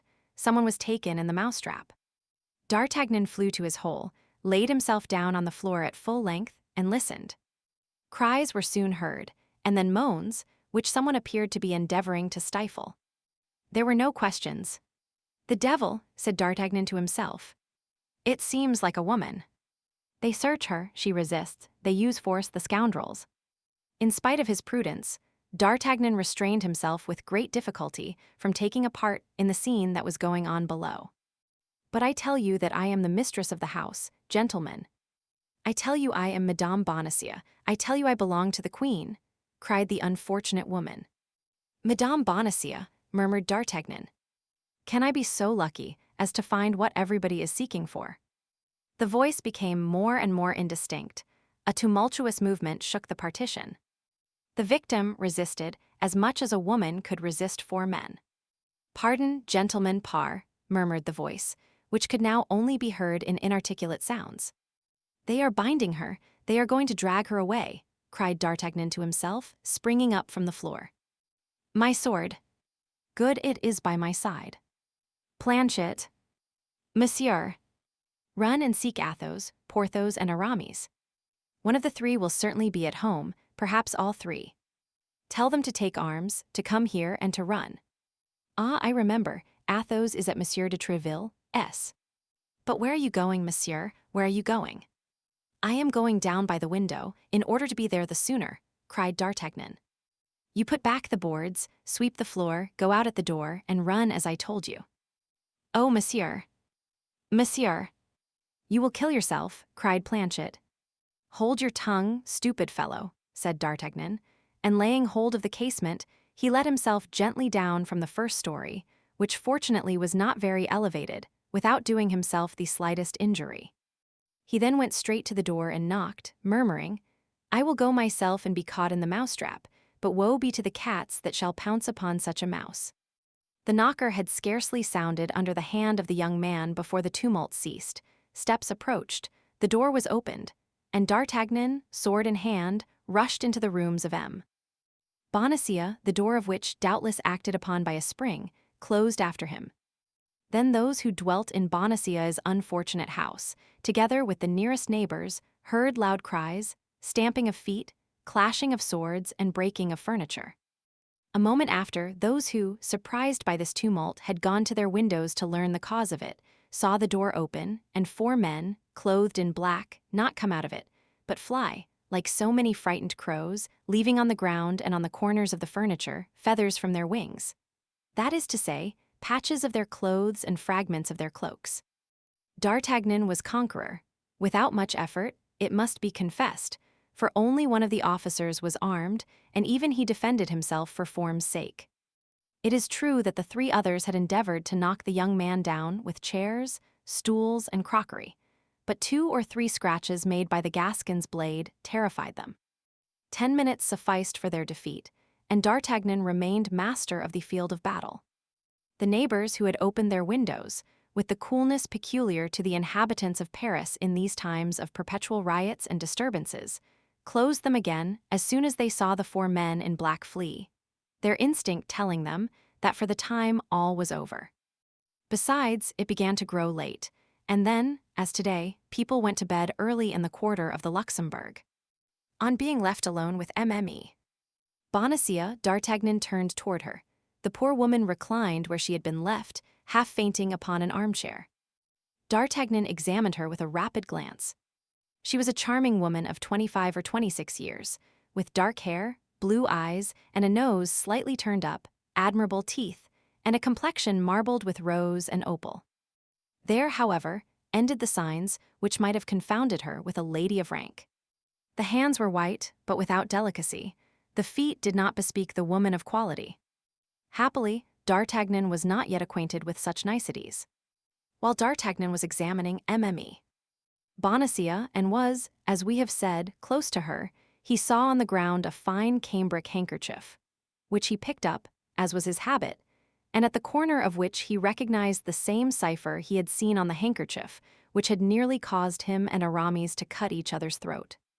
From that time, D'Artagnan had been cautious with respect to handkerchiefs with arms on them, and he therefore placed in the pocket of Mme. Bonacieux the one he had just picked up. At that moment Mme. Bonacieux recovered her senses. She opened her eyes, looked around her with terror, saw that the apartment was empty, and that she was alone with her liberator. She extended her hands to him with a smile. Mme. Bonacieux had the sweetest smile in the world. "Ah, monsieur," said she, "you have saved me, permit me to thank you." "Madame," said D'Artagnan, "I have only done what every gentleman would have done in my place. You owe me no thanks." "Oh, yes, monsieur, oh, yes. And I hope to prove to you that you have not served an ingrate. But what could these men, whom I at first took for robbers, want with me, and why is Monsieur Bonacieux not here?" "Madame, those men were more dangerous than any robbers could have been, for they are the agents of the cardinal. And as to your husband, Monsieur Bonacieux, he is not here because he was yesterday evening conducted to the Bastille." "My husband in the Bastille," cried Mme. Bonacieux. "Oh, my God! What has he done?" "Poor dear man, he is innocence itself." And something like a faint smile lighted the still terrified features of the young woman. "What has he done, madame?" said D'Artagnan. "I believe that his only crime is to have at the same time the good fortune and the misfortune to be your husband." "But monsieur, you know then." "I know that you have been abducted, madame." "And by whom?" "Do you know him?" "Oh, if you know him, tell me." "By a man of from 40 to 45 years, with black hair, a dark complexion, and a scar on his left temple." That is he, but his name?" "Ah, his name? I do not know that." "And did my husband know I had been carried off?" "He was informed of it by a letter, written to him by the abductor himself." "And does he suspect," said Mme. Bonacieux, with some embarrassment, the cause of this event? "He attributed it, I believe, to a political cause." "I doubted from the first, and now I think entirely as he does." "Then my dear Monsieur Bonacieux has not suspected me a single instant." "So far from it, madame, he was too proud of your prudence, and above all, of your love." A second smile, almost imperceptible, stole over the rosy lips of the pretty young woman. "But," continued D'Artagnan, "how did you escape?" I took advantage of a moment when they left me alone. And as I had known since morning the reason of my abduction, with the help of the sheets, I let myself down from the window.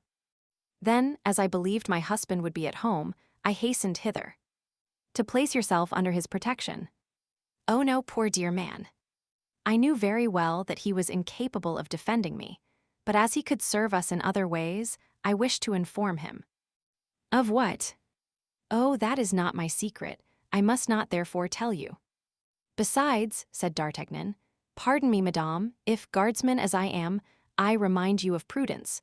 Besides, I believe we are not here in a very proper place for imparting confidences. The men I have put to flight will return reinforced. If they find us here, we are lost. I have sent for 3 of my friends, but who knows whether they were at home? Yes, yes. You are right, cried the affrighted MME. Bonacia, let us fly. Let us save ourselves. At these words, she passed her arm under that of D'Artagnan and urged him forward eagerly. But whither shall we fly, whither escape? Let us first withdraw from this house, afterward we shall see. The young woman and the young man, without taking the trouble to shut the door after them, descended the Rue des Fossoyeurs rapidly, turned into the Rue des Fosses, Monsieur le Prince, and did not stop till they came to the place Saint-Sulpice. And now what are we to do, and where do you wish me to conduct you? Asked D'Artagnan. I am at quite a loss how to answer you, I admit, said MME. Bonacia. My intention was to inform Monsieur Laporte, through my husband, in order that Monsieur Laporte might tell us precisely what had taken place at the Louvre in the last 3 days, and whether there is any danger in presenting myself there. But I, said D'Artagnan, can go and inform Monsieur Laporte. No doubt you could, only there is one misfortune, and that is that Monsieur Bonacia is known at the Louvre and would be allowed to pass, whereas you are not known there, and the gate would be closed against you. Ah, bah, said D'Artagnan. You have at some wicket of the Louvre a concierge who is devoted to you, and who, thanks to a password, would. MME. Bonacia looked earnestly at the young man. And if I give you this password, said she, would you forget it as soon as you used it? By my honor, by the faith of a gentleman, said D'Artagnan, with an accent so truthful that no one could mistake it. Then I believe you. You appear to be a brave young man. Besides, your fortune may perhaps be the result of your devotedness. I will do, without a promise and voluntarily, all that I can do to serve the king and be agreeable to the queen. Dispose of me, then, as a friend. But where shall I go meanwhile? Is there nobody from whose house Monsieur Laporte can come and fetch you? No, I can trust nobody. Stop, said D'Artagnan. We are near Athos's door. Yes, here it is. Who is this Athos? One of my friends. But if he should be at home and see me?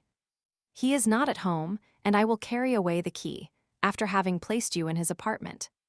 But if he should return? Oh, he won't return, and if he should, he will be told that I have brought a woman with me, and that woman is in his apartment. But that will compromise me sadly, you know. Of what consequence? Nobody knows you. Besides, we are in a situation to overlook ceremony. Come then, let us go to your friend's house. Where does he live? Rue Férou, 2 steps from here. Let us go. Both resumed their way. As D'Artagnan had foreseen, Athos was not within. He took the key, which was customarily given him as one of the family, ascended the stairs, and introduced MME. Bonacia into the little apartment of which we have given a description. You are at home, said he. Remain here, fasten the door inside, and open it to nobody unless you hear 3 taps like this. And he tapped thrice, 2 taps close together and pretty hard, the other after an interval and lighter. That is well, said MME. Bonacia. Now, in my turn, let me give you my instructions. I am all attention. Present yourself at the wicket of the Louvre, on the side of the Rue de l'Echelle, and ask for Germain. Well, and then? He will ask you what you want, and you will answer by these 2 words, Tours and Bruxelles. He will at once put himself at your orders. And what shall I command him? To go and fetch Monsieur Laporte, the Queen's valet de chambre. And when he shall have informed him, and Monsieur Laporte is come, you will send him to me. That is well, but where and how shall I see you again? Do you wish to see me again? Certainly. Well, let that care be mine, and be at ease. I depend upon your word. You may. D'Artagnan bowed to Mme. Bonacieux, darting at her the most loving glance that he could possibly concentrate upon her charming little person, and while he descended the stairs, he heard the door closed and double-locked. In 2 bounds he was at the Louvre. As he entered the wicket of l'Echelle, 10 o'clock struck.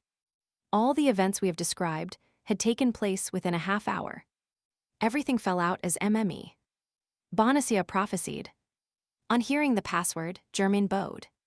In a few minutes, Laporte was at the lodge. In 2 words, D'Artagnan informed him where Mme. Bonacieux was. Laporte assured himself, by having it twice repeated, of the accurate address, and set off at a run. Hardly, however, had he taken 10 steps before he returned. Young man, said he to D'Artagnan, a suggestion. What? You may get into trouble by what has taken place. You believe so? Yes.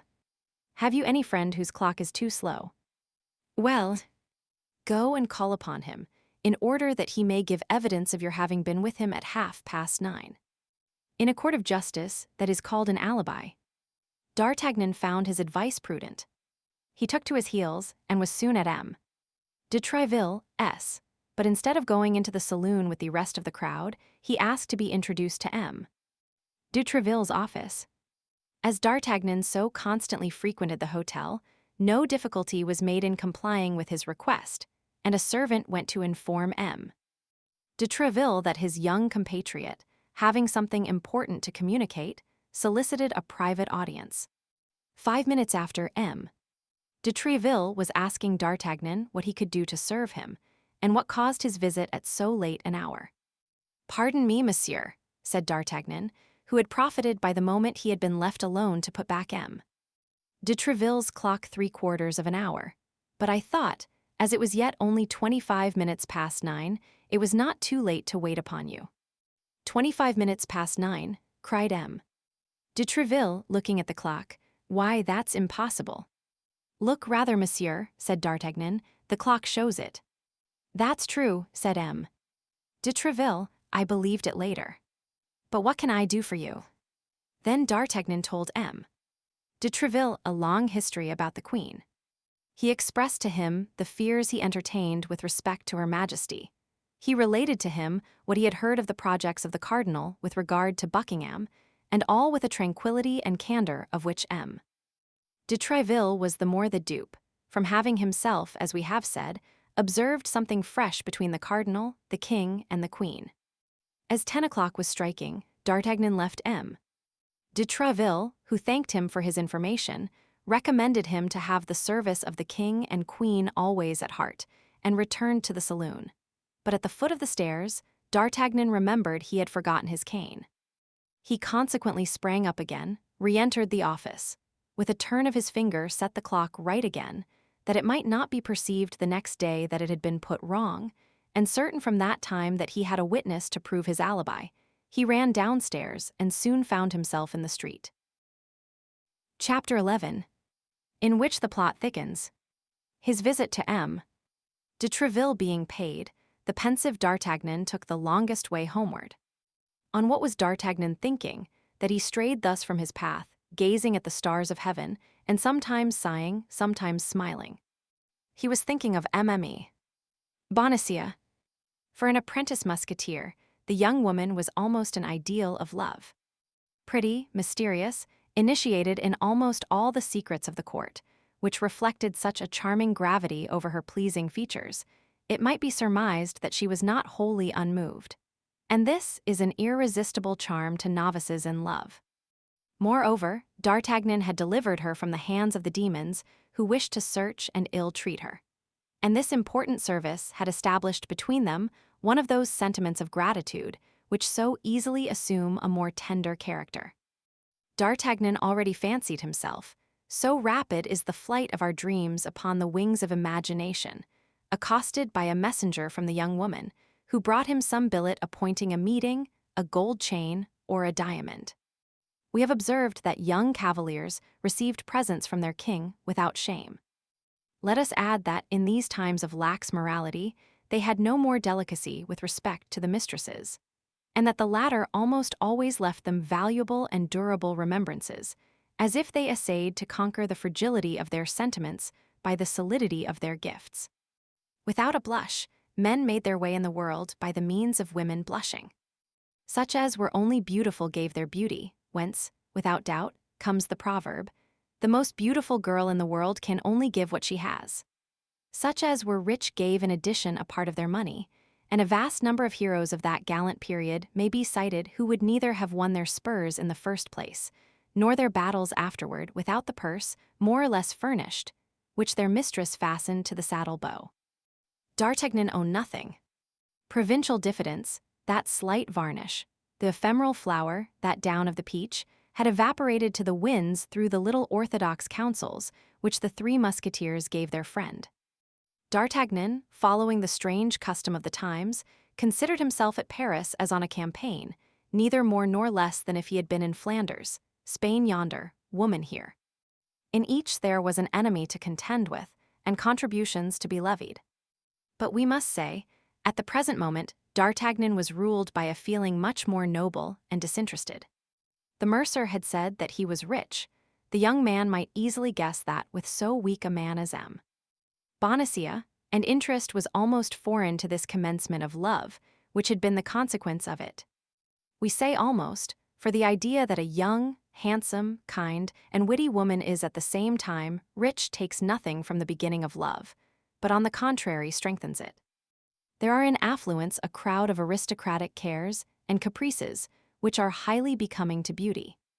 A fine and white stocking, a silken robe, a lace kerchief, a pretty slipper on the foot, a tasty ribbon on the head do not make an ugly woman pretty, but they make a pretty woman beautiful without reckoning the hands, which gain by all this. The hands, among women particularly, to be beautiful must be idle. Then D'Artagnan, as the reader, from whom we have not concealed the state of his fortune, very well knows, D'Artagnan was not a millionaire. He hoped to become one some day, but the time which in his own mind he fixed upon for this happy change was still far distant. In the meanwhile, how disheartening to see the woman one loves long for those thousands of nothings which constitute a woman's happiness, and be unable to give her those thousands of nothings. At least, when the woman is rich and the lover is not, that which he cannot offer she offers to herself. And although it is generally with her husband's money that she procures herself this indulgence, the gratitude for it seldom reverts to him. Then D'Artagnan, disposed to become the most tender of lovers, was at the same time a very devoted friend. In the midst of his amorous projects for the mercer's wife, he did not forget his friends. The pretty Mme. Bonacia was just the woman to walk with in the plain Saint Denis or in the fair of Saint Germain, in company with Athos, Porthos, and Aramis, to whom D'Artagnan had often remarked this.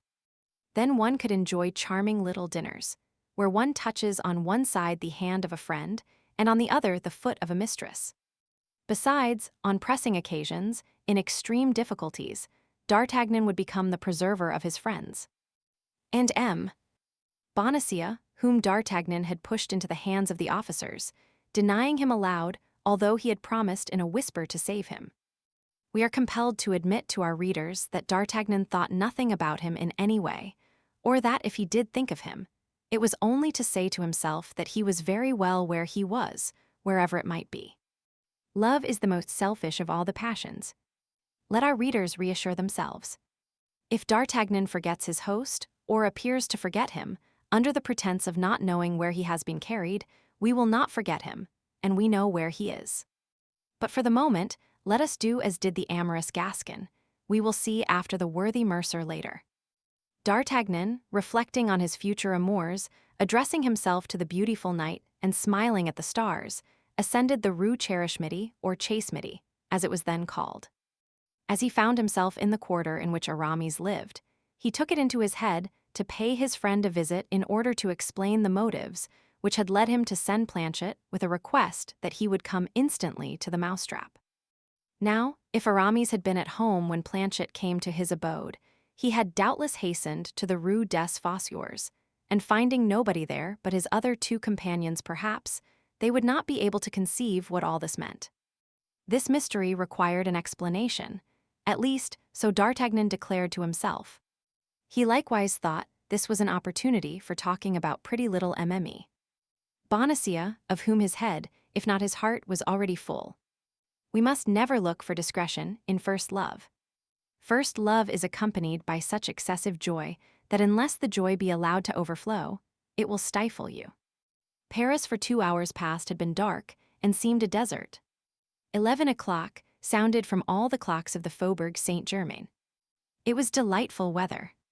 D'Artagnan was passing along a lane on the spot where the Rue d'Assas is now situated, breathing the balmy emanations which were borne upon the wind from the Rue de Vaugirard, and which arose from the gardens refreshed by the dews of evening and the breeze of night. From a distance resounded, deadened, however, by good shutters, the songs of the tipplers, enjoying themselves in the cabarets scattered along the plain. Arrived at the end of the lane, D'Artagnan turned to the left. The house in which Aramis dwelt was situated between the Rue Cassette and the Rue Servandoni. D'Artagnan had just passed the Rue Cassette and already perceived the door of his friend's house, shaded by a mass of sycamores and clematis which formed a vast arch opposite the front of it, when he perceived something like a shadow issuing from the Rue Servandoni. This something was enveloped in a cloak, and D'Artagnan at first believed it was a man. But by the smallness of the form, the hesitation of the walk, and the indecision of the step, he soon discovered that it was a woman. Further, this woman, as if not certain of the house she was seeking, lifted up her eyes to look around her, stopped, went backward, and then returned again. D'Artagnan was perplexed. "Shall I go and offer her my services?" thought he. "By her step she must be young, perhaps she is pretty. Oh yes. But a woman who wanders in the streets at this hour only ventures out to meet her lover. If I should disturb a rendezvous, that would not be the best means of commencing an acquaintance." Meantime, the young woman continued to advance, counting the houses and windows. This was neither long nor difficult. There were but 3 hotels in this part of the street, and only 2 windows looking toward the road, one of which was in a pavilion parallel to that which Aramis occupied, the other belonging to Aramis himself. "Pardieu," said D'Artagnan to himself, to whose mind the niece of the theologian reverted. "Pardieu, it would be droll if this belated dove should be in search of our friend's house. But on my soul it looks so. Ah, my dear Aramis, this time I shall find you out." And D'Artagnan, making himself as small as he could, concealed himself in the darkest side of the street near a stone bench placed at the back of a niche. The young woman continued to advance, and in addition to the lightness of her step which had betrayed her, she emitted a little cough which denoted a sweet voice. D'Artagnan believed this cough to be a signal. Nevertheless, whether the cough had been answered by a similar signal which had fixed the irresolution of the nocturnal seeker, or whether without this aid she saw that she had arrived at the end of her journey, she resolutely drew near to Aramis's shutter, and tapped, at 3 equal intervals, with her bent finger. "This is all very fine, dear Aramis," murmured D'Artagnan. "Ah, monsieur hypocrite, I understand how you study theology." The 3 blows were scarcely struck, when the inside blind was opened, and a light appeared through the panes of the outside shutter. Ah, said the listener, not through doors but through windows. Ah, this visit was expected. We shall see the windows open, and the lady enter by escalade. Very pretty. But to the great astonishment of D'Artagnan, the shutter remained closed. Still more, the light which had shone for an instant disappeared, and all was again in obscurity. D'Artagnan thought this could not last long, and continued to look with all his eyes and listen with all his ears. He was right. At the end of some seconds, 2 sharp taps were heard inside. The young woman in the street replied by a single tap, and the shutter was opened a little way. It may be judged whether D'Artagnan looked or listened with avidity. Unfortunately, the light had been removed into another chamber, but the eyes of the young man were accustomed to the night. Besides, the eyes of the Gascons have, as it is asserted, like those of cats, the faculty of seeing in the dark. D'Artagnan then saw that the young woman took from her pocket a white object, which she unfolded quickly, and which took the form of a handkerchief. She made her interlocutor observe the corner of this unfolded object. This immediately recalled to D'Artagnan's mind the handkerchief which he had found at the feet of Mme. Bonacieux, which had reminded him of that which he had dragged from under the feet of Aramis. What the devil could that handkerchief signify? Placed where he was, D'Artagnan could not perceive the face of Aramis. We say Aramis, because the young man entertained no doubt that it was his friend who held this dialogue from the interior with the lady of the exterior. Curiosity prevailed over prudence, and profiting by the preoccupation into which the sight of the handkerchief appeared to have plunged the two personages now on the scene, he stole from his hiding place, and quick as lightning, but stepping with utmost caution, he ran and placed himself close to the angle of the wall, from which his eye could pierce the interior of Aramis's room. Upon gaining this advantage, D'Artagnan was near uttering a cry of surprise. It was not Aramis who was conversing with the nocturnal visitor, it was a woman. D'Artagnan, however, could only see enough to recognize the form of her vestments, not enough to distinguish her features. At the same instant, the woman inside drew a second handkerchief from her pocket and exchanged it for that which had just been shown to her. Then some words were spoken by the two women. At length the shutter closed. The woman who was outside the window turned round and passed within 4 steps of D'Artagnan, pulling down the hood of her mantle. But the precaution was too late. D'Artagnan had already recognized Mme. Bonacieux. Mme. Bonacieux. The suspicion that it was she had crossed the mind of D'Artagnan when she drew the handkerchief from her pocket. But what probability was there that Mme. Bonacieux, who had sent for M. Laporte in order to be reconducted to the Louvre, should be running about the streets of Paris at 11:30 at night, at the risk of being abducted a second time? This must be, then, an affair of importance. And what is the most important affair to a woman of 25? Love. But was it on her own account, or on account of another, that she exposed herself to such hazards? This was a question the young man asked himself, whom the demon of jealousy already gnawed, being in heart neither more nor less than an accepted lover. There was a very simple means of satisfying himself whither Mme. Bonacieux was going, that was to follow her. This method was so simple that D'Artagnan employed it quite naturally and instinctively.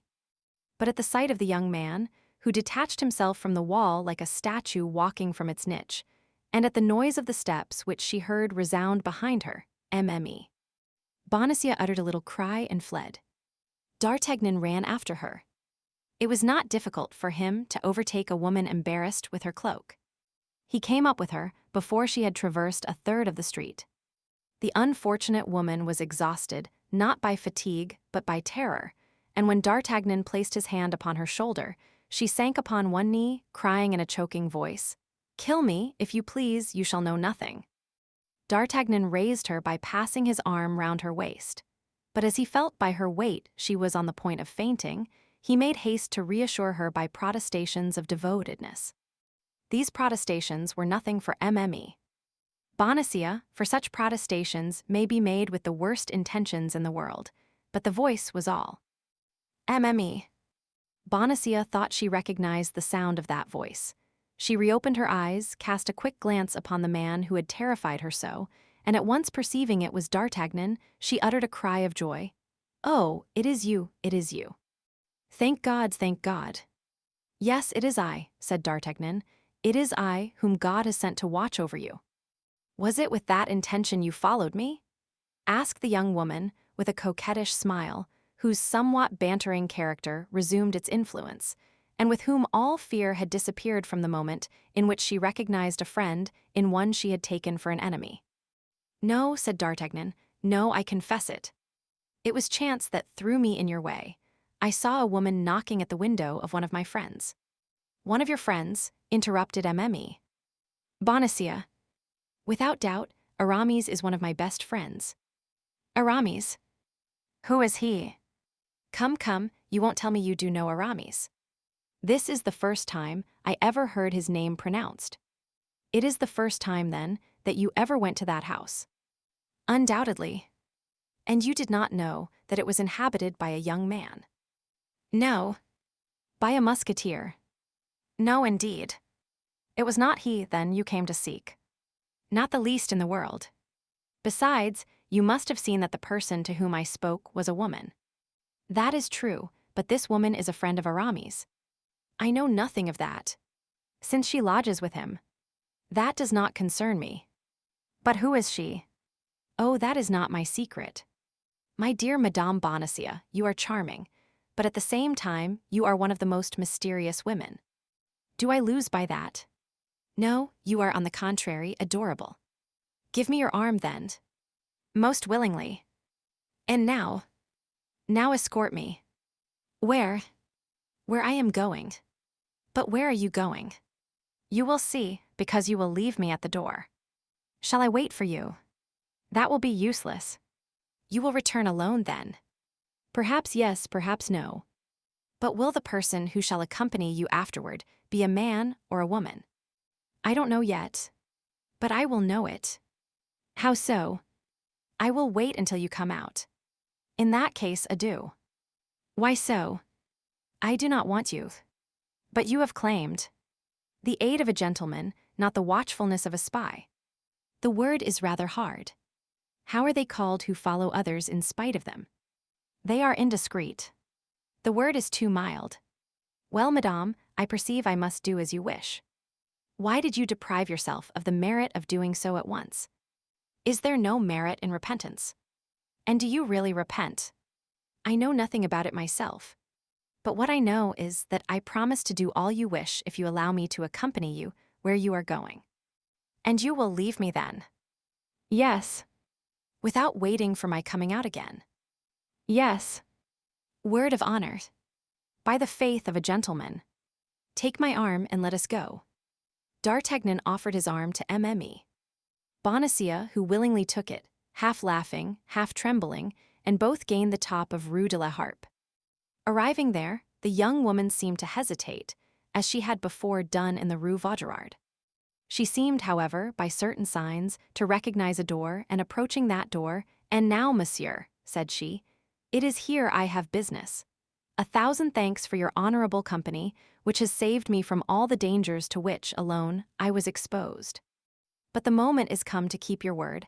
I have reached my destination. And you will have nothing to fear on your return. I shall have nothing to fear but robbers. And that is nothing. What could they take from me? I have not a penny about me. You forget that beautiful handkerchief with the coat of arms. Which? That which I found at your feet and replaced in your pocket. Hold your tongue, imprudent man. Do you wish to destroy me? You see very plainly that there is still danger for you, since a single word makes you tremble, and you confess that if that word were heard, you would be ruined. Come, come, madame, cried D'Artagnan, seizing her hands and surveying her with an ardent glance. Come, be more generous. Confide in me. Have you not read in my eyes that there is nothing but devotion and sympathy in my heart? Yes, replied Mme. Bonacieux, therefore ask my own secrets and I will reveal them to you, but those of others, that is quite another thing. Very well, said D'Artagnan, I shall discover them. As these secrets may have an influence over your life, these secrets must become mine. Beware of what you do, cried the young woman, in a manner so serious as to make D'Artagnan start in spite of himself. Oh, meddle in nothing which concerns me. Do not seek to assist me in that which I am accomplishing. This I ask of you in the name of the interest with which I inspire you, in the name of the service you have rendered me, and which I never shall forget while I have life.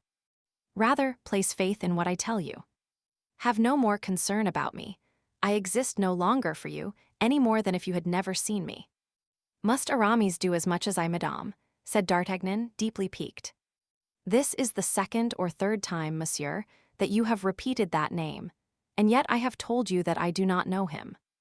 You do not know the man at whose shutter you have just knocked. Indeed, madame, you believe me too credulous. Confess that it is for the sake of making me talk that you invent this story and create this personage. I invent nothing, madame, I create nothing. I only speak that exact truth. And you say that one of your friends lives in that house. I say so, and I repeat it for the third time. That house is one inhabited by my friend, and that friend is Aramis. All this will be cleared up at a later period, murmured the young woman. No, monsieur, be silent. If you could see my heart, said D'Artagnan, You would there read so much curiosity that you would pity me, and so much love that you would instantly satisfy my curiosity. We have nothing to fear from those who love us. You speak very suddenly of love, monsieur, said the young woman, shaking her head. That is because love has come suddenly upon me, and for the first time, and because I am only 20. The young woman looked at him furtively. Listen, I am already upon the scent, resumed D'Artagnan. About 3 months ago, I was near having a duel with Aramis concerning a handkerchief, resembling the one you showed to the woman in his house. For a handkerchief marked in the same manner, I am sure. Monsieur, said the young woman, you weary me very much, I assure you, with your questions. But you, madame, prudent as you are, think, if you were to be arrested with that handkerchief, and that handkerchief were to be seized, would you not be compromised? In what way? The initials are only mine, C. B. Constance Bonacieux. Or Camille de Bois Tracy. Silence, monsieur. Once again, silence. Ah, since the dangers I incur on my own account cannot stop you, think of those you may yourself run. Me? Yes, there is peril of imprisonment, risk of life in knowing me. Then I will not leave you. Monsieur, said the young woman, supplicating him and clasping her hands together. Monsieur, in the name of heaven, by the honor of a soldier, by the courtesy of a gentleman, depart. There their midnight sounds. That is the hour when I am expected. Madame, said the young man, bowing, I can refuse nothing asked of me thus. Be content, I will depart. But you will not follow me, you will not watch me. I will return home instantly. Ah, I was quite sure you were a good and brave young man, said Mme. Bonacieux, holding out her hand to him, and placing the other upon the knocker of a little door almost hidden in the wall. D'Artagnan seized the hand held out to him, and kissed it ardently.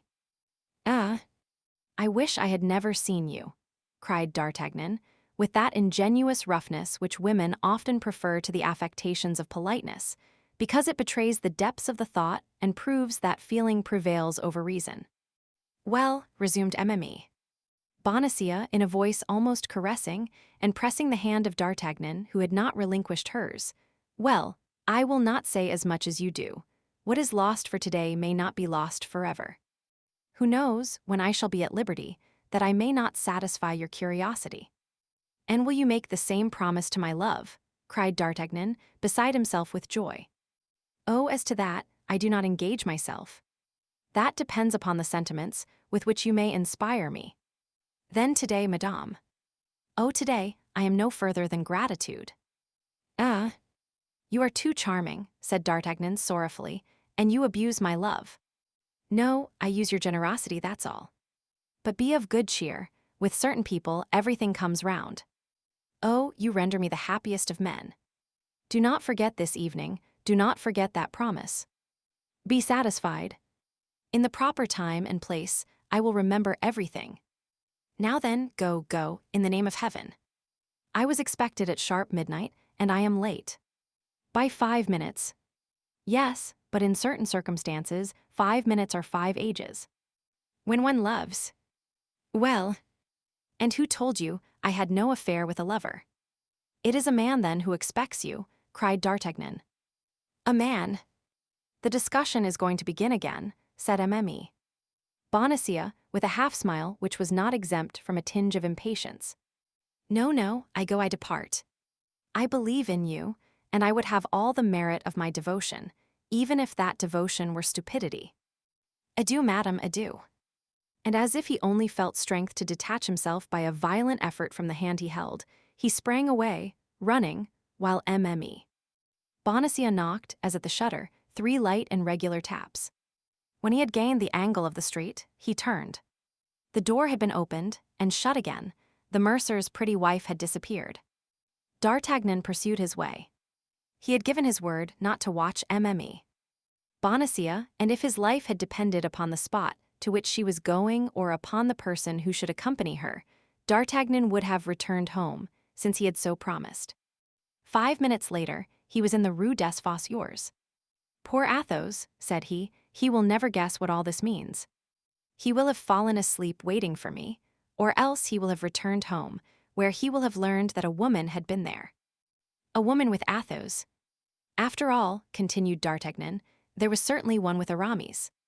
All this is very strange, and I am curious to know how it will end. Badly, monsieur, badly? Replied a voice which the young man recognized as that of Planchet. For, soliloquizing aloud, as very preoccupied people do, he had entered the alley, at the end of which were the stairs which led to his chamber. How badly? What do you mean by that, you idiot? Asked D'Artagnan. What has happened? All sorts of misfortunes. What?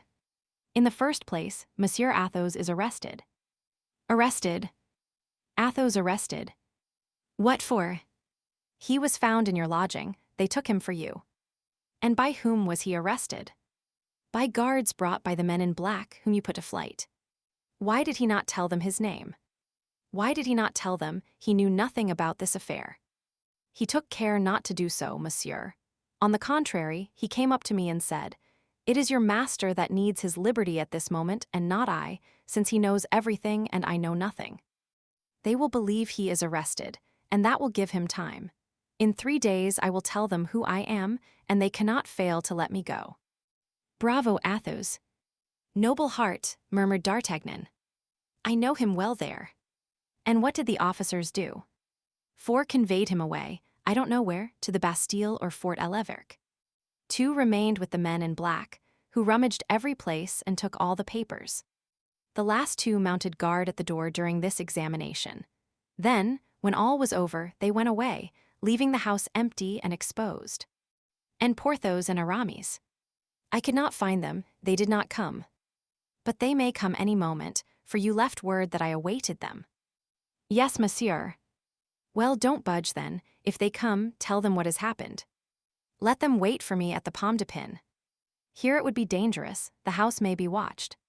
I will run to Monsieur de Tréville to tell them all this, and will meet them there. Very well, monsieur, said Planchet. But you will remain, you are not afraid, said D'Artagnan, coming back to recommend courage to his lackey. Be easy, monsieur, said Planchet, you do not know me yet. I am brave when I set about it. It is all in beginning. Besides, I am a Picard. Then it is understood, said D'Artagnan, you would rather be killed than desert your post. Yes, monsieur, and there is nothing I would not do to prove to monsieur that I am attached to him. Good, said D'Artagnan to himself. It appears that the method I have adopted with this boy is decidedly the best. I shall use it again upon occasion. And with all the swiftness of his legs, already a little fatigued, however, with the perambulations of the day, D'Artagnan directed his course toward M. De Tréville's. M. De Tréville was not at his hotel. His company was on guard at the Louvre. He was at the Louvre with his company. It was necessary to reach M. De Tréville. It was important that he should be informed of what was passing. D'Artagnan resolved to try and enter the Louvre. His costume of guardsman, in the company of M. de César ought to be his passport. He therefore went down the Rue des Petits Augustins and came up to the quay in order to take the new bridge. He had at first an idea of crossing by the ferry, but on gaining the riverside, he had mechanically put his hand into his pocket and perceived that he had not wherewithal to pay his passage. As he gained the top of the Rue Guénégaud, he saw 2 persons coming out of the Rue Dauphine whose appearance very much struck him. Of the 2 persons who composed this group, one was a man and the other a woman. The woman had the outline of Mme. Bonacieux, the man resembled Aramis so much as to be mistaken for him. Besides, the woman wore that black mantle which D'Artagnan could still see outlined on the shutter of the Rue de Vaugirard and on the door of the Rue de la Harpe. Still further, the man wore the uniform of a musketeer. The woman's hood was pulled down, and the man held a handkerchief to his face. Both, as this double precaution indicated, had an interest in not being recognized. They took the bridge. That was D'Artagnan's road, as he was going to the Louvre. D'Artagnan followed them. He had not gone 20 steps before he became convinced that the woman was really Mme. Bonacieux and that the man was Aramis.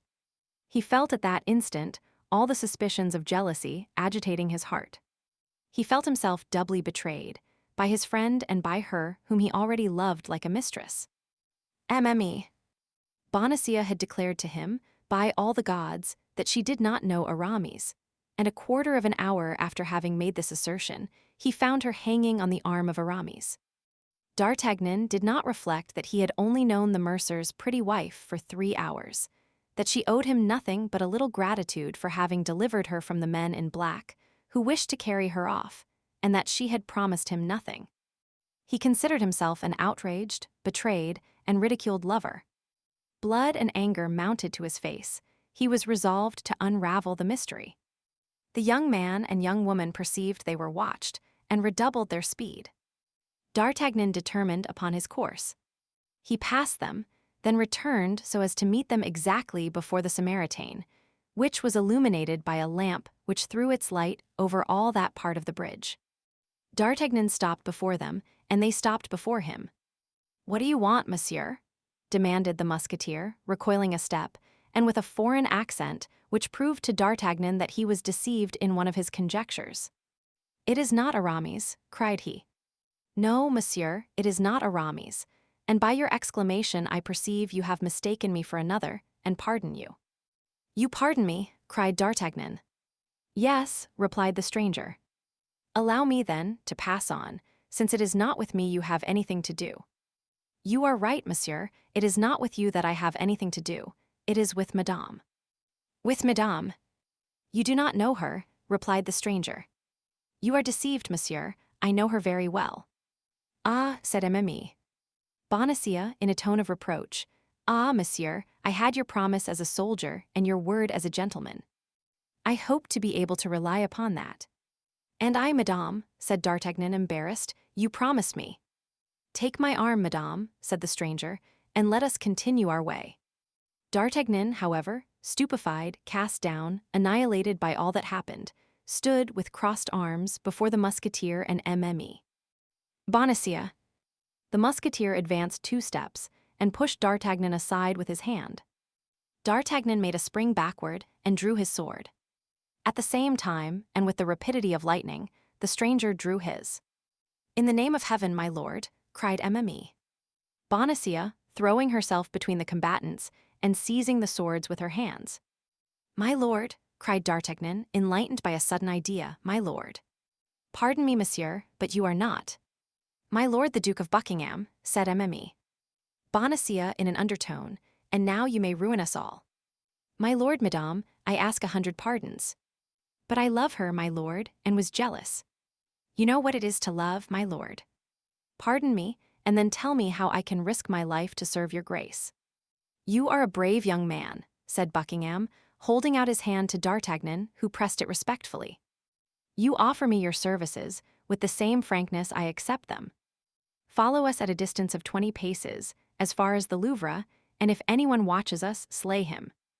D'Artagnan placed his naked sword under his arm, allowed the Duke and Mimi.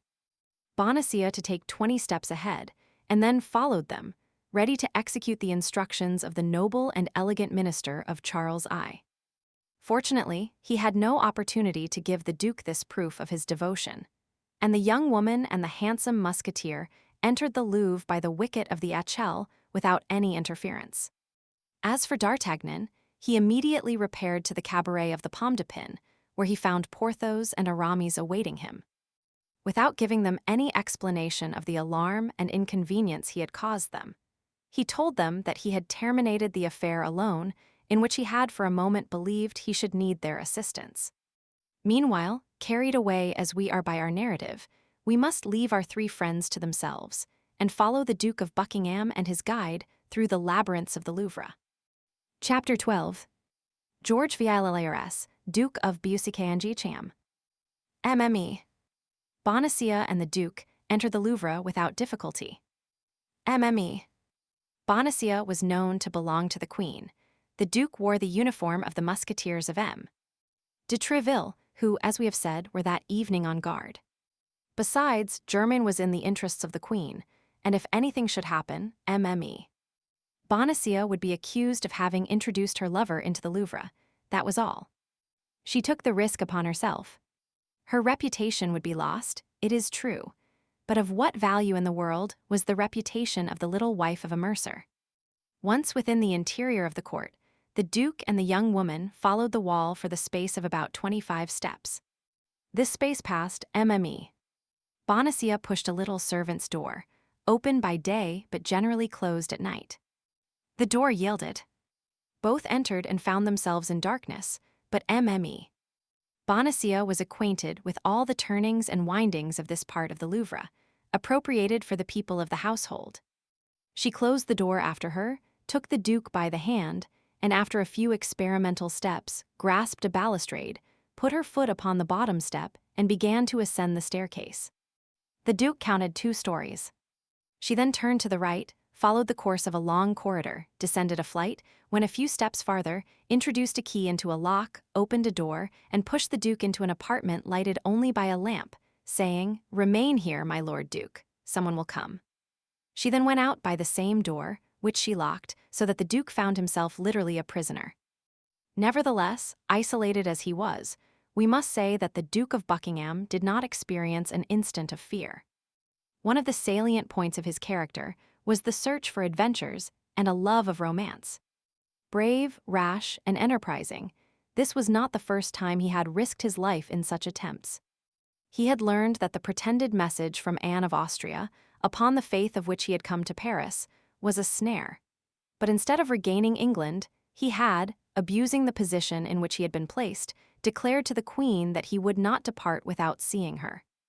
The Queen had at first positively refused, but at length became afraid that the Duke, if exasperated, would commit some folly. She had already decided upon seeing him and urging his immediate departure, when, on the very evening of coming to this decision, MME. Bonacia, who was charged with going to fetch the Duke and conducting him to the Louvre, was abducted. For 2 days no one knew what had become of her, and everything remained in suspense. But once free and placed in communication with Laporte, matters resumed their course, and she accomplished the perilous enterprise which, but for her arrest, would have been executed 3 days earlier. Buckingham, left alone, walked toward a mirror. His musketeer's uniform became him marvelously. At 35, which was then his age, he passed, with just title, for the handsomest gentleman and the most elegant cavalier of France or England. The favorite of 2 kings, immensely rich, all-powerful in a kingdom which he disordered at his fancy and calmed again at his caprice, George Villiers, Duke of Buckingham, had lived one of those fabulous existences which survive, in the course of centuries, to astonish posterity. Sure of himself, convinced of his own power, certain that the laws which rule other men could not reach him, he went straight to the object he aimed at, even were this object so elevated and so dazzling that it would have been madness for any other even to have contemplated it. It was thus he had succeeded in approaching several times the beautiful and proud Anne of Austria, and in making himself loved by dazzling her. George Villiers placed himself before the glass, as we have said, restored the undulations to his beautiful hair, which the weight of his hat had disordered, twisted his mustache, and, his heart swelling with joy, happy and proud at being near the moment he had so long sighed for, he smiled upon himself with pride and hope. At this moment, a door concealed in the tapestry opened, and a woman appeared. Buckingham saw this apparition in the glass. He uttered a cry. It was the Queen. Anne of Austria was then 26 or 27 years of age. That is to say, she was in the full splendor of her beauty. Her carriage was that of a queen or a goddess. Her eyes, which cast the brilliancy of emeralds, were perfectly beautiful, and yet were at the same time full of sweetness and majesty. Her mouth was small and rosy, and although her underlip, like that of all princes of the House of Austria, protruded slightly beyond the other, it was eminently lovely in its smile, but as profoundly disdainful in its contempt. Her skin was admired for its velvety softness. Her hands and arms were of surpassing beauty, all the poets of the time singing them as incomparable. Lastly, her hair, which, from being light in her youth, had become chestnut, and which she wore curled very plainly, and with much powder, admirably set off her face, in which the most rigid critic could only have desired a little less rouge, and the most fastidious sculptor a little more fineness in the nose. Buckingham remained for a moment dazzled. Never had Anne of Austria appeared to him so beautiful, amid balls, fêtes, or carousals, as she appeared to him at this moment, dressed in a simple robe of white satin, and accompanied by Donna Estefania, the only one of her Spanish women who had not been driven from her by the jealousy of the king or by the persecutions of Richelieu. Anne of Austria took 2 steps forward. Buckingham threw himself at her feet, and before the queen could prevent him, kissed the hem of her robe. "Duke, you already know that it is not I who caused you to be written to." "Yes, yes, madame." "Yes, your majesty," cried the duke. "I know that I must have been mad, senseless, to believe that snow would become animated or marble warm. But what then? They who love believe easily in love. Besides, I have lost nothing by this journey because I see you." "Yes," replied Anne, "but you know why and how I see you. Because, insensible to all my sufferings, you persist in remaining in a city where, by remaining, you run the risk of your life, and make me run the risk of my honor.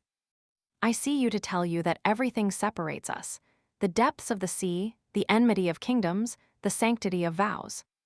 It is sacrilege to struggle against so many things, my lord. In short, I see you to tell you that we must never see each other again." "Speak on, madame, speak on, queen," said Buckingham. "The sweetness of your voice covers the harshness of your words. You talk of sacrilege.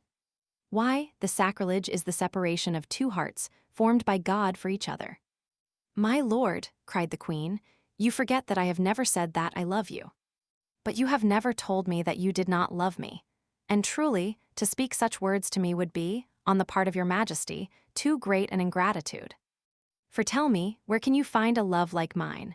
A love which neither time, nor absence, nor despair can extinguish. A love which contents itself with a lost ribbon, a stray look, or a chance word. It is now 3 years, madame, since I saw you for the first time, and during those 3 years I have loved you thus. Shall I tell you each ornament of your toilet? Mark! I see you now. You were seated upon cushions in the Spanish fashion. You wore a robe of green satin embroidered with gold and silver, hanging sleeves knotted upon your beautiful arms, those lovely arms, with large diamonds. You wore a close ruff, a small cap upon your head of the same color as your robe, and in that cap a heron's feather. Hold! Hold! I shut my eyes, and I can see you as you then were. I open them again, and I see what you are now, 100 times more beautiful." "What folly," murmured Anne of Austria, who had not the courage to find fault with the duke for having so well preserved her portrait in his heart. "What folly to feed a useless passion with such remembrances! And upon what then must I live? I have nothing but memory. It is my happiness, my treasure, my hope. Every time I see you is a fresh diamond, which I enclose in the casket of my heart. This is the 4th which you have let fall and I have picked up. For in 3 years, madam, I have only seen you 4 times, the first, which I have described to you, the second at the mansion of Madame de Chevreuse, the third in the gardens of Amiens." "Duke," said the queen, blushing, "never speak of that evening." "Oh, let us speak of it. On the contrary, let us speak of it. That is the most happy and brilliant evening of my life. You remember what a beautiful night it was. How soft and perfumed was the air, how lovely the blue heavens and star-enameled sky. Ah, then, madame, I was able for one instant to be alone with you. Then you were about to tell me all, the isolation of your life, the griefs of your heart. You leaned upon my arm, upon this madame. I felt, in bending my head toward you, your beautiful hair touch my cheek, and every time that it touched me I trembled from head to foot. Oh, queen! Queen! You do not know what felicity from heaven, what joys from paradise, are comprised in a moment like that. Take my wealth, my fortune, my glory, all the days I have to live for such an instant, for a night like that. For that night, madame, that night you loved me, I will swear it. My lord, yes, it is possible that the influence of the place, the charm of the beautiful evening, the fascination of your look, the 1,000 circumstances, in short, which sometimes unite to destroy a woman, were grouped around me on that fatal evening. But my lord, you saw the queen come to the aid of the woman who faltered. At the first word you dared to utter, at the first freedom to which I had to reply, I called for help. Yes, yes, that is true. And any other love but mine would have sunk beneath this ordeal, but my love came out from it more ardent and more eternal. You believed that you would fly from me by returning to Paris. You believed that I would not dare to quit the treasure over which my master had charged me to watch. What to me were all the treasures in the world, or all the kings of the earth? 8 days after, I was back again, madame. That time you had nothing to say to me. I had risked my life and favor to see you, but for a second. I did not even touch your hand, and you pardoned me on seeing me so submissive and so repentant. Yes, but calumny seized upon all those follies in which I took no part, as you well know, my lord. The king, excited by the cardinal, made a terrible clamor.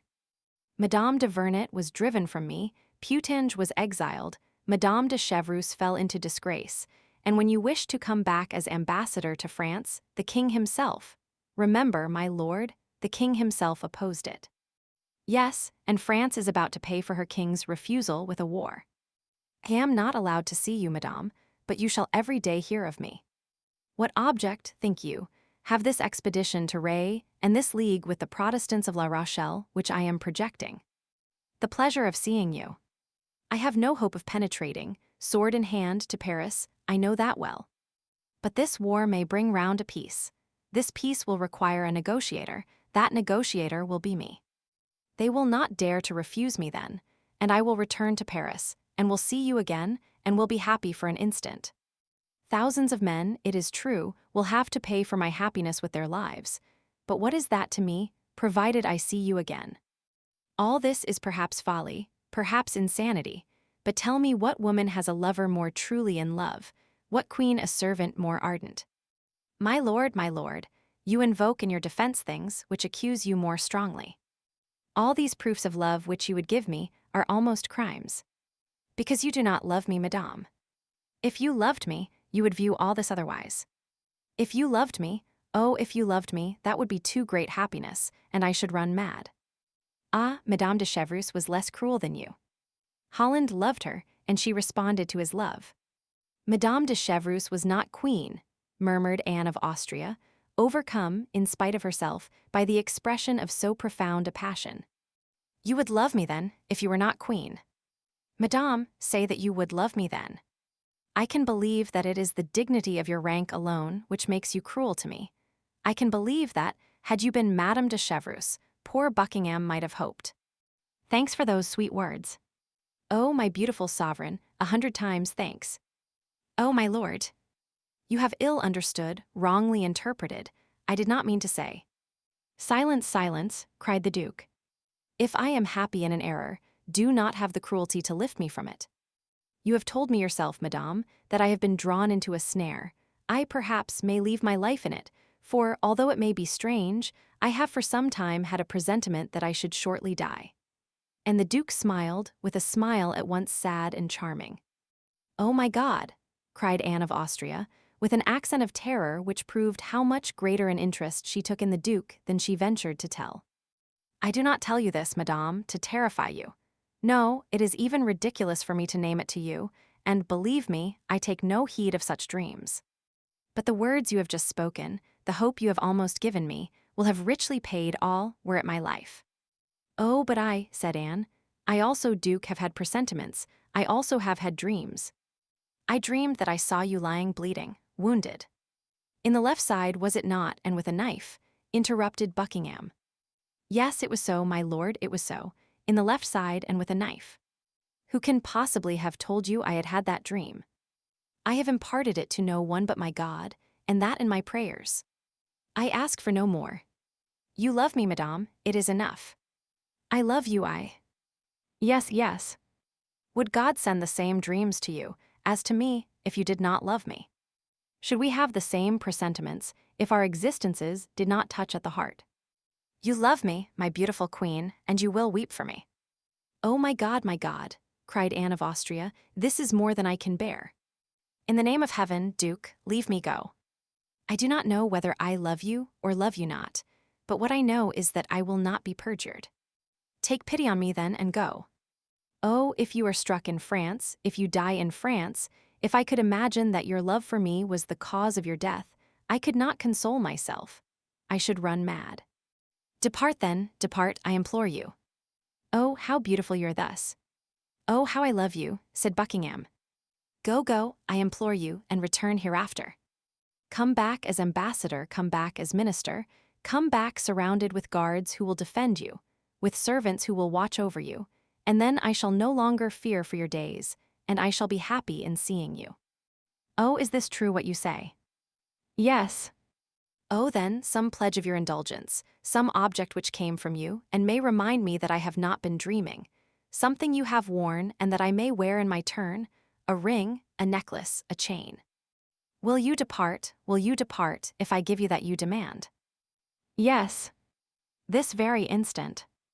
Yes. You will leave France, you will return to England. I will, I swear to you. Wait then, wait. Anne of Austria re-entered her apartment and came out again almost immediately, holding a rosewood casket in her hand, with her cipher encrusted with gold. Here, my lord, here, said she, keep this in memory of me. Buckingham took the casket and fell a second time on his knees. You have promised me to go, said the queen. And I keep my word. Your hand, madame, your hand, and I depart. Anne of Austria stretched forth her hand, closing her eyes and leaning with the other upon Estefania, for she felt that her strength was about to fail her. Buckingham pressed his lips passionately to that beautiful hand, and then rising, said, Within 6 months, if I am not dead, I shall have seen you again, madame, even if I have to overturn the world. And faithful to the promise he had made, he rushed out of the apartment. In the corridor, he met Mme. Bonacieux, who waited for him, and who, with the same precautions and the same good luck, conducted him out of the Louvre. Chapter 13. Emoanasayur. There was in all this, as may have been observed, one personage concerned, of whom, notwithstanding his precarious position, we have appeared to take but very little notice. This personage was M.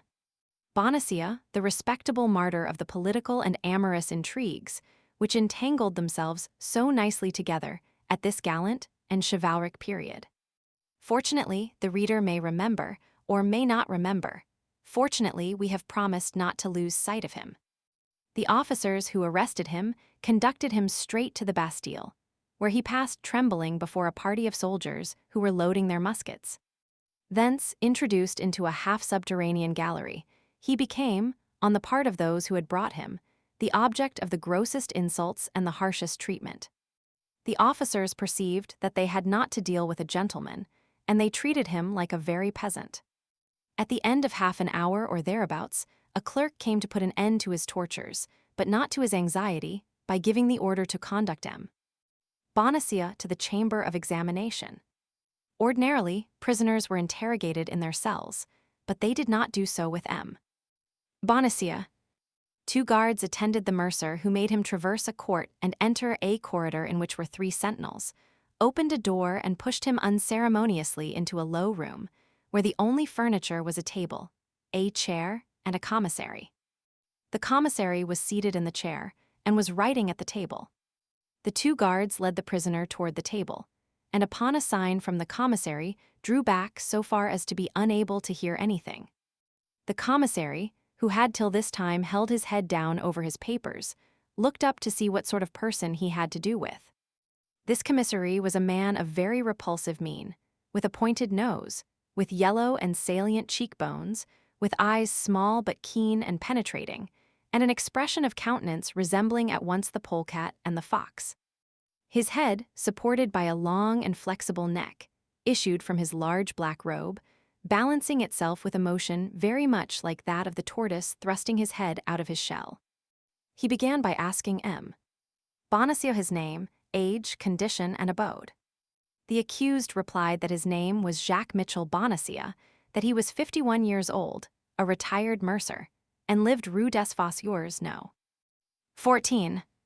The commissary then, instead of continuing to interrogate him, made him a long speech upon the danger there is for an obscure citizen to meddle with public matters. He complicated this exordium by an exposition in which he painted the power and the deeds of the cardinal, that incomparable minister, that conqueror of past ministers, that example for ministers to come, deeds and power which none could thwart with impunity. After this second part of his discourse, fixing his hawk's eye upon poor Bonacieux, he bade him reflect upon the gravity of his situation. The reflections of the mercer were already made.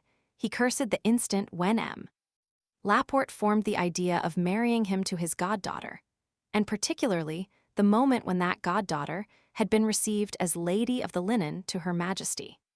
At bottom, the character of Bonacieux was one of profound selfishness mixed with sordid avarice, the whole seasoned with extreme cowardice.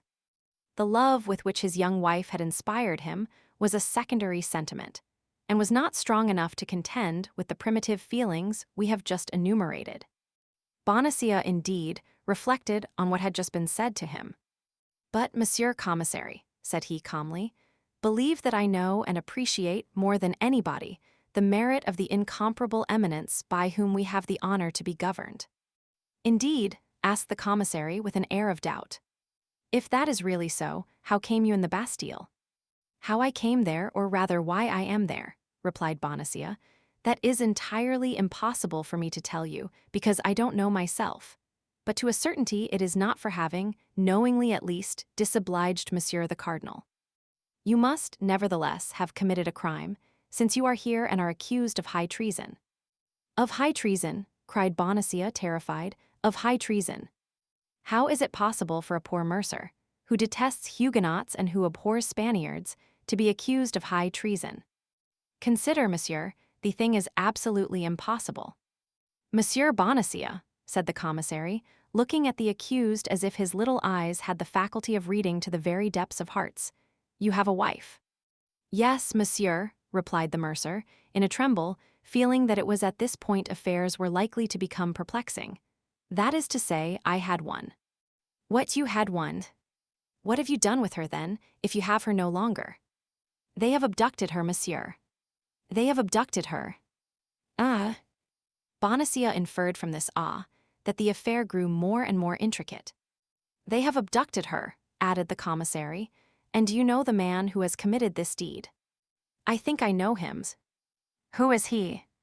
"Remember that I affirm nothing, monsieur the commissary, and that I only suspect." "Whom do you suspect? Come, answer freely." Bonacieux was in the greatest perplexity possible. Had he better deny everything or tell everything? By denying all, it might be suspected that he must know too much to avow. By confessing all, he might prove his good will. He decided then to tell all. "I suspect," said he, "a tall, dark man of lofty carriage who has the air of a great lord. He has followed us several times, as I think, when I have waited for my wife at the wicket of the Louvre to escort her home." The commissary now appeared to experience a little uneasiness. "And his name?" said he. "Oh, as to his name, I know nothing about it, but if I were ever to meet him, I should recognize him in an instant. I will answer for it, were he among 1,000 persons." The face of the commissary grew still darker. "You should recognize him among 1,000, say you?" continued he. "That is to say," cried Bonacieux, who saw he had taken a false step, "that is to say." "You have answered that you should recognize him," said the commissary. "That is all very well, and enough for today. Before we proceed further, someone must be informed that you know the ravisher of your wife." "But I have not told you that I know him," cried Bonacieux in despair. "I told you, on the contrary." "Take away the prisoner," said the commissary to the 2 guards. "Where must we place him?" demanded the chief. "In a dungeon." "Which?" "Good Lord!" "In the first one handy, provided it is safe," said the commissary, with an indifference which penetrated poor Bonacieux with horror. "Alas, alas," said he to himself, "misfortune is over my head. My wife must have committed some frightful crime. They believe me her accomplice, and will punish me with her. She must have spoken, she must have confessed everything. A woman is so weak. A dungeon. The first he comes to. That's it. A night is soon past, and tomorrow to the wheel to the gallows. Oh my God, have pity on me." Without listening the least in the world to the lamentations of Bonacieux, lamentations to which, besides, they must have been pretty well accustomed, the 2 guards took the prisoner each by an arm and led him away, while the commissary wrote a letter in haste and dispatched it by an officer in waiting.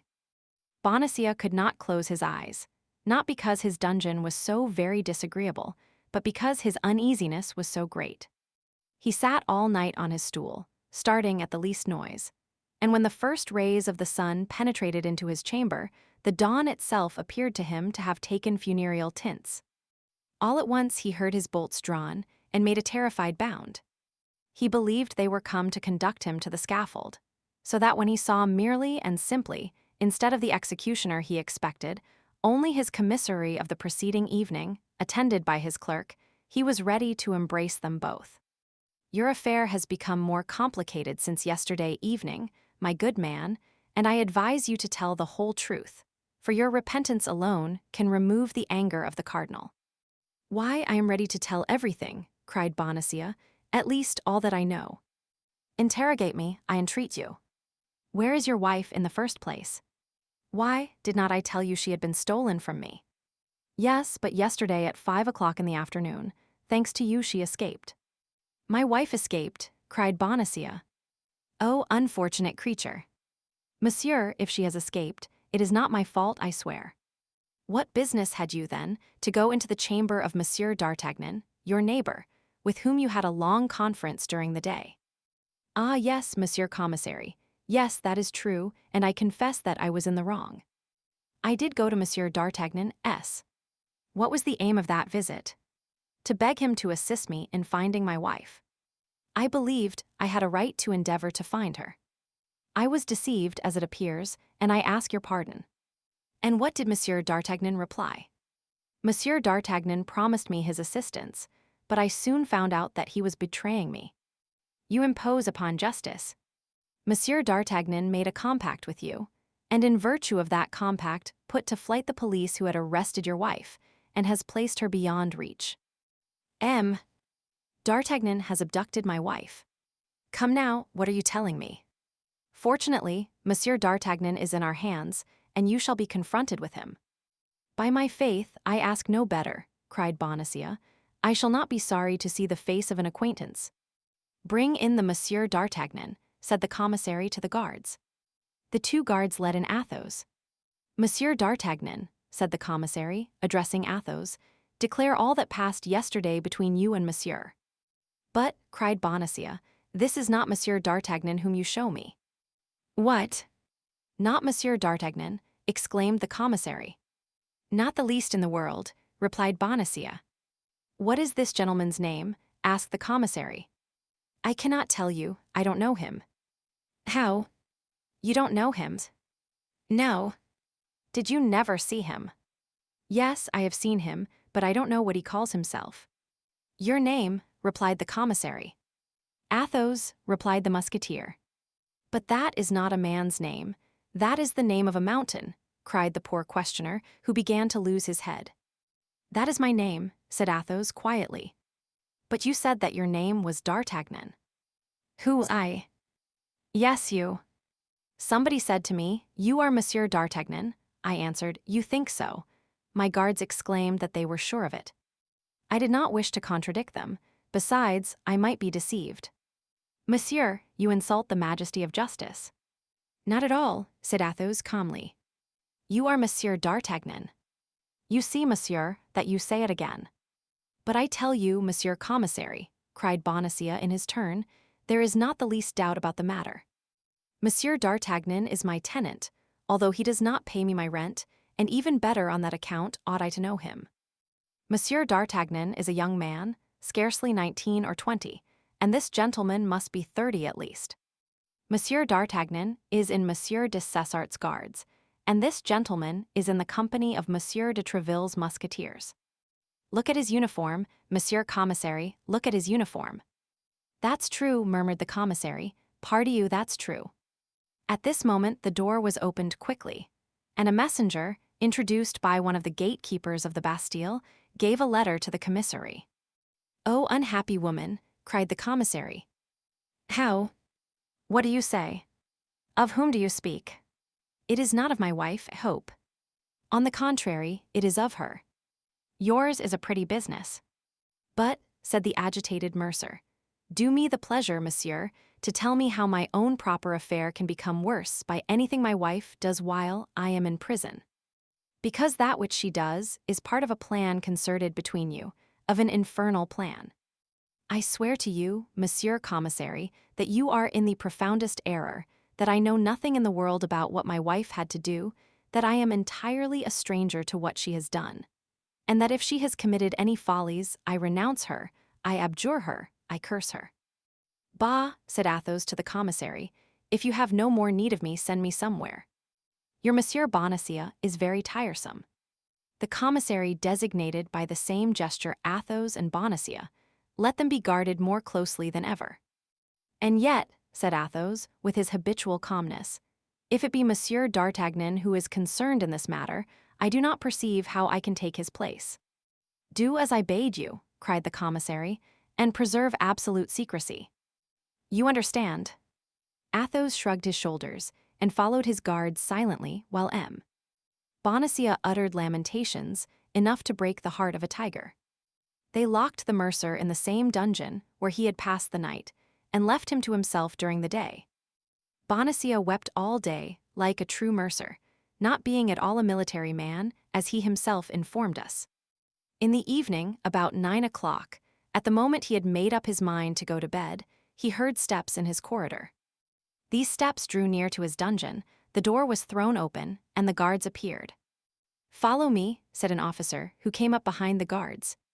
"Follow you," cried Bonacieux, "follow you at this hour." "Where, my God?" "Where we have orders to lead you." "But that is not an answer." "It is, nevertheless, the only one we can give." "Ah, my God, murmured the poor mercer, "now indeed I am lost." And he followed the guards who came for him, mechanically and without resistance. He passed along the same corridor as before, crossed one court, then a second side of a building. At length, at the gate of the entrance court, he found a carriage surrounded by 4 guards on horseback. They made him enter this carriage, the officer placed himself by his side, the door was locked, and they were left in a rolling prison. The carriage was put in motion, as slowly as a funeral car. Through the closely fastened windows the prisoner could perceive the houses and the pavement, that was all. But true Parisian as he was, Bonacieux could recognize every street by the milestones, the signs, and the lamps. At the moment of arriving at St. Paul, the spot where such as were condemned at the Bastille were executed, he was near fainting and crossed himself twice. He thought the carriage was about to stop there. The carriage, however, passed on. Farther on, a still greater terror seized him on passing by the cemetery of St. Jean, where state criminals were buried. One thing, however, reassured him. He remembered that before they were buried their heads were generally cut off, and he felt that his head was still on his shoulders. But when he saw the carriage take the way to La Grève, when he perceived the pointed roof of the Hôtel de Ville, and the carriage passed under the arcade, he believed it was over with him. He wished to confess to the officer, and upon his refusal, uttered such pitiable cries that the officer told him that if he continued to deafen him thus, he should put a gag in his mouth. This measure somewhat reassured Bonacieux. If they meant to execute him at La Grève, it could scarcely be worth while to gag him, as they had nearly reached the place of execution. Indeed, the carriage crossed the fatal spot without stopping. There remained, then, no other place to fear but the Traitor's Cross. The carriage was taking the direct road to it. This time there was no longer any doubt. It was at the Traitor's Cross that lesser criminals were executed. Bonacieux had flattered himself in believing himself worthy of St. Paul or of the Place de Grève. It was at the Traitor's Cross that his journey and his destiny were about to end. He could not yet see that dreadful cross, but he felt somehow as if it were coming to meet him. When he was within 20 paces of it, he heard a noise of people, and the carriage stopped. This was more than poor Bonacieux could endure, depressed as he was by the successive emotions which he had experienced. He uttered a feeble groan, which might have been taken for the last sigh of a dying man, and fainted. Chapter 14. The Man of Ameung. The crowd was caused, not by the expectation of a man to be hanged, but by the contemplation of a man who was hanged. The carriage, which had been stopped for a minute, resumed its way, passed through the crowd, threaded the Rue Saint-Honor, turned into the Rue des Bons Enfants, and stopped before a low door. The door opened. 2 guards received Bonacieux in their arms from the officer who supported him. They carried him through an alley, up a flight of stairs, and deposited him in an antechamber. All these movements had been effected mechanically, as far as he was concerned. He had walked as one walks in a dream. He had a glimpse of objects as through a fog. His ears had perceived sounds without comprehending them. He might have been executed at that moment without his making a single gesture in his own defense or uttering a cry to implore mercy. He remained on the bench, with his back leaning against the wall and his hands hanging down, exactly on the spot where the guards placed him.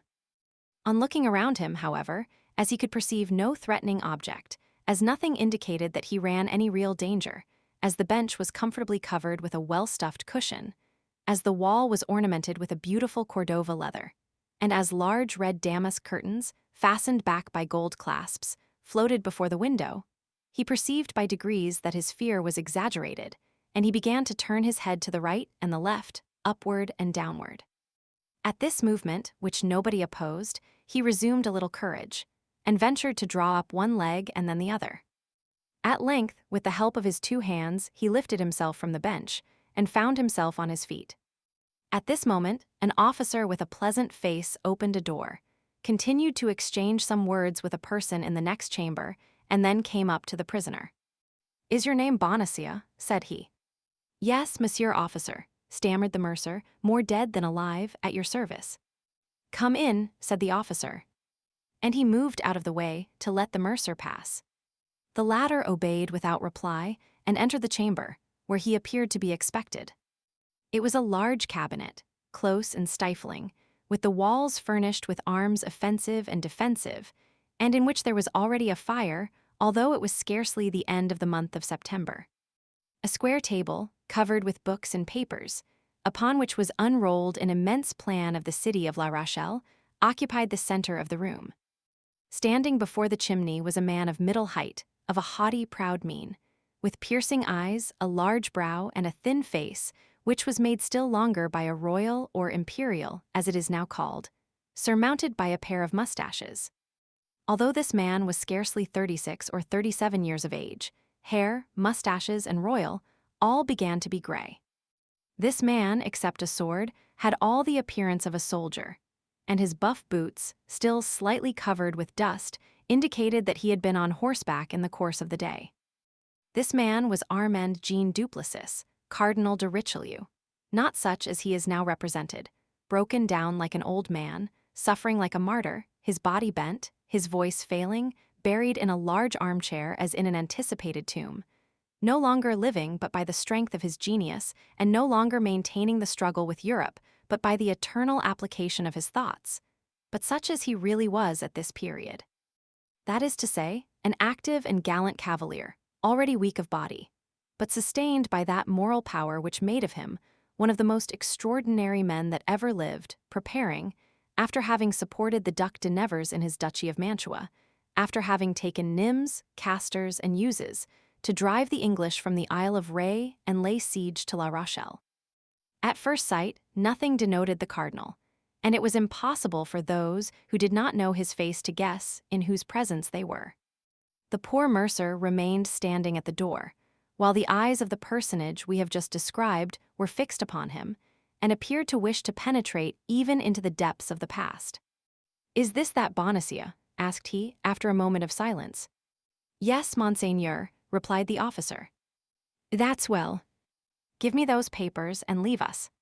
The officer took from the table the papers pointed out, gave them to him who asked for them, bowed to the ground, and retired. Bonacieux recognized in these papers his interrogatories of the Bastille. From time to time, the man by the chimney raised his eyes from the writings, and plunged them like poniards into the heart of the poor mercer. At the end of 10 minutes of reading and 10 seconds of examination, the cardinal was satisfied. "That head has never conspired," murmured he, "but it matters not, we will see." "You are accused of high treason," said the cardinal slowly. "So I have been told already, monseigneur," cried Bonacieux, giving his interrogator the title he had heard the officer give him, "but I swear to you that I know nothing about it." The cardinal repressed a smile. "You have conspired with your wife, with Madame de Chevreuse, and with my Lord Duke of Buckingham." "Indeed, monseigneur," responded the mercer, "I have heard her pronounce all those names." "And on what occasion?" She said that the Cardinal de Richelieu had drawn the Duke of Buckingham to Paris to ruin him and to ruin the Queen. She said that, cried the Cardinal with violence. Yes, Monseigneur, but I told her she was wrong to talk about such things, and that His Eminence was incapable. Hold your tongue. You are stupid, replied the Cardinal. That's exactly what my wife said, Monseigneur. Do you know who carried off your wife? No, Monseigneur. You have suspicions, nevertheless. Yes, Monseigneur, but these suspicions appeared to be disagreeable to Monsieur the Commissary, and I no longer have them. Your wife has escaped. Did you know that? No, Monseigneur. I learned it since I have been in prison, and that from the conversation of Monsieur the Commissary, an amiable man. The Cardinal repressed another smile. Then you are ignorant of what has become of your wife since her flight. Absolutely, Monseigneur, but she has most likely returned to the Louvre. At 1 o'clock this morning, she had not returned. My God! What can have become of her then? We shall know, be assured. Nothing is concealed from the Cardinal. The Cardinal knows everything. In that case, Monseigneur, do you believe the Cardinal will be so kind as to tell me what has become of my wife? Perhaps he may, but you must, in the first place, reveal to the Cardinal all you know of your wife's relations with Madame de Chevreuse. But, Monseigneur, I know nothing about them. I have never seen her. When you went to fetch your wife from the Louvre, did you always return directly home?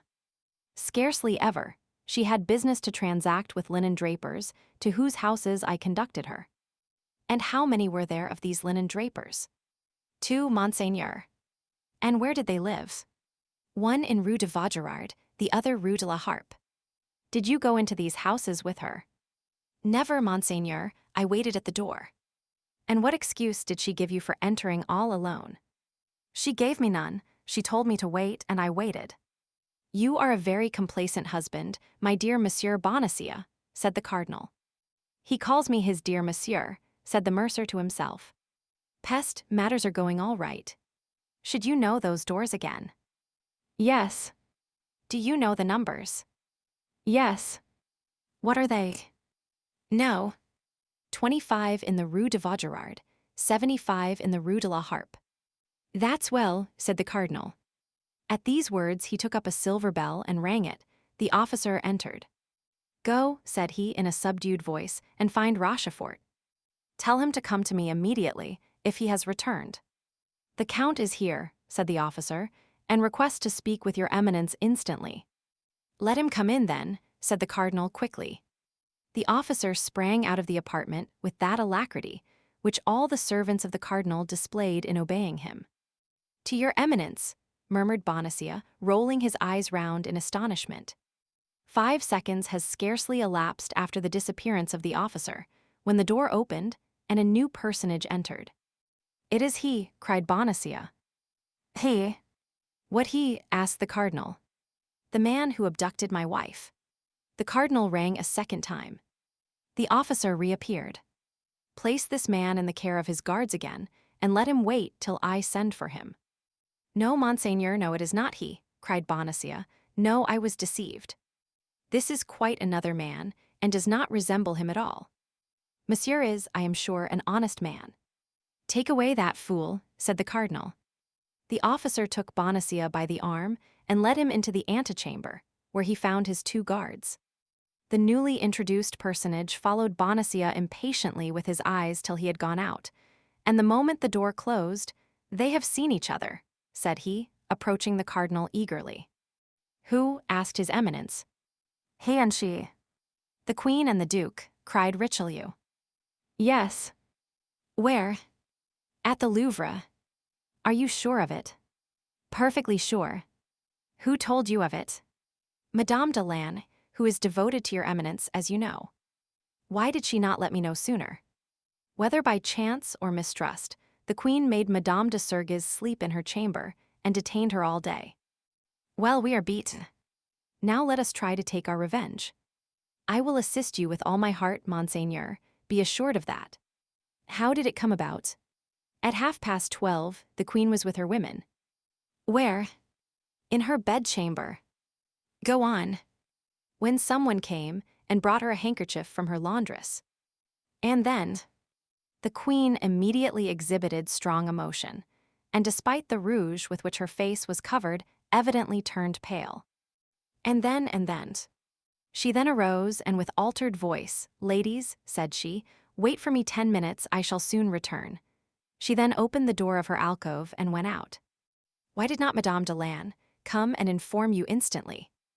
Nothing was certain. Besides, Her Majesty had said, "Ladies, wait for me," and she did not dare to disobey the queen. How long did the queen remain out of the chamber? 3/4 of an hour. None of her women accompanied her. Only Donna Estefania. Did she afterward return? Yes, but only to take a little rosewood casket, with her cipher upon it, and went out again immediately. And when she finally returned, did she bring that casket with her? No. Does Madame de Lanne know what was in that casket? Yes, the diamond studs which His Majesty gave the queen. And she came back without this casket? Yes. Madame de Lanne, then, is of opinion that she gave them to Buckingham. She is sure of it. How can she be so? In the course of the day, Madame de Lanne, in her quality of tire-woman of the queen, looked for this casket, appeared uneasy at not finding it, and at length asked information of the queen. And then the queen became exceedingly red, and replied that having in the evening broken one of those studs, she had sent it to her goldsmith to be repaired. He must be called upon, and so ascertain if the thing be true or not. I have just been with him. And the goldsmith? The goldsmith has heard nothing of it. Well. Rochefort, all is not lost, and perhaps everything is for the best. The fact is that I do not doubt your Eminence's genius. Will repair the blunders of his agent, is that it? That is exactly what I was going to say, if your Eminence had let me finish my sentence. Meanwhile, do you know where the Duchesse de Chevreuse and the Duke of Buckingham are now concealed? No, Monseigneur, my people could tell me nothing on that head. But I know. You, Monseigneur? Yes, or at least I guess. They were, one in the Rue de Vaugirard, no. 25, the other in the Rue de la Harpe, no. 75. Does your Eminence command that they both be instantly arrested? It will be too late, they will be gone. But still, we can make sure that they are so. Take 10 men of my guardsmen, and search the 2 houses thoroughly. Instantly, Monseigneur, and Rochefort went hastily out of the apartment. The cardinal, being left alone, reflected for an instant, and then rang the bell a 3rd time. The same officer appeared. "Bring the prisoner in again," said the cardinal. Bonacieux was introduced afresh, and upon a sign from the cardinal, the officer retired. "You have deceived me," said the cardinal sternly. "I," cried Bonacieux, "I deceive your Eminence. Your wife, in going to Rue de Vaugirard and Rue de la Harpe, did not go to find linen drapers. Then why did she go, just God? She went to meet the Duchesse de Chevreuse and the Duke of Buckingham." "Yes," cried Bonacieux, recalling all his remembrances of the circumstances. "Yes, that's it. Your Eminence is right. I told my wife several times that it was surprising that linen drapers should live in such houses as those, in houses that had no signs, but she always laughed at me. Ah, Monseigneur," continued Bonacieux, throwing himself at his Eminence's feet, "ah, how truly you are the cardinal, the great cardinal, the man of genius whom all the world reveres." The cardinal, however contemptible might be the triumph gained over so vulgar a being as Bonacieux, did not the less enjoy it for an instant. Then, almost immediately, as if a fresh thought has occurred, a smile played upon his lips, and he said, offering his hand to the mercer, "Rise, my friend, you are a worthy man." "The cardinal has touched me with his hand." "I have touched the hand of the great man," cried Bonacieux. "The great man has called me his friend." "Yes, my friend, yes," said the cardinal, with that paternal tone which he sometimes knew how to assume, but which deceived none who knew him. "And as you have been unjustly suspected, well, you must be indemnified. Here, take this purse of 100 pistoles, and pardon me." "I pardon you, Monseigneur," said Bonacieux, hesitating to take the purse, fearing, doubtless, that this pretended gift was but a pleasantry. But you are able to have me arrested, you are able to have me tortured, you are able to have me hanged. You are the master, and could not have the least word to say. Pardon you, Monseigneur. You cannot mean that. Ah, my dear Monsieur Bonacieux, you are generous in this matter. I see it and I thank you for it. Thus then, you will take this bag, and you will go away without being too malcontent. I go away enchanted. Farewell then, or rather au revoir, for I hope we shall meet again. Whenever Monseigneur wishes, I am always at His Eminence's orders. That will be frequently, I assure you, for I have found something extremely agreeable in your conversation. Oh, Monseigneur. Au revoir, Monsieur Bonacieux, au revoir. And the cardinal made him a sign with his hand, to which Bonacieux replied by bowing to the ground. He then went out backward, and when he was in the antechamber the cardinal heard him, in his enthusiasm, crying aloud, "Long life to the Monseigneur! Long life to His Eminence! Long life to the great cardinal!" The cardinal listened with a smile to this vociferous manifestation of the feelings of M. Bonacieux, and then, when Bonacieux's cries were no longer audible, "Good," said he, "that man would henceforward lay down his life for me." And the cardinal began to examine with the greatest attention the map of La Rochelle, which, as we have said, lay open on the desk, tracing with a pencil the line in which the famous dike was to pass which, 18 months later, shut up the port of the besieged city. As he was in the deepest of his strategic meditations, the door opened, and Rochefort returned. "Well," said the cardinal, eagerly, rising with a promptitude which proved the degree of importance he attached to the commission with which he had charged the count. "Well," said the latter, "a young woman of about 26 or 28 years of age, and a man of from 35 to 40, have indeed lodged at the two houses pointed out by your eminence. But the woman left last night, and the man this morning." "It was they," cried the cardinal, looking at the clock, "and now it is too late to have them pursued. The Duchess is at Tours, and the Duke at Boulogne. It is in London they must be found.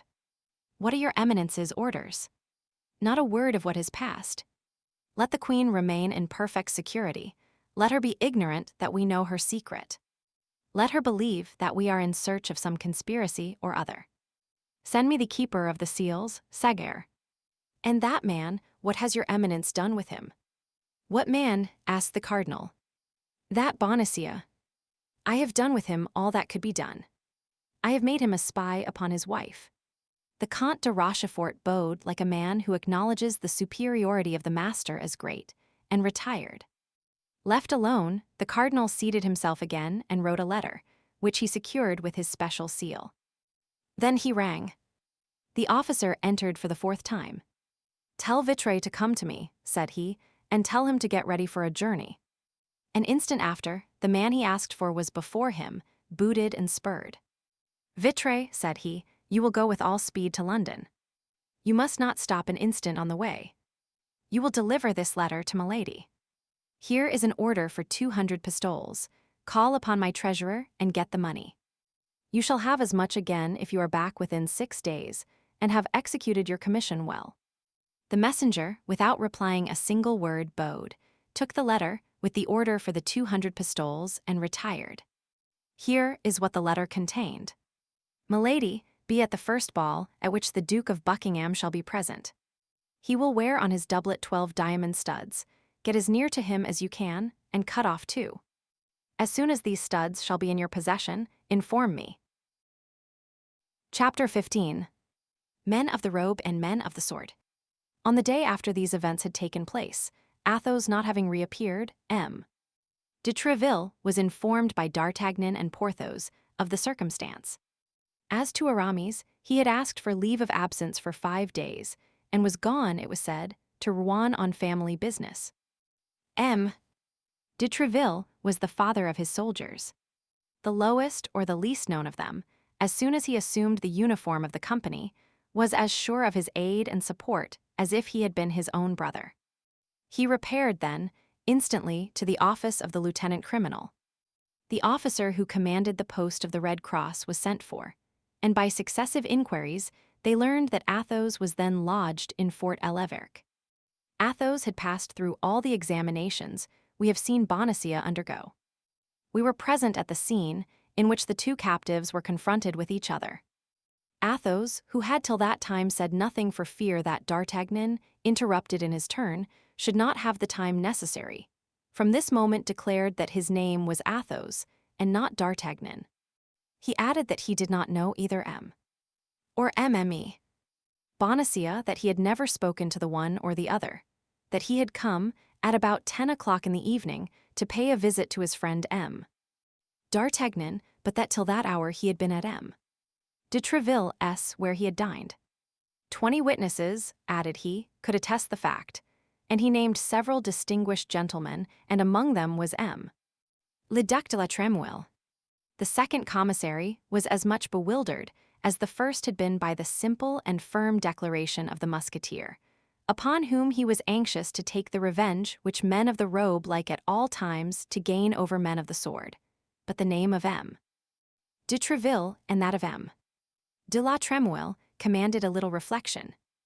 Athos was then sent to the cardinal, but unfortunately the cardinal was at the Louvre with the king.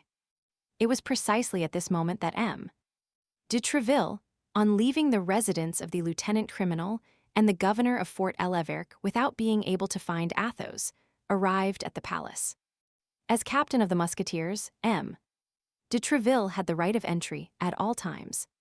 It is well known how violent the king's prejudices were against the queen, and how carefully these prejudices were kept up by the cardinal, who in affairs of intrigue mistrusted women infinitely more than men.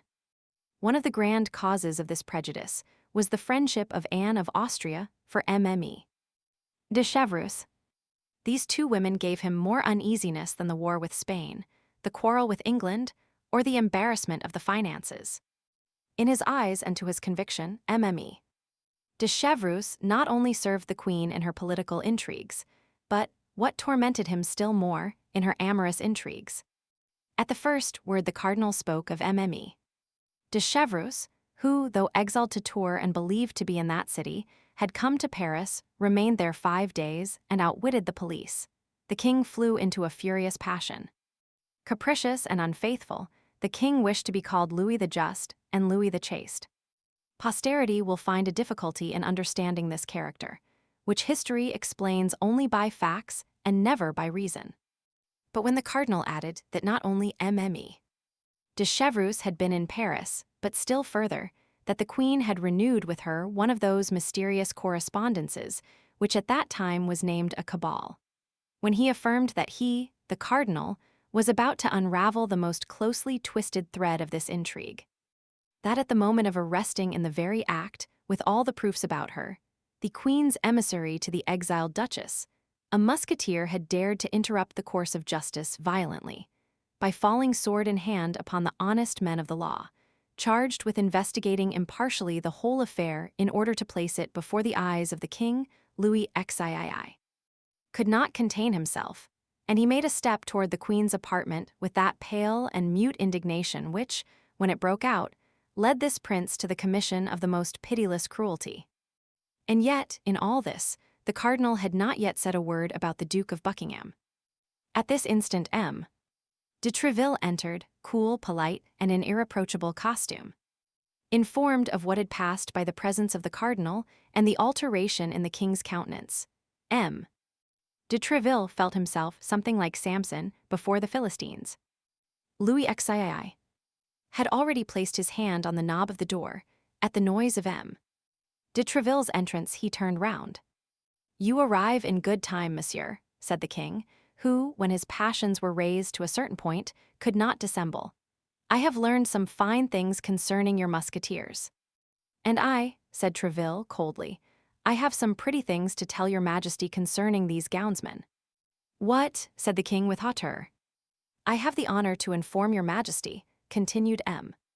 de Treville in the same tone, "that a party of procureurs, commissaries, and men of the police, very estimable people, but very inveterate as it appears against the uniform, have taken upon themselves to arrest in a house, to lead away through the open street, and throw into Fort l'Evêque, all upon an order which they have refused to show me, one of my, or rather your musketeers, sire, of irreproachable conduct, of an almost illustrious reputation, and whom your majesty knows favorably.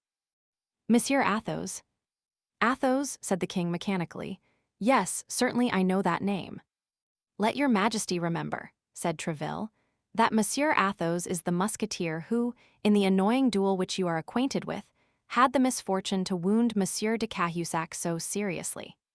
Apropos, Monseigneur, continued Tréville, addressing the cardinal, Monsieur de Cahusac is quite recovered, is he not? Thank you, said the cardinal, biting his lips with anger. Athos then went to pay a visit to one of his friends absent at the time, continued Tréville, to a young Béarnais, a cadet in his Majesty's Guards, the company of Monsieur de Cessart. But scarcely had he arrived at his friend S and taken up a book while waiting his return, when a mixed crowd of bailiffs and soldiers came and laid siege to the house, broke open several doors. The cardinal made the king a sign, which signified, "That was on account of the affair about which I spoke to you." "We all know that," interrupted the king, "for all that was done for our service." "Then," said Tréville, "it was also for your majesty's service that one of my musketeers, who was innocent, has been seized, that he has been placed between two guards like a malefactor, and that this gallant man, who has 10 times shed his blood in your majesty's service and is ready to shed it again, has been paraded through the midst of an insolent populace." "Bah," said the king, who began to be shaken, "was it so managed?" "Monsieur de Tréville," said the cardinal with the greatest phlegm, "does not tell your majesty that this innocent musketeer, this gallant man, had only an hour before attacked, sword in hand, 4 commissaries of inquiry who were delegated by myself to examine into an affair of the highest importance." "I defy your eminence to prove it," cried Tréville, with his Gascon freedom and military frankness. "For 1 hour before, Monsieur Athos, who, I will confide it to your majesty, is really a man of the highest quality, did me the honor after having dined with me to be conversing in the saloon of my hotel with the Duc de la Trémouille and the Comte de Chalice, who happened to be there." The king looked at the cardinal. "A written examination attests it," said the cardinal, replying aloud to the mute interrogation of his majesty. "And the ill-treated people have drawn up the following, which I have the honor to present to your majesty." "And is the written report of the gownsmen to be placed in comparison with the word of honor of a swordsman?" replied Tréville haughtily. "Come, come, Tréville, hold your tongue," said the king. "If his eminence entertains any suspicion against one of my musketeers," said Tréville, "the justice of Monsieur the Cardinal is so well known that I demand an inquiry." "In the house in which the judicial inquiry was made," continued the impassive cardinal, "there lodges, I believe, a young Béarnais, a friend of the musketeer." "Your eminence means Monsieur d'Artagnan." "I mean a young man whom you patronize, Monsieur de Tréville." "Yes, your eminence, it is the same." "Do you not suspect this young man of having given bad counsel?" "To Athos, to a man double his age," interrupted Tréville. "No, Monseigneur. Besides, d'Artagnan passed the evening with me." "Well," said the cardinal, "everybody seems to have passed the evening with you." "Does your eminence doubt my word?" said Tréville, with a brow flushed with anger. "No, God forbid," said the cardinal. "Only, at what hour was he with you?" "Oh, as to that I can speak positively, your eminence. For as he came in I remarked that it was but 9:30 by the clock, although had believed it to be later." "At what hour did he leave your hotel?" "At 10:30, an hour after the event." "Well," replied the cardinal, who could not for an instant suspect the loyalty of Tréville, and who felt that the victory was escaping him.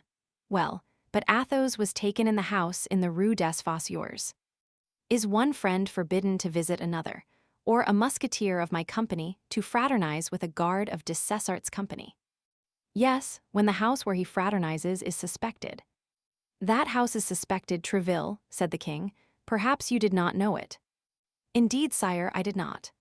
"The house may be suspected, but I deny that it is so in the part of it inhabited by Monsieur d'Artagnan, for I can affirm, sire, if I can believe what he says, that there does not exist a more devoted servant of your majesty, or a more profound admirer of Monsieur the Cardinal. Was it not this d'Artagnan who wounded Jussac one day in that unfortunate encounter which took place near the convent of the Carmes Déchaussés?" asked the king, looking at the cardinal, who colored with vexation. "And the next day, Bernajoux." "Yes, sire, yes, it is the same, and your majesty has a good memory." "Come, how shall we decide?" said the king. "That concerns your majesty more than me," said the cardinal. "I should affirm the culpability." "And I deny it," said Tréville. "But his majesty has judges, and these judges will decide." "That is best," said the king. "Send the case before the judges. It is their business to judge, and they shall judge." "Only," replied Tréville, "it is a sad thing that in the unfortunate times in which we live, the purest life, the most incontestable virtue, cannot exempt a man from infamy and persecution. The army, I will answer for it, will be but little pleased at being exposed to rigorous treatment on account of police affairs." The expression was imprudent, but M. de Tréville launched it with knowledge of his cause. He was desirous of an explosion, because in that case the mind throws forth fire, and fire enlightens. "Police affairs," cried the king, taking up Tréville's words, "police affairs. And what do you know about them, monsieur? Meddle with your musketeers, and do not annoy me in this way. It appears, according to your account, that if by mischance a musketeer is arrested, France is in danger. What a noise about a musketeer! I would arrest 10 of them, ventrebleu, 100, even all the company, and I would not allow a whisper." "From the moment they are suspected by your majesty," said Tréville, "the musketeers are guilty. Therefore, you see me prepared to surrender my sword, for after having accused my soldiers, there can be no doubt that Monsieur the Cardinal will end by accusing me. It is best to constitute myself at once a prisoner with Athos, who is already arrested, and with D'Artagnan, who most probably will be." "Gascon-headed man, will you have done?" said the king. "Sire," replied Tréville, without lowering his voice in the least, "either order my musketeer to be restored to me, or let him be tried." "He shall be tried," said the cardinal. "Well, so much the better, for in that case I shall demand of his majesty permission to plead for him." The king feared an outbreak. "If his eminence," said he, "did not have personal motives." The cardinal saw what the king was about to say, and interrupted him. "Pardon me," said he, "but the instant your majesty considers me a prejudiced judge, I withdraw." "Come," said the king, "will you swear by my father that Athos was at your residence during the event, and that he took no part in it?" "By your glorious father, and by yourself, whom I love and venerate above all the world, I swear it." "Be so kind as to reflect, sire," said the cardinal. "If we release the prisoner thus, we shall never know the truth." "Athos may always be found," replied Tréville, "ready to answer, when it shall please the gownsmen to interrogate him. He will not desert, Monsieur the Cardinal, be assured of that, I will answer for him." "No, he will not desert," said the king. "He can always be found, as Tréville says. Besides," added he, lowering his voice and looking with a suppliant air at the cardinal, "let us give them apparent security, that is policy." This policy of Louis XIII made Richelieu smile. "Order it as you please, sire, you possess the right of pardon."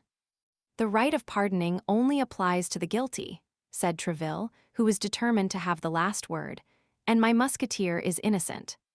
"It is not mercy, then, that you are about to accord, sire, it is justice."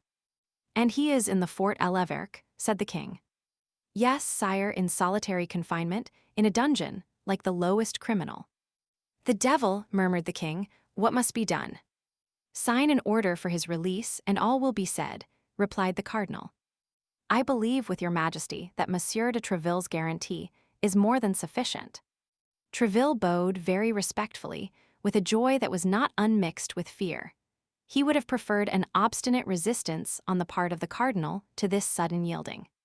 The king signed the order for release, and Tréville carried it away without delay. As he was about to leave the presence, the cardinal gave him a friendly smile and said, "A perfect harmony reigns, sire, between the leaders and the soldiers of your musketeers, which must be profitable for the service and honorable to all." "He will play me some dog's trick or other, and that immediately," said Tréville. "One has never the last word with such a man. But let us be quick. The king may change his mind in an hour. And at all events, it is more difficult to replace a man in the Fort l'Evêque or the Bastille who has got out, than to keep a prisoner there who is in." M. de Tréville made his entrance triumphantly into the Fort l'Evêque, whence he delivered the musketeer, whose peaceful indifference had not for a moment abandoned him. The first time he saw D'Artagnan, You have come off well, said he to him. There is your jussac thrust paid for. There still remains that of Bernajoux, but you must not be too confident. As to the rest, M. de Treville had good reason to mistrust the cardinal and to think that all was not over, for scarcely had the captain of the musketeers closed the door after him, than his eminence said to the king, "Now that we are at length by ourselves, we will, if your majesty pleases, converse seriously. Sire, Buckingham has been in Paris 5 days, and only left this morning." Chapter 16. In which M. Seguier, keeper of the seals, looks more than once for the bell. It is impossible to form an idea of the impression these few words made upon Louis XIII. He grew pale and red alternately, and the cardinal saw at once that he had recovered by a single blow all the ground he had lost. "Buckingham in Paris," cried he, "and why does he come?" "To conspire, no doubt, with your enemies, the Huguenots and the Spaniards." "No pardieu, no. To conspire against my honor with Madame de Chevreuse, Madame de Longueville, and the Cons." "Oh, sire, what an idea! The queen is too virtuous, and besides, loves your majesty too well." "Woman is weak, monsieur cardinal," said the king, "and as to loving me much, I have my own opinion as to that love. I not the less maintain," said the cardinal, "that the Duke of Buckingham came to Paris for a project wholly political. And I am sure that he came for quite another purpose, monsieur cardinal, but if the queen be guilty, let her tremble." "Indeed," said the cardinal, "whatever repugnance I may have to directing my mind to such a treason, your majesty compels me to think of it. Madame de Lanne, whom, according to your majesty's command, I have frequently interrogated, told me this morning that the night before last her majesty sat up very late, that this morning she wept much, and that she was writing all day." "That's it," cried the king, "to him no doubt. Cardinal, I must have the queen's papers." "But how to take them, sire?" "It seems to me that it is neither your majesty nor myself who can charge himself with such a mission." "How did they act with regard to the Merchildanker?" cried the king, in the highest state of choler. "First her closets were thoroughly searched, and then she herself." "The Merchildanker was no more than the Merchildanker. A Florentine adventurer, sire, and that was all. While the august spouse of your majesty is Anne of Austria, Queen of France, that is to say, one of the greatest princesses in the world. She is not the less guilty, Monsieur Duke. The more she has forgotten the high position in which she was placed, the more degrading is her fall. Besides, I long ago determined to put an end to all these petty intrigues of policy and love. She has near her a certain Lapwort, who, I believe, is the mainspring of all this, I confess," said the cardinal. "You think then, as I do, that she deceives me," said the king. "I believe, and I repeat it to your majesty, that the queen conspires against the power of the king, but I have not said against his honor. And I tell you against both. I tell you the queen does not love me, I tell you she loves another. I tell you she loves that infamous Buckingham. Why did you not have him arrested while in Paris? Arrest the Duke. Arrest the Prime Minister of King Charles I. Think of it, sire. What a scandal! And if the suspicions of your majesty, which I still continue to doubt, should prove to have any foundation, what a terrible disclosure, what a fearful scandal. But as he exposed himself like a vagabond or a thief, he should have been." Louis XIII stopped, terrified at what he was about to say, while Richelieu, stretching out his neck, waited uselessly for the word which had died on the lips of the king. "He should have been." "Nothing," said the king, "nothing. But all the time he was in Paris, you, of course, did not lose sight of him." "No, sire." "Where did he lodge?" "Rue de la Harpe." "No." 75. "Where is that?" "By the side of the Luxembourg." "And you are certain that the queen and he did not see each other?" "I believe the queen to have too high a sense of her duty, sire." "But they have corresponded. It is to him that the queen has been writing all the day." "Monsieur Duke, I must have those letters." "Sire, notwithstanding." "Monsieur Duke, at whatever price it may be, I will have them." "I would, however, beg your majesty to observe. Do you, then, also join in betraying me, Monsieur Cardinal, by thus always opposing my will? Are you also in accord with Spain and England, with Madame de Chevreuse and the Queen? "Sire," replied the cardinal, sighing, "I believed myself secure from such a suspicion." "Monsieur Cardinal, you have heard me. I will have those letters." "There is but one way." "What is that?" "That would be to charge Monsieur de Sagard, the keeper of the seals, with this mission. The matter enters completely into the duties of the post. Let him be sent for instantly. He is most likely at my hotel." I requested him to call, and when I came to the Louvre I left orders, if he came, to desire him to wait. "Let him be sent for instantly." "Your Majesty's orders shall be executed, but—" "But what?" "But the Queen will perhaps refuse to obey." "My orders?" "Yes, if she is ignorant that these orders come from the King." "Well, that she may have no doubt on that head, I will go and inform her myself." "Your Majesty will not forget that I have done everything in my power to prevent a rupture." "Yes, Duke, yes, I know you are very indulgent toward the Queen, too indulgent, perhaps. We shall have occasion, I warn you, at some future period to speak of that. Whenever it shall please your Majesty. But I shall be always happy and proud, sire, to sacrifice myself to the harmony which I desire to see reign between you and the Queen of France." "Very well, Cardinal, very well. But meantime, send for Monsieur the Keeper of the Seals." "I will go to the Queen." And Louis XIII, opening the door of communication, passed into the corridor which led from his apartments to those of Anne of Austria. The Queen was in the midst of her women, MME. De Guitot, MME. De Sable, MME. De Montbazon, and MME. De Guemines.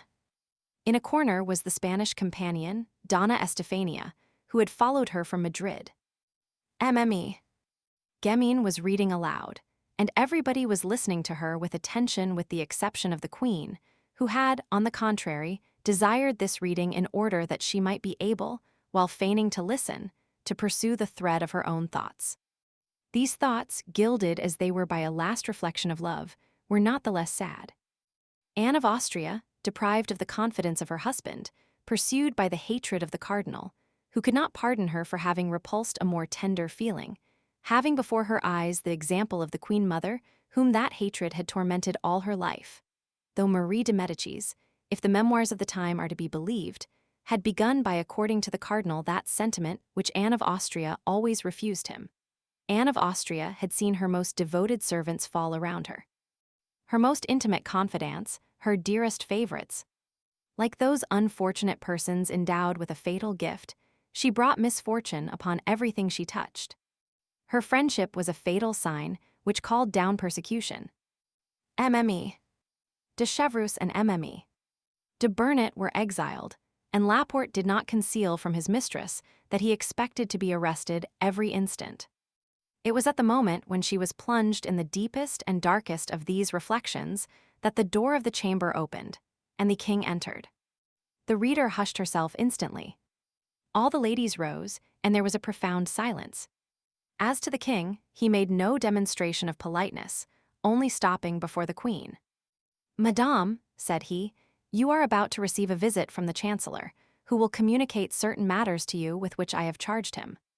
The unfortunate queen, who was constantly threatened with divorce, exile, and trial even, turned pale under her rouge, and could not refrain from saying, "But why this visit, sire? What can the chancellor have to say to me that your Majesty could not say yourself?" The king turned upon his heel without reply, and almost at the same instant the captain of the guards, M. de Guitant, announced the visit of the chancellor.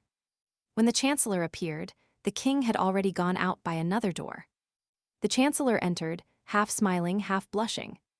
As we shall probably meet with him again in the course of our history, it may be well for our readers to be made at once acquainted with him.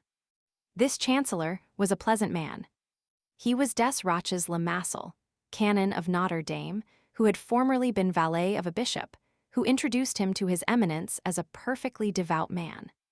The cardinal trusted him, and therein found his advantage. There are many stories related of him, and among them this. After a wild youth, he had retired into a convent, there to expiate, at least for some time, the follies of adolescence. On entering this holy place, the poor penitent was unable to shut the door so close as to prevent the passions he fled from entering with him. He was incessantly attacked by them, and the superior, to whom he had confided this misfortune, wishing as much as in him lay to free him from them, had advised him, in order to conjure away the tempting demon, to have recourse to the bell rope and ring with all his might. At the denunciating sound, the monks would be rendered aware that temptation was besieging a brother, and all the community would go to prayers. This advice appeared good to the future chancellor. He conjured the evil spirit with abundance of prayers offered up by the monks. But the devil does not suffer himself to be easily dispossessed from a place in which he has fixed his garrison. In proportion as they redoubled the exorcisms, he redoubled the temptations. So that day and night, the bell was ringing full swing, announcing the extreme desire for mortification which the penitent experienced. The monks had no longer an instant of repose. By day they did nothing but ascend and descend the steps which led to the chapel. At night, in addition to complines and matins, they were further obliged to leap 20 times out of their beds and prostrate themselves on the floor of their cells. It is not known whether it was the devil who gave way or the monks who grew tired. But within 3 months, the penitent reappeared in the world with the reputation of being the most terrible possessed that ever existed. On leaving the convent, he entered into the magistracy, became president on the place of his uncle, embraced the cardinal's party, which did not prove want of sagacity, became chancellor, served his eminence with zeal in his hatred against the Queen Mother and his vengeance against Anne of Austria, stimulated the judges in the affair of Calais, encouraged the attempts of M. de Laffemas, chief gamekeeper of France, then, at length, invested with the entire confidence of the cardinal, a confidence which he had so well earned. He received the singular commission for the execution of which he presented himself in the Queen's apartments. The Queen was still standing when he entered, but scarcely had she perceived him than she reseated herself in her armchair and made a sign to her women to resume their cushions and stools, and with an air of supreme hauteur said, "What do you desire, monsieur, and with what object do you present yourself here?" "To make, madame, in the name of the king, and without prejudice to the respect which I have the honor to owe to your majesty, a close examination into all your papers." "How, monsieur, an investigation of my papers, mine? Truly, this is an indignity." "Be kind enough to pardon me, madame, but in this circumstance I am but the instrument which the king employs. Has not his majesty just left you, and has he not himself asked you to prepare for this visit? Search then, monsieur. I am a criminal, as it appears. Estefania, give up the keys of my drawers and my desks." For form's sake, the chancellor paid a visit to the pieces of furniture named. But he well knew that it was not in a piece of furniture that the Queen would place the important letter she had written that day. When the chancellor had opened and shut 20 times the drawers of the secretaries, it became necessary, whatever hesitation he might experience, it became necessary, I say, to come to the conclusion of the affair. That is to say, to search the Queen herself. The chancellor advanced, therefore, toward Anne of Austria, and said with a very perplexed and embarrassed air, "And now it remains for me to make the principal examination." "What is that?" asked the Queen, who did not understand, or rather was not willing to understand. "His Majesty assert that a letter has been written by you during the day. He knows that it has not yet been sent to its address. This letter is not in your table, nor in your secretary, and yet this letter must be somewhere. Would you dare to lift your hand to your Queen?" said Anne of Austria, drawing herself up to her full height and fixing her eyes upon the chancellor with an expression almost threatening. "I am a faithful subject of the king, madame, and all that his Majesty commands I shall do." "Well, it is true," said Anne of Austria, "and the spies of the cardinal have served him faithfully. I have written a letter today. That letter is not yet gone. The letter is here," and the Queen laid her beautiful hand on her bosom. "Then give me that letter, madame," said the chancellor. "I will give it to none but the king, monsieur," said Anne. "If the king had desired that the letter should be given to him, madam, he would have demanded it of you himself. But I repeat to you, I am charged with reclaiming it, and if you do not give it up—" "Well, he has, then, charged me to take it from you." "How? What do you say?" "That my orders go far, madame, and that I am authorized to seek for the suspected paper, even on the person of your majesty." "What horror!" cried the queen. "Be kind enough, then, madame, to act more compliantly. The conduct is infamously violent." "Do you know that, monsieur?" "The king commands it, madame. Excuse me." "I will not suffer it." "No, no, I would rather die," cried the queen, in whom the imperious blood of Spain and Austria began to rise. The chancellor made a profound reverence. Then, with the intention quite patent of not drawing back a foot from the accomplishment of the commission with which he was charged, and as the attendant of an executioner might have done in the chamber of torture, he approached Anne of Austria, from whose eyes at the same instant sprang tears of rage. The queen was, as we have said, of great beauty. The commission might well be called delicate, and the king had reached, in his jealousy of Buckingham, the point of not being jealous of anyone else. Without doubt, the Chancellor Seguier looked about at that moment for the rope of the famous bell. But not finding it, he summoned his resolution, and stretched forth his hands toward the place where the Queen had acknowledged the paper was to be found. Anne of Austria took one step backward, became so pale that it might be said she was dying, and leaning with her left hand upon a table behind her to keep herself from falling, she with her right hand drew the paper from her bosom and held it out to the keeper of the seals. "There, monsieur, there is that letter," cried the queen with a broken and trembling voice. "Take it and deliver me from your odious presence." The chancellor, who, on his part, trembled with an emotion easily to be conceived, took the letter, bowed to the ground, and retired. The door was scarcely closed upon him when the queen sank, half fainting, into the arms of her women. The chancellor carried the letter to the king, without having read a single word of it. The king took it with a trembling hand, looked for the address, which was wanting, became very pale, opened it slowly. Then, seeing by the first words that it was addressed to the King of Spain, he read it rapidly. It was nothing but a plan of attack against the cardinal. The queen pressed her brother and the Emperor of Austria to appear to be wounded, as they really were, by the policy of Richelieu, the eternal object of which was the abasement of the House of Austria, to declare war against France, and as a condition of peace, to insist upon the dismissal of the cardinal. But as to love, there was not a single word about it in all the letter. The king, quite delighted, inquired if the cardinal was still at the Louvre. He was told that His Eminence awaited the orders of His Majesty in the business cabinet. The king went straight to him. "There, Duke," said he, "you were right and I was wrong. The whole intrigue is political, and there is not the least question of love in this letter. But, on the other hand, there is abundant question of you." The cardinal took the letter and read it with the greatest attention. Then, when he had arrived at the end of it, he read it a second time. "Well, your Majesty," said he, "you see how far my enemies go. They menace you with 2 wars if you do not dismiss me. In your place, in truth, sire, I should yield to such powerful instance, and on my part, it would be a real happiness to withdraw from public affairs. What say you, Duke?" "I say, sire, that my health is sinking under these excessive struggles and these never-ending labors.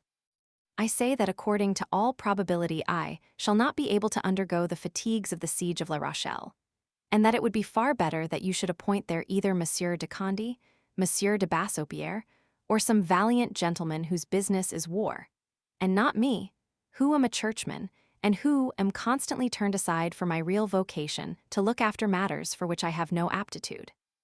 You would be the happier for it at home, sire, and I do not doubt you would be the greater for it abroad." "Monsieur Duke," said the king, "I understand you. Be satisfied, all who are named in that letter shall be punished as they deserve, even the queen herself. What do you say, sire?" "God forbid that the queen should suffer the least inconvenience or uneasiness on my account. She has always believed me, sire, to be her enemy, although your Majesty can bear witness that I have always taken her part warmly, even against you. Oh, if she betrayed your Majesty on the side of your honor, it would be quite another thing, and I should be the first to say, 'No grace, sire, no grace for the guilty.' Happily, there is nothing of the kind, and your Majesty has just acquired a new proof of it." "That is true, Monsieur Cardinal," said the king, "and you were right, as you always are. But the queen, not the less, deserves all my anger. It is you, sire, who have now incurred hers. And even if she were to be seriously offended, I could well understand it. your majesty has treated her with a severity. It is thus I will always treat my enemies and yours, Duke, however high they may be placed, and whatever peril I may incur in acting severely toward them. The queen is my enemy, but is not yours, sire. On the contrary, she is a devoted, submissive, and irreproachable wife.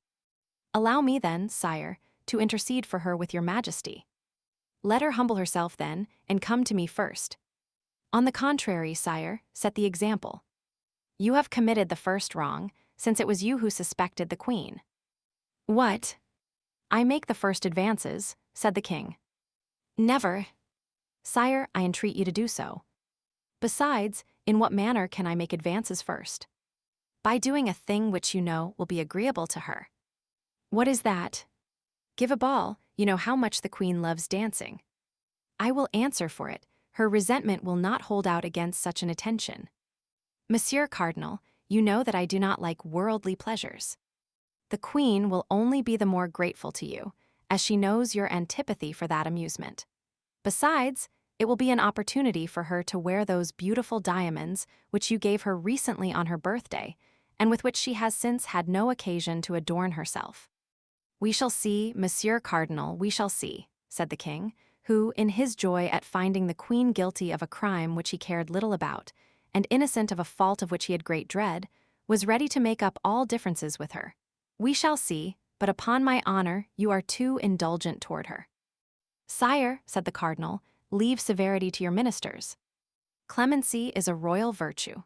Employ it, and you will find that you derive advantage therein. Thereupon the cardinal, hearing the clock strike 11, bowed low, asking permission of the king to retire, and supplicating him to come to a good understanding with the queen. Anne of Austria, who, in consequence of the seizure of her letter, expected reproaches, was much astonished the next day to see the king make some attempts at reconciliation with her. Her first movement was repellent.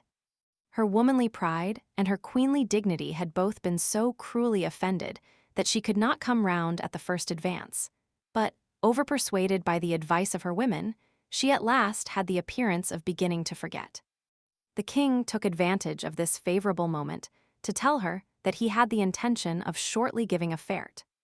A fête was so rare a thing for poor Anne of Austria that at this announcement, as the cardinal had predicted, the last trace of her resentment disappeared, if not from her heart, at least from her countenance. She asked upon what day this fête would take place, but the king replied that he must consult the cardinal upon that head. Indeed, every day the king asked the cardinal when this fête should take place, and every day the cardinal, under some pretext, deferred fixing it.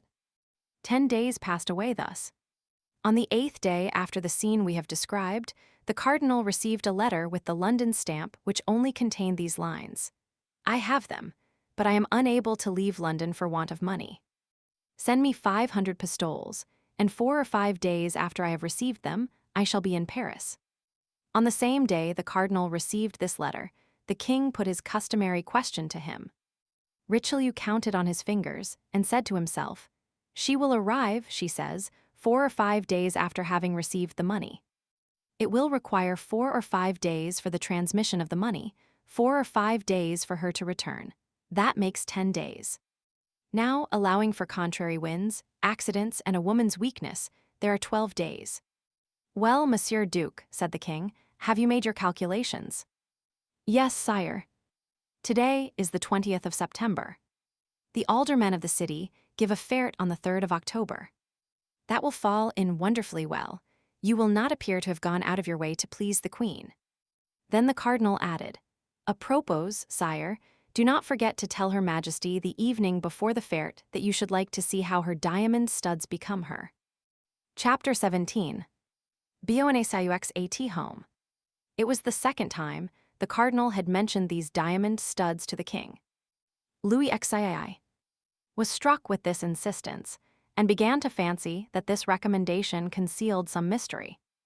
More than once the king had been humiliated by the cardinal, whose police, without having yet attained the perfection of the modern police, were excellent, being better informed than himself, even upon what was going on in his own household. He hoped, then, in a conversation with Anne of Austria, to obtain some information from that conversation, and afterward to come upon his eminence with some secret which the cardinal either knew or did not know, but which, in either case, would raise him infinitely in the eyes of his minister. He went then to the queen, and according to custom, accosted her with fresh menaces against those who surrounded her. Anne of Austria lowered her head, allowed the torrent to flow on without replying, hoping that it would cease of itself. But this was not what Louis XIII meant. Louis Roman XIII wanted a discussion from which some light or other might break, convinced as he was that the cardinal had some afterthought, and was preparing for him one of those terrible surprises which his eminence was so skillful in getting up. He arrived at this end by his persistence in accusation. "But," cried Anne of Austria, tired of these vague attacks, "but, sire, you do not tell me all that you have in your heart." "What have I done, then? Let me know what crime I have committed." "It is impossible that your majesty can make all this ado about a letter written to my brother." The king, attacked in a manner so direct, did not know what to answer, and he thought that this was the moment for expressing the desire which he was not going to have made until the evening before the fête. "Madame," said he with dignity, "there will shortly be a ball at the Hôtel de Ville. I wish, in order to honor our worthy aldermen, you should appear in ceremonial costume, and above all, ornamented with the diamond studs which I gave you on your birthday." That is my answer. The answer was terrible. Anne of Austria believed that Louis XIII knew all, and that the cardinal had persuaded him to employ this long dissimulation of 7 or 8 days, which, likewise, was characteristic. She became excessively pale, leaned her beautiful hand upon a console, which hand appeared then like one of wax, and looking at the king with terror in her eyes, she was unable to reply by a single syllable.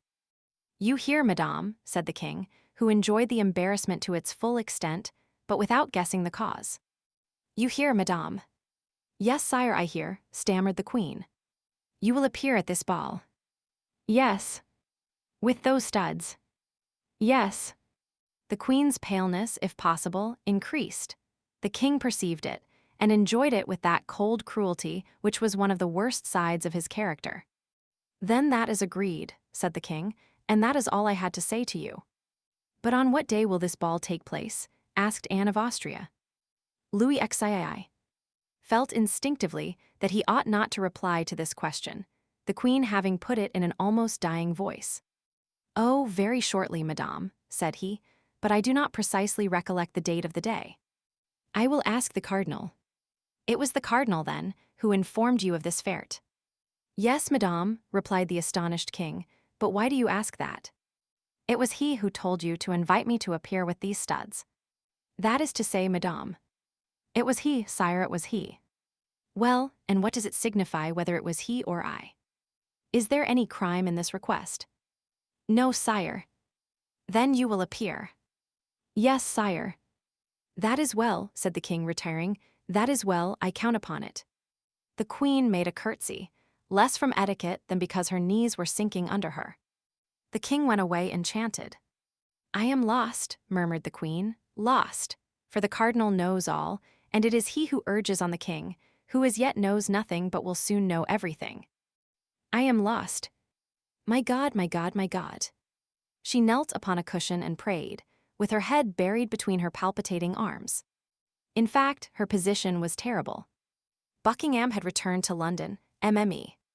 De Chevreuse was at Tours.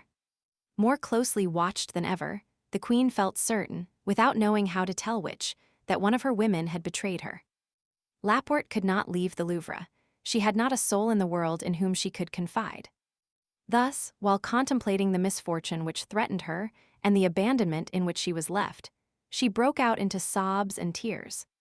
"Can I be of service to your majesty?" said all at once a voice full of sweetness and pity. The queen turned sharply round, for there could be no deception in the expression of that voice. It was a friend who spoke thus. In fact, at one of the doors which opened into the queen's apartment appeared the pretty MME. Bonacia. She had been engaged in arranging the dresses and linen in a closet when the king entered. She could not get out and had heard all. The queen uttered a piercing cry at finding herself surprised, for in her trouble she did not at first recognize the young woman who had been given to her by Laporte. "Oh, fear nothing, madame," said the young woman, clasping her hands and weeping herself at the queen's sorrows. "I am your majesty's, body and soul, and however far I may be from you, however inferior may be my position, I believe I have discovered a means of extricating your majesty from your trouble." "You, oh heaven, you," cried the queen, "but look me in the face. I am betrayed on all sides. Can I trust in you?" "Oh, madame," cried the young woman, falling on her knees, "upon my soul, I am ready to die for your majesty." This expression sprang from the very bottom of the heart, and like the first, there was no mistaking it. "Yes," continued Mme. Bonacieux, "yes, there are traitors here. But by the holy name of the Virgin, I swear that no one is more devoted to your majesty than I am. Those studs which the king speaks of, you gave them to the Duke of Buckingham, did you not? Those studs were enclosed in a little rosewood box which he held under his arm. Am I deceived? Is it not so, madame?" "Oh, my God, murmured the queen, whose teeth chattered with fright. "Well, those studs," continued Mme. Bonacieux, "we must have them back again." "Yes, without doubt it is necessary," cried the queen, "but how am I to act? How can it be effected? Someone must be sent to the duke. But who?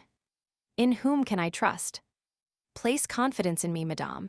Do me that honor, my queen, and I will find a messenger. But I must write. Oh yes, that is indispensable.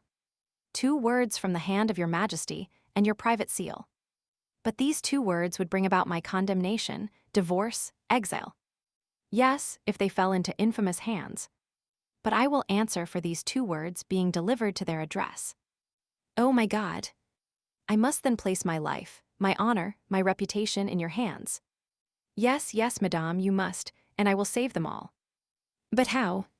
Tell me at least the means. My husband had been at liberty these 2 or 3 days. I have not yet had time to see him again.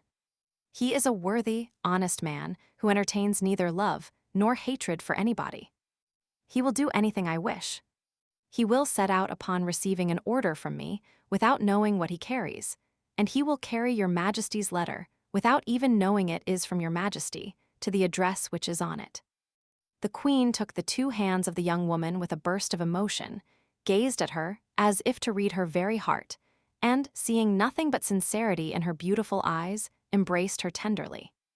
"Do that," cried she, "and you will have saved my life, you will have saved my honor. Do not exaggerate the service I have the happiness to render your majesty.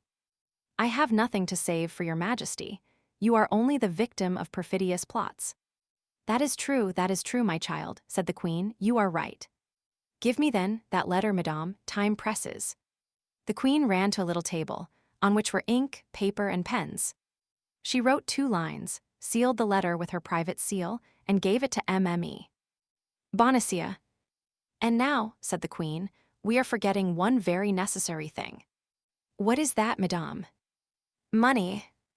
Mme. Bonacieux blushed. "Yes, that is true," said she, "and I will confess to your majesty that my husband—" "Your husband has none. Is that what you would say?" "He has some, but he is very avaricious. That is his fault. Nevertheless, let not your majesty be uneasy. We will find means." "And I have none either," said the queen. Those who have read the memoirs of Mme. de Motteville will not be astonished at this reply. But wait a minute. Anne of Austria ran to her jewel case. "Here," said she, "here is a ring of great value, as I have been assured. It came from my brother, the King of Spain. It is mine, and I am at liberty to dispose of it. Take this ring, raise money with it, and let your husband set out.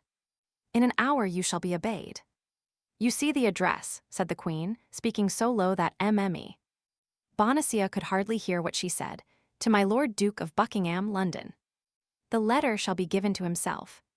"Generous girl," cried Anne of Austria. Mme. Bonacieux kissed the hands of the queen, concealed the paper in the bosom of her dress, and disappeared with the lightness of a bird. 10 minutes afterward she was at home. As she told the queen, she had not seen her husband since his liberation. She was ignorant of the change that had taken place in him with respect to the cardinal. a change which had since been strengthened by 2 or 3 visits from the Comte de Rochefort, who had become the best friend of Bonacieux, and had persuaded him, without much trouble, that no culpable sentiments had prompted the abduction of his wife, but that it was only a political precaution. She found Bonacieux alone. The poor man was recovering with difficulty the order in his house, in which he had found most of the furniture broken and the closets nearly emptied, justice not being one of the 3 things which King Solomon names as leaving no traces of their passage. As to the servant, she had run away at the moment of her master's arrest. Terror had had such an effect upon the poor girl that she had never ceased walking from Paris till she reached Burgundy, her native place. The worthy mercer had, immediately upon re-entering his house, informed his wife of his happy return, and his wife had replied by congratulating him, and telling him that the first moment she could steal from her duties should be devoted to paying him a visit. This first moment had been delayed 5 days, which, under any other circumstances, might have appeared rather long to Bonacieux, but he had, in the visit he had made to the cardinal and in the visits Rochefort had made him, ample subjects for reflection, and as everybody knows, nothing makes time pass more quickly than reflection. This was the more so, because Bonacieux's reflections were all rose-colored. Rochefort called him his friend, his dear Bonacieux, and never ceased telling him that the cardinal had a great respect for him. The mercer fancied himself already on the high road to honors and fortune. On her side, Bonacieux had also reflected, but it must be admitted, upon something widely different from ambition. In spite of herself, her thoughts constantly reverted to that handsome young man who was so brave and appeared to be so much in love. Married at 18 to Bonacieux, having always lived among her husband's friends, people little capable of inspiring any sentiment whatever in a young woman whose heart was above her position, Bonacieux had remained insensible to vulgar seductions, but at this period, the title of gentleman had great influence with the citizen class, and D'Artagnan was a gentleman. Besides, he wore the uniform of the guards, which, next to that of the Musketeers, was most admired by the ladies. He was, we repeat, handsome, young, and bold. He spoke of love like a man who did love and was anxious to be loved in return. There was certainly enough in all this to turn a head only 23 years old, and Bonacieux had just attained that happy period of life. The couple then, although they had not seen each other for 8 days, and during that time serious events had taken place in which both were concerned, accosted each other with a degree of preoccupation. Nevertheless, Bonacieux manifested real joy, and advanced toward his wife with open arms. Madame Bonacieux presented her cheek to him. "Let us talk a little," said she. "How?" said Bonacieux, astonished. "Yes, I have something of the highest importance to tell you." "True," said he, "and I have some questions sufficiently serious to put to you." "Describe to me your abduction, I pray you." "Oh, that's of no consequence just now," said Bonacieux. "And what does it concern, then, my captivity?" "I heard of it the day it happened. But as you were not guilty of any crime, as you were not guilty of any intrigue, as you, in short, knew nothing that could compromise yourself or anybody else, I attached no more importance to that event than it merited." "You speak very much at your ease, madame," said Bonacieux, hurt at the little interest his wife showed in him. "Do you know that I was plunged during a day and night in a dungeon of the Bastille?" "Oh, a day and night soon pass away. Let us return to the object that brings me here." "What, that which brings you home to me? Is it not the desire of seeing a husband again from whom you have been separated for a week?" asked the mercer, piqued to the quick. "Yes, that first, and other things afterward." "Speak." "It is a thing of the highest interest, and upon which our future fortune perhaps depends.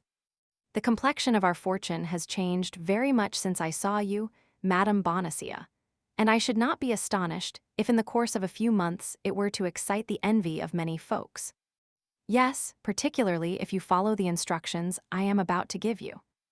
"Me?" "Yes, you. There is good and holy action to be performed, monsieur, and much money to be gained at the same time." Bonacieux knew that in talking of money to her husband, she took him on his weak side. But a man, were he even a mercer, when he had talked for 10 minutes with Cardinal Richelieu, is no longer the same man. Much money to be gained, said Bonacieux, protruding his lip. Yes, much. About how much? 1,000 pistoles, perhaps. What you demand of me is serious, then. It is indeed. What must be done? You must go away immediately.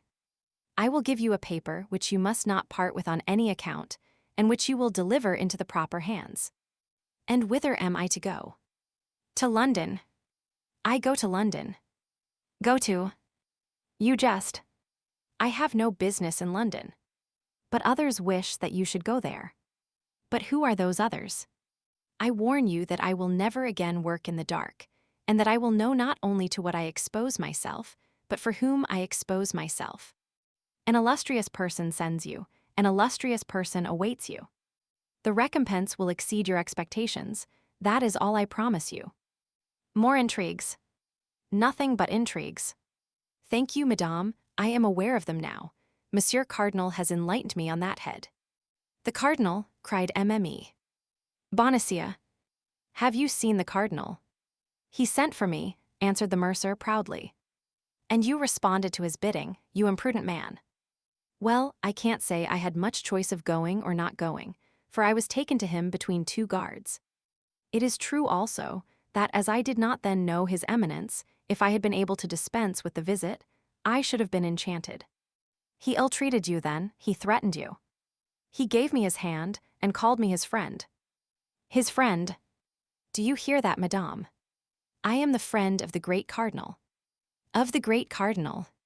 Perhaps you would contest his right to that title, madame. I would contest nothing, but I tell you that the favor of a minister is ephemeral, and that a man must be mad to attach himself to a minister. There are powers above his which do not depend upon a man or the issue of an event. It is to these powers we should rally. I am sorry for it, madame, but I acknowledge no other power but that of the great man whom I have the honor to serve. You serve the cardinal. Yes, madame, and as his servant, I will not allow you to be concerned in plots against the safety of the state, or to serve the intrigues of a woman who is not French and who has a Spanish heart. Fortunately, we have the great cardinal. His vigilant eye watches over and penetrates to the bottom of the heart. Bonacieux was repeating, word for word, a sentence which he had heard from the Comte de Rochefort. But the poor wife, who had reckoned on her husband, and who, in that hope, had answered for him to the queen, did not tremble the less, both at the danger into which she had nearly cast herself, and at the helpless state to which she was reduced. Nevertheless, knowing the weakness of her husband, and more particularly his cupidity, she did not despair of bringing him round to her purpose. Ah, you are a cardinalist then, monsieur, are you? Cried she, and you serve the party of those who maltreat your wife and insult your queen. Private interests are as nothing before the interests of all. I am for those who save the state, said Bonacieux emphatically. And what do you know about the state you talk of? Said Mme. Bonacieux, shrugging her shoulders. Be satisfied with being a plain, straightforward citizen, and turn to that side, which offers the most advantages. Said Bonacieux, slapping a plump, round bag which returned of sound a money. What do you think of this, Madame Preacher? Whence comes that money? You do not guess. From the cardinal. From him and from my friend, the Comte de Rochefort. The Comte de Rochefort. Why, it was he who carried me off. That may be, madame. And you receive silver from that man. Have you not said that that abduction was entirely political? Yes, but that abduction had for its object the betrayal of my mistress, to draw from me by torture confessions that might compromise the honor, and perhaps the life, of my august mistress. Madame, replied Bonacieux, your august mistress is a perfidious Spaniard, and what the cardinal does is well done. Monsieur, said the young woman, I know you to be cowardly, avaricious, and foolish, but I never till now believed you infamous. Madame, said Bonacieux, who had never seen his wife in a passion, and who recoiled before this conjugal anger, Madame, what do you say? I say you are a miserable creature, continued Mme. Bonacieux, who saw she was regaining some little influence over her husband. You meddle with politics, do you, and still more with cardinalist politics. Why you sell yourself, body and soul, to the demon, the devil, for money? No, to the cardinal. It's the same thing, cried the young woman. Who calls Richelieu calls Satan. Hold your tongue, madame. You may be overheard. Yes, you are right. I should be ashamed for anyone to know your baseness. But what do you require of me then? Let us see. I have told you. You must depart instantly, monsieur. You must accomplish loyally the commission with which I deign to charge you, and on that condition I pardon everything, I forget everything, and what is more, and she held out her hand to him, I restore my love. Bonacieux was cowardly and avaricious, but he loved his wife. He was softened. A man of 50 cannot long bear malice with a wife of 23. MME. Bonacieux saw that he hesitated. Come. Have you decided? Said she. But, my dear love, reflect a little upon what you require of me. London is far from Paris, very far, and perhaps the commission with which you charge me is not without dangers. What matters it if you avoid them? Hold, Madame Bonacieux, said the mercer, hold. I positively refuse, intrigues terrify me. I have seen the Bastille. My. Hugh. That's a frightful place, that Bastille. Only to think of it makes my flesh crawl. They threaten me with torture. Do you know what torture is? Wooden points that they stick in between your legs till your bones stick out. No, positively I will not go. And morbleu, why do you not go yourself? For in truth, I think I have hitherto been deceived in you. I really believe you are a man, and a violent one too. And you are a woman, a miserable woman, stupid and brutal. You are afraid, are you? Well, if you do not go this very instant, I will have you arrested by the Queen's orders, and I will have you placed in the Bastille which you dread so much. Bonacieux fell into a profound reflection. He weighed the two angers in his brain, that of the cardinal and that of the Queen. That of the cardinal predominated enormously. Have me arrested on the part of the Queen, said he, and I will appeal to his eminence. At once MME. Bonacieux saw that she had gone too far, and she was terrified at having communicated so much. She for a moment contemplated with fright that stupid countenance, impressed with the invincible resolution of a fool that is overcome by fear. Well, be it so, said she. Perhaps when all is considered, you are right. In the long run, a man knows more about politics than a woman, particularly such as, like you, Monsieur Bonacieux, have conversed with the cardinal. And yet it is very hard, added she, that a man upon whose affection I thought I might depend treats me thus unkindly and will not comply with any of my fancies. That is because your fancies go too far, replied the triumphant Bonacieux, and I mistrust them. Well, I will give it up then, said the young woman, sighing. It is well as it is, say no more about it. At least you should tell me what I should have to do in London, replied Bonacieux, who remembered a little too late that Rochefort had desired him to endeavor to obtain his wife's secrets. It is of no use for you to know anything about it, said the young woman, whom an instinctive mistrust now impelled to draw back. It was about one of those purchases that interest women, a purchase by which much might have been gained. But the more the young woman excused herself, the more important Bonacieux thought the secret which she declined to confide to him. He resolved then to hasten immediately to the residence of the Comte de Rochefort, and tell him that the Queen was seeking for a messenger to send to London.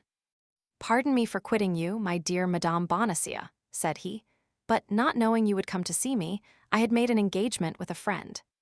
I shall soon return, and if you will wait only a few minutes for me, as soon as I have concluded my business with that friend, as it is growing late, I will come back and reconduct you to the Louvre.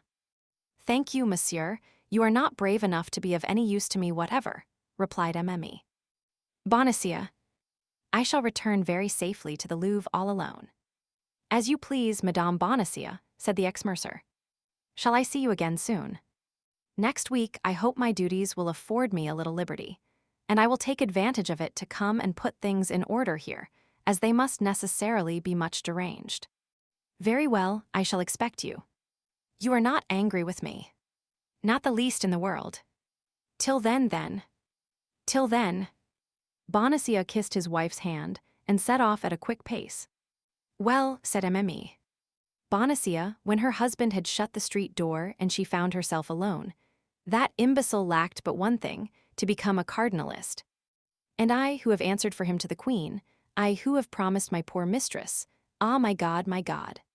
She will take me for one of those wretches with whom the palace swarms and who are placed about her as spies. Ah, Monsieur Bonacia, I never did love you much, but now it is worse than ever. I hate you, and on my word you shall pay for this. At the moment she spoke these words, a rap on the ceiling made her raise her head, and a voice which reached her through the ceiling cried, Dear Madame Bonacia, open for me the little door on the alley, and I will come down to you. Chapter 18. Lover and Husband. Ah, Madame, said D'Artagnan, entering by the door which the young woman opened for him, allow me to tell you that you have a bad sort of a husband. You have, then, overheard our conversation? Asked Mme. Bonacia eagerly, and looking at D'Artagnan with disquiet. The whole. But how, my God? By a mode of proceeding known to myself, and by which I likewise overheard the more animated conversation which he had with the cardinal's police. And what did you understand by what we said? 1,000 things. In the first place, that unfortunately your husband is a simpleton and a fool.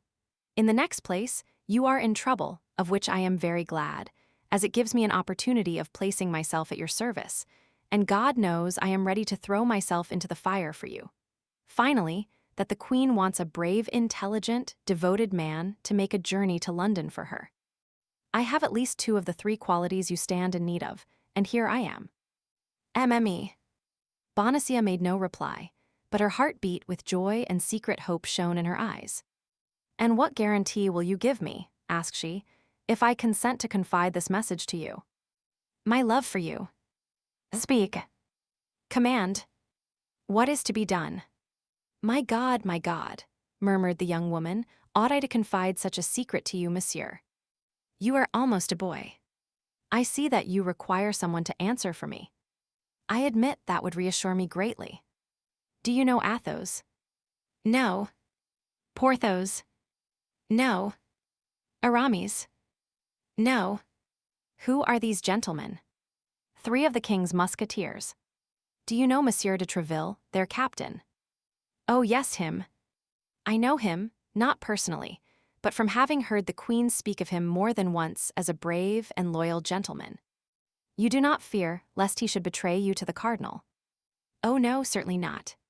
Well, reveal your secret to him, and ask him whether, however important, however valuable, however terrible it may be, you may not confide it to me. But this secret is not mine, and I cannot reveal it in this manner. You were about to confide it to Monsieur Bonacia, said D'Artagnan, with chagrin.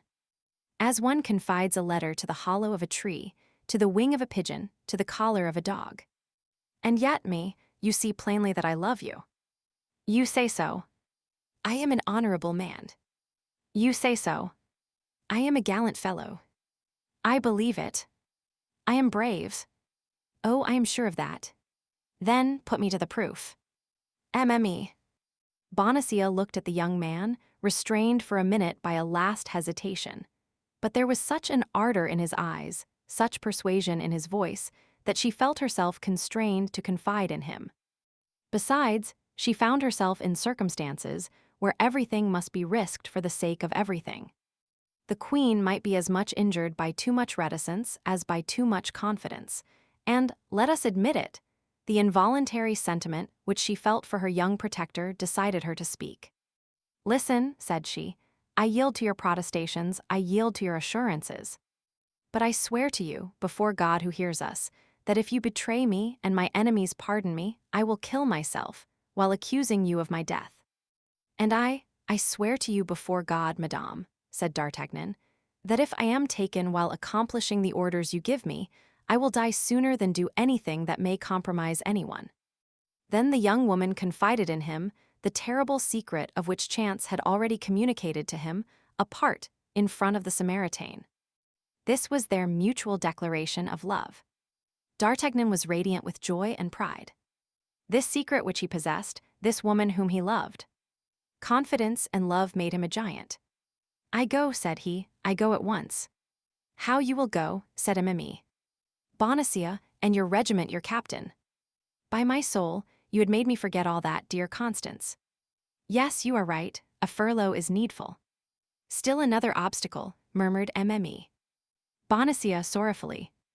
As to that, cried D'Artagnan, after a moment of reflection, I shall surmount it, be assured. How so? I will go this very evening to Tréville, whom I will request to ask this favor for me of his brother-in-law, Monsieur de Cessart. But another thing. What? Asked D'Artagnan, seeing that Mme. Bonacia hesitated to continue. You have perhaps no money. Perhaps is too much, said D'Artagnan, smiling. Then, replied Mme. Bonacia, opening a cupboard and taking from it the very bag which a half-hour before her husband had caressed so affectionately. Take this bag. The Cardinal S, cried D'Artagnan, breaking into a loud laugh, he having heard, as may be remembered, thanks to the broken boards, every syllable of the conversation between the mercer and his wife. The Cardinal's, replied Mme. Bonacia. You see it makes a very respectable appearance. Pardieu, cried D'Artagnan, it will be a double amusing affair to save the Queen with the Cardinal's money. You are an amiable and charming young man, said Mme. Bonacia. Be assured you will not find Her Majesty ungrateful. Oh, I am already grandly recompensed, cried D'Artagnan. I love you, you permit me to tell you that I do. That is already more happiness than I dared to hope. Silence, said Mme. Bonacia, starting. What? Someone is talking in the street. It is the voice of my husband. Yes, I recognize it. D'Artagnan ran to the door and pushed the bolt. He shall not come in before I am gone, said he, and when I am gone you can open to him. But I ought to be gone too. And the disappearance of his money, how am I to justify it if I am here? You are right, we must go out. Go out. How? He will see us if we go out. Then you must come up into my room. Ah, said Mme. Bonacia, you speak that in a tone that frightens me. Mme. Bonacia pronounced these words with tears in her eyes. D'Artagnan saw those tears, and much disturbed, softened, he threw himself at her feet. With me, you will be as safe as in a temple. I give you my word of a gentleman. Let us go, said she. I place full confidence in you, my friend. D'Artagnan drew back the bolt with precaution, and both, light as shadows, glided through the interior door into the passage, ascended the stairs as quietly as possible, and entered D'Artagnan's chambers. Once there, for greater security, the young man barricaded the door. They both approached the window, and through a slit in the shutter they saw Bonacia talking with a man in a cloak. At sight of this man, D'Artagnan started, and half drawing his sword, sprang toward the door. It was the man of Meung. What are you going to do? Cried Mme. Bonacia, you will ruin us all. But I have sworn to kill that man, said D'Artagnan. Your life is devoted from this moment, and does not belong to you. In the name of the Queen, I forbid you to throw yourself into any peril which is foreign to that of your journey. And do you command nothing in your own name? In my name, said Mme. Bonacia with great emotion, in my name I beg you. But listen, they appear to be speaking of me. D'Artagnan drew near the window and lent his ear. Bonacia had opened his door, and seeing the apartment, had returned to the man in the cloak, whom he had left alone for an instant. She is gone, said he. She must have returned to the Louvre. You are sure, replied the stranger, that she did not suspect the intentions with which you went out. No, replied Bonacia with a self-sufficient air, she is too superficial a woman. Is the young guardsman at home? I do not think he is. As you see, his shutter is closed, and you can see no light shine through the chinks of the shutters. All the same, it is well to be certain. How so? By knocking at his door. Go. I will ask his servant. Bonacia re-entered the house, passed through the same door that had afforded a passage for the two fugitives, went up to D'Artagnan's door, and knocked. No one answered. Porthos, in order to make a greater display, had that evening borrowed Planchet. As to D'Artagnan, he took care not to give the least sign of existence. The moment the hand of Bonacia sounded on the door, the two young people felt their hearts bound within them. "There is nobody within," said Bonacieux. "Never mind. Let us return to your apartment. We shall be safer there than in the doorway." "Ah, my God," whispered Emily. "Bonacieux, we shall hear no more." "On the contrary," said D'Artagnan, "we shall hear better." D'Artagnan raised the 3 or 4 boards which made his chamber another ear of Dionysius, spread a carpet on the floor, went upon his knees, and made a sign to Emily. Bonacieux to stoop, as he did toward the opening. "You are sure there is nobody there?" said the stranger. "I will answer for it," said Bonacieux. "And you think that your wife has returned to the Louvre, without speaking to anyone but yourself?" "I am sure of it." "That is an important point, do you understand? Then the news I brought you is of value." "The greatest, my dear Bonacieux, I don't conceal this from you." "Then the cardinal will be pleased with me." "I have no doubt of it." "The great cardinal. Are you sure, in her conversation with you, that your wife mentioned no names?" "I think not. She did not name Madame de Chevreuse, the Duke of Buckingham, or Madame de Vernet." "No, she only told me she wished to send me to London to serve the interests of an illustrious personage." "The traitor," murmured Emily. "Bonacieux." "Silence," said D'Artagnan, taking her hand, which without thinking of it she abandoned to him. "Never mind," continued the man in the cloak, "you were a fool not to have pretended to accept the mission. You would then be in present possession of the letter. The state, which is now threatened, would be safe, and you." "And I." "Well, the cardinal would have given you letters of nobility." "Did he tell you so?" "Yes, I know that he meant to afford you that agreeable surprise." "Be satisfied," replied Bonacieux. "My wife adores me, and there is yet time." "The ninny," murmured Emily. "Bonacieux." "Silence," said D'Artagnan, pressing her hand more closely. "How is there still time?" asked the man in the cloak. "I go to the Louvre, I ask for Emily. Bonacieux, I say that I have reflected, I renew the affair, I obtain the letter, and I run directly to the cardinal." "Well, go quickly." "I will return soon, to learn the result of your trip." The stranger went out. "Infamous," said Emily. Bonacieux, addressing this epithet to her husband. "Silence," said D'Artagnan, pressing her hand still more warmly. A terrible howling interrupted these reflections of D'Artagnan and Emily. Bonacieux. It was her husband, who had discovered the disappearance of the money-bag and was crying, "Thieves!" "Oh my God," cried Emily. "Bonacieux, he will rouse the whole quarter."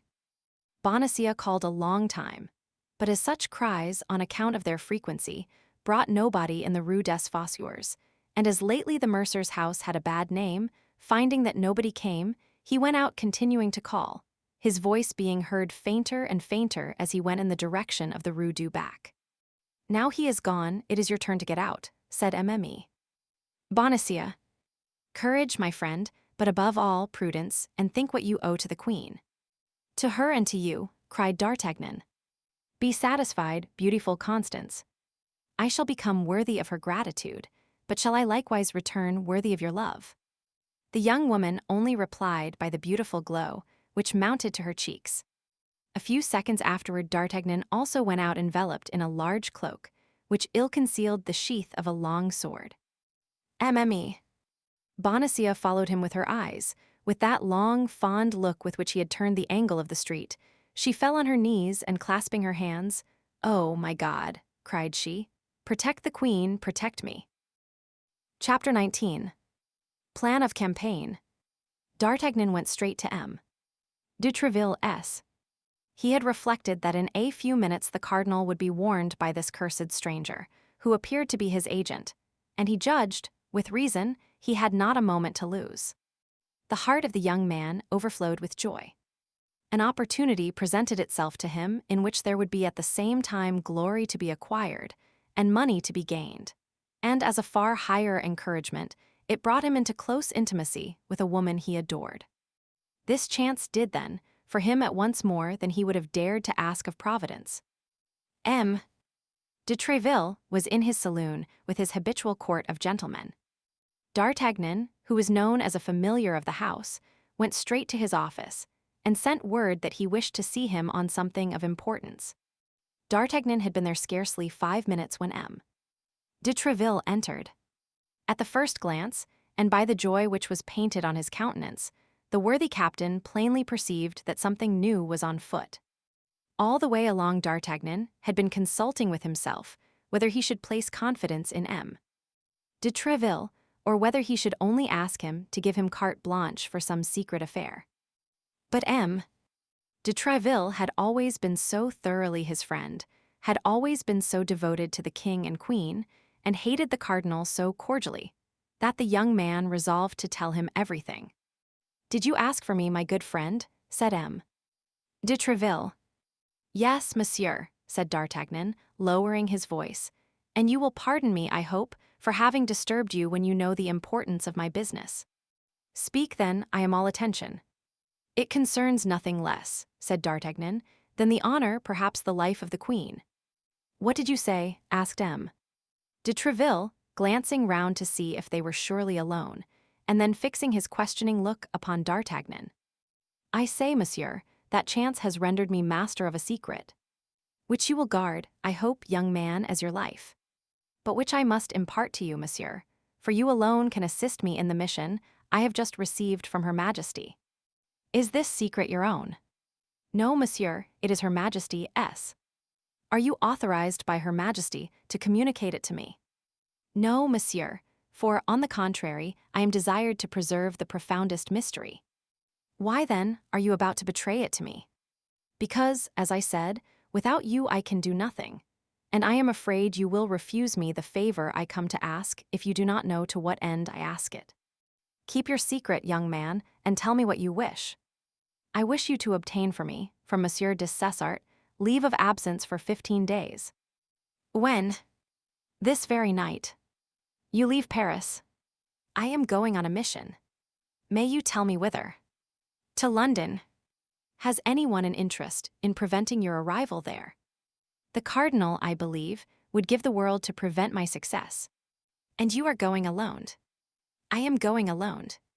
"In that case, you will not get beyond Bondy." "I tell you so, by the faith of de Tréville." "How so?" "You will be assassinated." "And I shall die in the performance of my duty." "But your mission will not be accomplished." "That is true," replied D'Artagnan. "Believe me," continued Tréville, "in enterprises of this kind, in order that one may arrive, 4 must set out." "Ah, you are right, monsieur," said D'Artagnan. "But you know Athos, Porthos, and Aramis, and you know if I can dispose of them, without confiding to them the secret which I am not willing to know. We are sworn, once for all, to implicit confidence and devotedness against all proof. Besides, you can tell them that you have full confidence in me, and they will not be more incredulous than you. I can send to each of them leave of absence for 15 days. That is all, to Athos, whose wound still makes him suffer, to go to the waters of Forges, to Porthos and Aramis to accompany their friend, whom they are not willing to abandon in such a painful condition. Sending their leave of absence will be proof enough that I authorize their journey." "Thanks, monsieur. You are 100 times too good." "Begone, then, find them instantly, and let all be done tonight." "Huh? But first write your request to de Cessart. Perhaps you had a spy at your heels, and your visit, if it should ever be known to the cardinal, will thus seem legitimate." D'Artagnan drew up his request, and M. de Tréville, on receiving it, assured him that by 2 o'clock in the morning the 4 leaves of absence should be at the respective domiciles of the travelers. "Have the goodness to send mine to Athos's residence. I should dread some disagreeable encounter if I were to go home. Be easy. Adieu, and a prosperous voyage." "A propos," said M. de Tréville, calling him back. D'Artagnan returned. "Have you any money?" D'Artagnan tapped the bag he had in his pocket. "Enough?" asked M. de Tréville. 300 pistoles. "Oh, plenty. That would carry you to the end of the world." "Begone, then." D'Artagnan saluted M. de Tréville, who held out his hand to him. D'Artagnan pressed it with a respect mixed with gratitude. Since his first arrival at Paris, he had had constant occasion to honor this excellent man, whom he had always found worthy, loyal, and great. His first visit was to Aramis, at whose residence he had not been since the famous evening on which he had followed Mme. Bonacieux. Still further, he had seldom seen the young musketeer, but every time he had seen him, he had remarked a deep sadness imprinted on his countenance. This evening, especially, Aramis was melancholy and thoughtful. D'Artagnan asked some questions about this prolonged melancholy. Aramis pleaded as his excuse a commentary upon the 18th chapter of St. Augustine, which he was forced to write in Latin for the following week, and which preoccupied him a good deal. After the two friends had been chatting a few moments, a servant from M. de Tréville entered, bringing a sealed packet. "What is that?" asked Aramis. "The leave of absence Monsieur has asked for," replied the lackey. "For me? I have asked for no leave of absence." "Hold your tongue and take it," said D'Artagnan. "And you, my friend, there is a demi-pistole for your trouble. You will tell Monsieur de Tréville that Monsieur Aramis is very much obliged to him. Go." The lackey bowed to the ground and departed. "What does all this mean?" asked Aramis. "Pack up all you want for a journey of a fortnight and follow me." "But I cannot leave Paris just now without knowing." Aramis stopped. "What is become of her?" "I suppose you mean," continued D'Artagnan. "Become of whom?" replied Aramis. "The woman who was here, the woman with the embroidered handkerchief." "Who told you there was a woman here?" replied Aramis, becoming as pale as death. "I saw her." "And you know who she is?" "I believe I can guess, at least." "Listen," said Aramis. "Since you appear to know so many things, can you tell me what is become of that woman?" "I presume that she has returned to Tours." "To Tours?" "Yes, that may be." "You evidently know her." "But why did she return to Tours without telling me anything?" "Because she was in fear of being arrested." "Why has she not written to me then?" "Because she was afraid of compromising you." "D'Artagnan, you restore me to life," cried Aramis. "I fancied myself despised, betrayed. I was so delighted to see her again. I could not have believed she would risk her liberty for me, and yet for what other cause could she have returned to Paris? For the cause which today takes us to England." "And what is this cause?" demanded Aramis.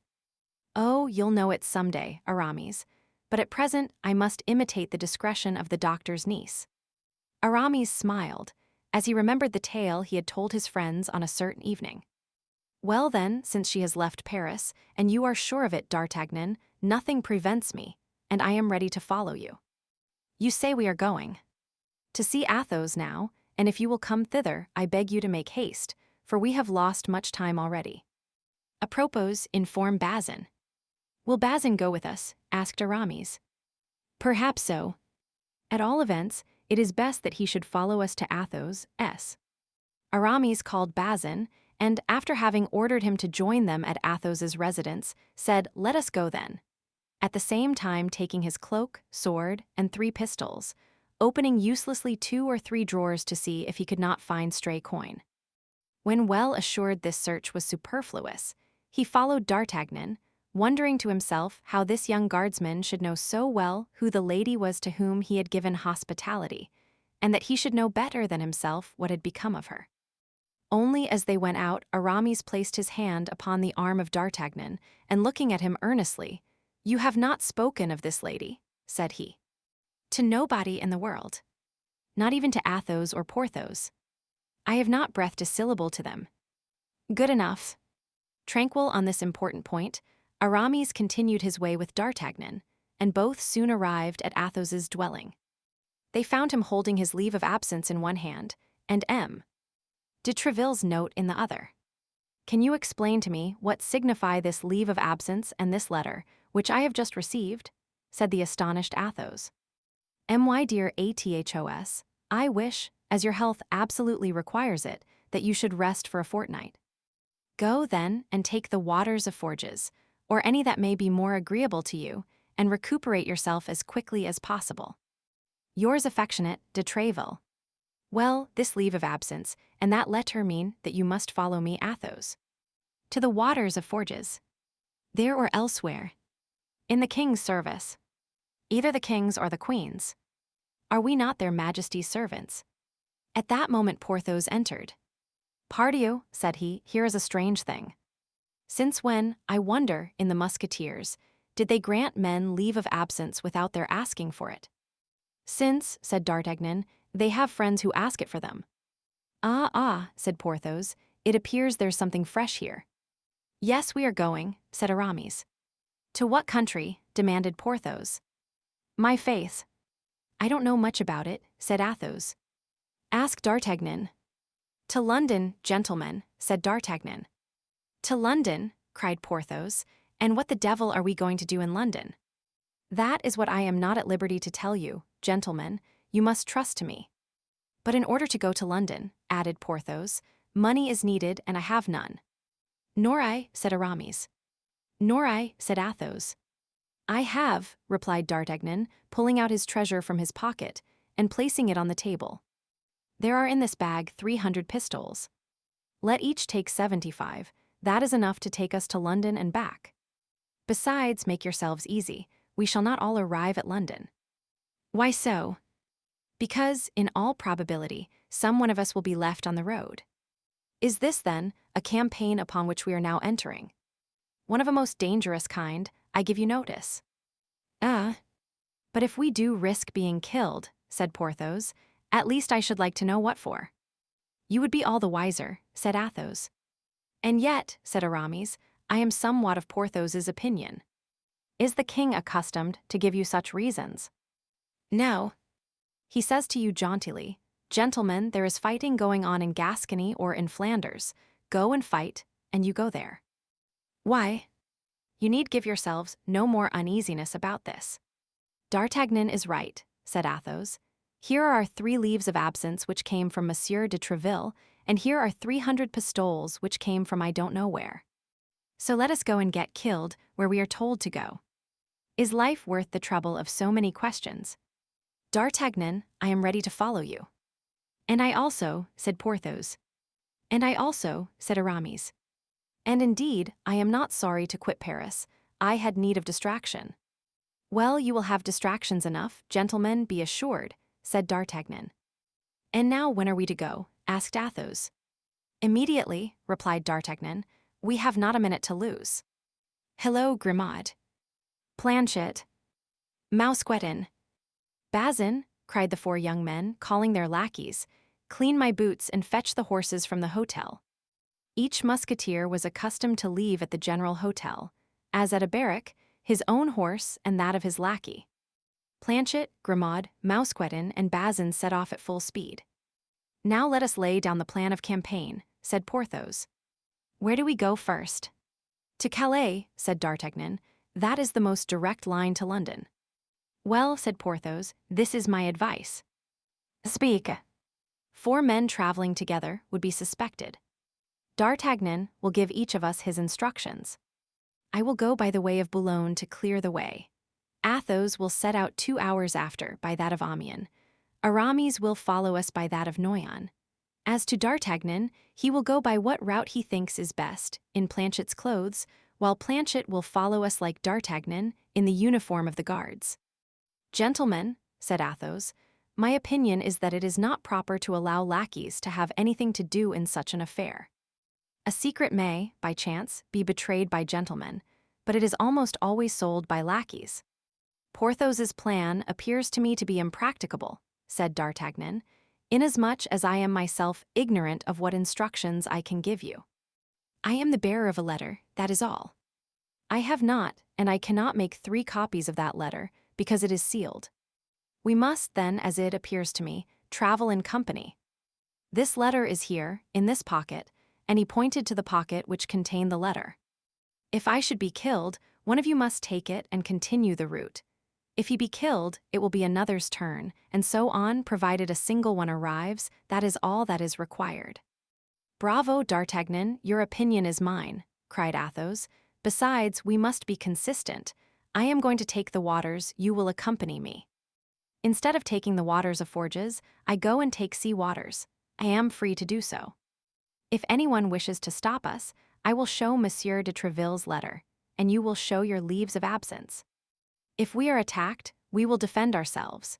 If we are tried, we will stoutly maintain that we were only anxious to dip ourselves a certain number of times in the sea. They would have an easy bargain of 4 isolated men, whereas 4 men together make a troop. We will arm our 4 lackeys with pistols and musketoons. If they send an army out against us, we will give battle, and the survivor, as D'Artagnan says, will carry the letter." "Well said," cried Aramis. "You don't often speak, Athos, but when you do speak, it is like St. John of the Golden Mouth." "I agree to Athos's plan." "And you, Porthos?" "I agree to it too," said Porthos, "if D'Artagnan approves of it." "D'Artagnan, being the bearer of the letter, is naturally the head of the enterprise. Let him decide, and we will execute." "Well," said D'Artagnan, "I decide that we should adopt Athos's plan, and that we set off in half an hour." "Agreed," shouted the 3 Musketeers in chorus.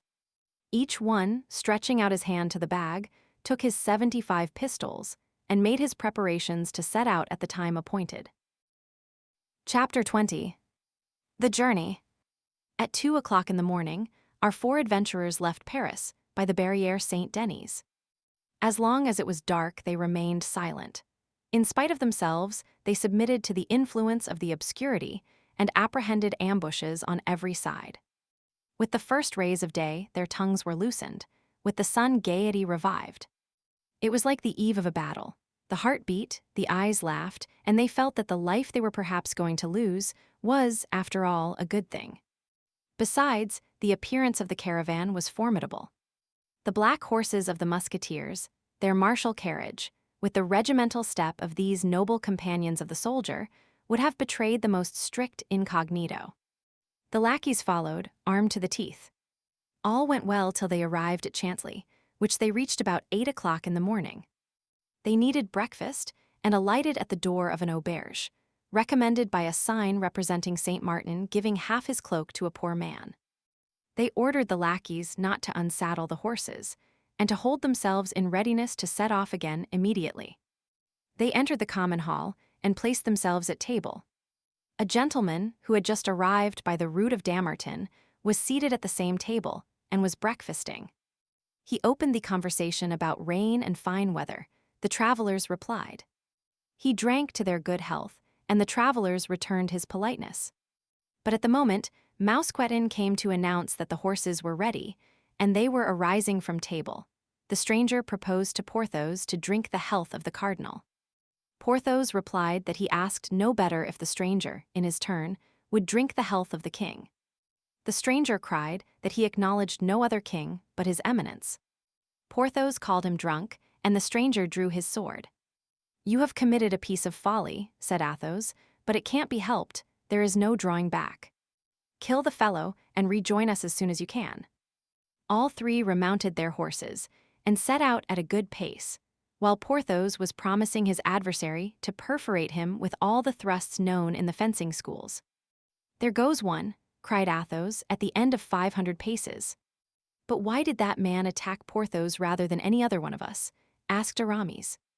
"Because, as Porthos was talking louder than the rest of us, he took him for the chief," said D'Artagnan.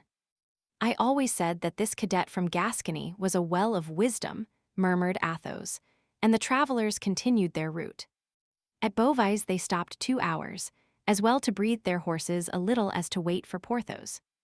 At the end of 2 hours, as Porthos did not come, not any news of him, they resumed their journey. At a league from Beauvais, where the road was confined between 2 high banks, they fell in with 8 or 10 men who, taking advantage of the road being unpaved in this spot, appeared to be employed in digging holes and filling up the ruts with mud. Aramis, not liking to soil his boots with this artificial mortar, apostrophized them rather sharply. Athos wished to restrain him, but it was too late. The laborers began to jeer the travelers, and by their insolence disturbed the equanimity even of the cool Athos, who urged on his horse against one of them. Then each of these men retreated as far as the ditch, from which each took a concealed musket. The result was that our 7 travelers were outnumbered in weapons. Aramis received a ball which passed through his shoulder, and Mousqueton another ball which lodged in the fleshy part which prolongs the lower portion of the loins. Therefore Mousqueton alone fell from his horse, not because he was severely wounded, but not being able to see the wound, he judged it to be more serious than it really was. "It was an ambuscade," shouted D'Artagnan. Don't waste a charge. Forward! Aramis, wounded as he was, seized the mane of his horse, which carried him on with the others. Mousqueton's horse rejoined them, and galloped by the side of his companions. "That will serve us for a relay," said Athos. "I would rather have had a hat," said D'Artagnan. "Mine was carried away by a ball. By my faith, it is very fortunate that the letter was not in it." "They'll kill poor Porthos when he comes up," said Aramis. "If Porthos were on his legs, he would have rejoined us by this time," said Athos. "My opinion is that on the ground the drunken man was not intoxicated." They continued at their best speed for 2 hours, although the horses were so fatigued that it was to be feared they would soon refuse service. The travelers had chosen crossroads in the hope that they might meet with less interruption, but at Crevecoeur, Aramis declared he could proceed no farther. In fact, it required all the courage which he concealed beneath his elegant form and polished manners to bear him so far. He grew more pale every minute, and they were obliged to support him on his horse. They lifted him off at the door of a cabaret, left Bazin with him, who, besides, in a skirmish was more embarrassing than useful, and set forward again in the hope of sleeping at Amiens. "Morbleu," said Athos, as soon as they were again in motion, reduced to 2 masters and Grimaud and Planchet. "Morbleu, I won't be their dupe, I will answer for it. I will neither open my mouth, nor draw my sword between this and Calais. I swear by." "Don't waste time in swearing," said D'Artagnan. "Let us gallop if our horses will consent." And the travelers buried their rowels in their horses' flanks, who thus vigorously stimulated recovered their energies. They arrived at Amiens at midnight, and alighted at the auberge of the Golden Lily. The host had the appearance of as honest a man as any on earth. He received the travelers with his candlestick in one hand and his cotton nightcap in the other. He wished to lodge the 2 travelers each in a charming chamber, but unfortunately these charming chambers were at the opposite extremities of the hotel. D'Artagnan and Athos refused them. The host replied that he had no other worthy of their excellencies, but the travelers declared they would sleep in the common chamber, each on a mattress which might be thrown upon the ground. The host insisted, but the travelers were firm, and he was obliged to do as they wished.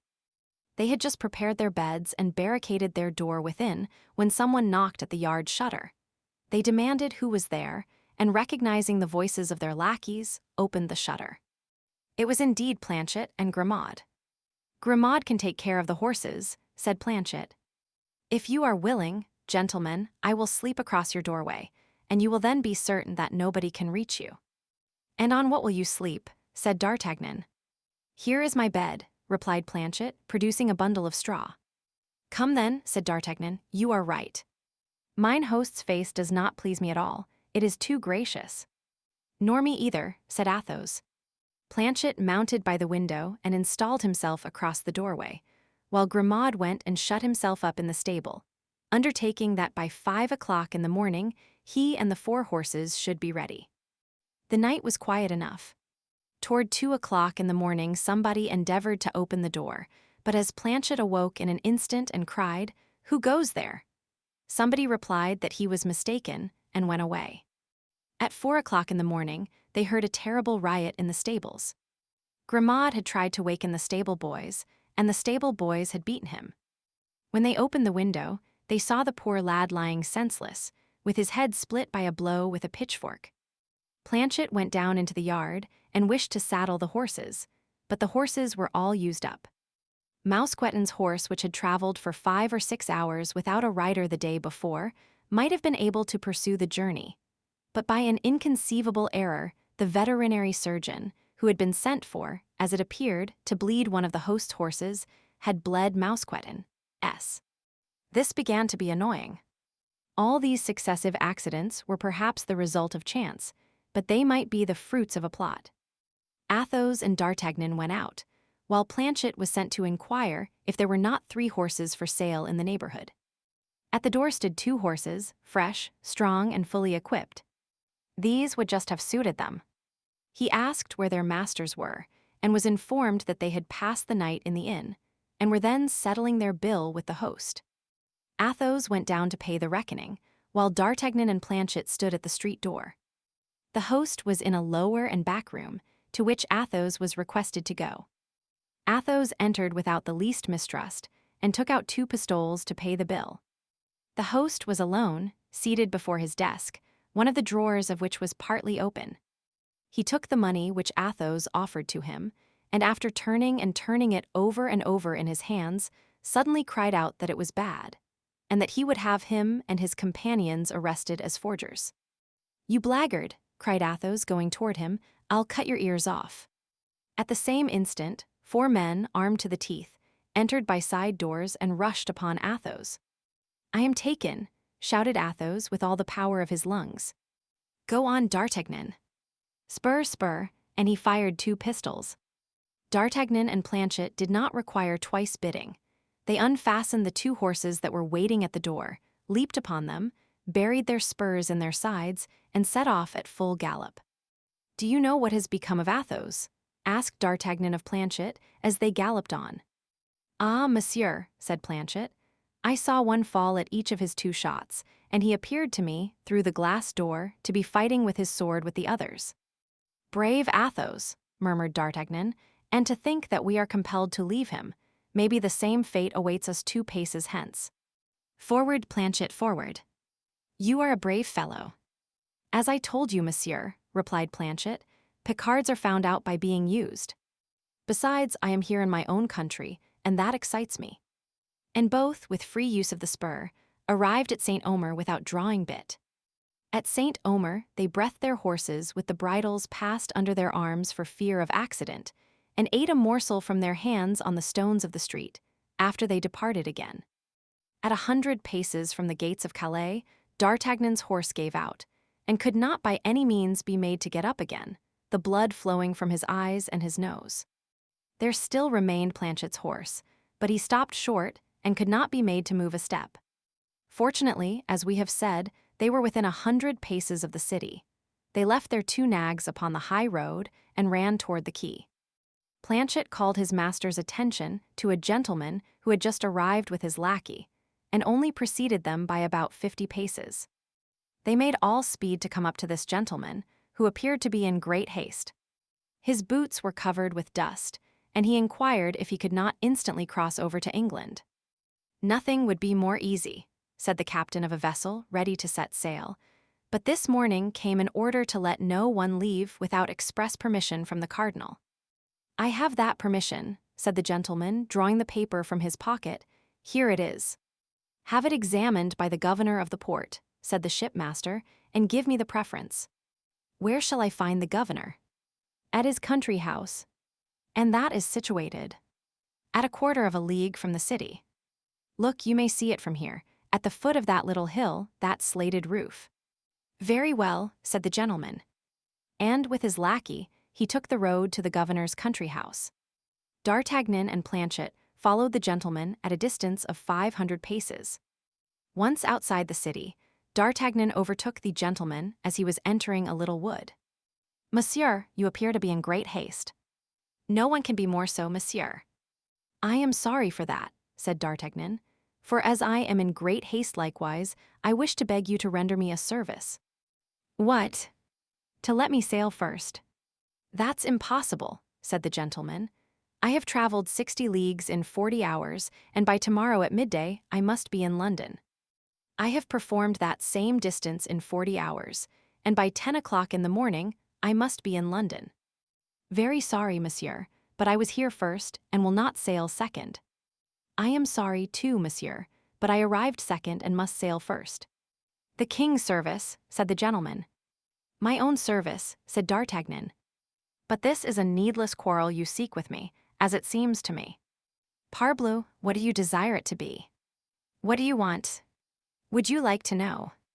"Certainly." "Well then, I wish that order of which you are bearer, seeing that I have not one of my own and must have one." "You jest, I presume." "I never jest." "Let me pass." "You shall not pass." "My brave young man, I will blow out your brains." "Hola, Lubin, my pistols." "Planchet," called out D'Artagnan, "take care of the lackey, I will manage the master." Planchet, emboldened by the first exploit, sprang upon Lubin, and being strong and vigorous, He soon got him on the broad of his back and placed his knee upon his breast. "Go on with your affair, monsieur," cried Planchet. "I have finished mine." Seeing this, the gentleman drew his sword and sprang upon D'Artagnan, but he had too strong an adversary. In 3 seconds, D'Artagnan had wounded him 3 times, exclaiming at each thrust, "One for Athos, one for Porthos, and one for Aramis." At the 3rd hit, the gentleman fell like a log. D'Artagnan believed him to be dead, or at least insensible, and went toward him for the purpose of taking the order.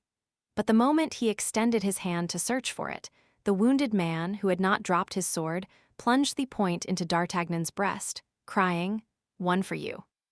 "And one for me, the best for last," cried D'Artagnan, furious, nailing him to the earth with a 4th thrust through his body. This time, the gentleman closed his eyes and fainted. D'Artagnan searched his pockets and took from one of them the order for the passage. It was in the name of Comte de Wardes. Then, casting a glance on the handsome young man, who was scarcely 25 years of age, and whom he was leaving in his gore, deprived of sense and perhaps dead, he gave a sigh for that unaccountable destiny which leads men to destroy each other for the interests of people who are strangers to them, and who often do not even know that they exist.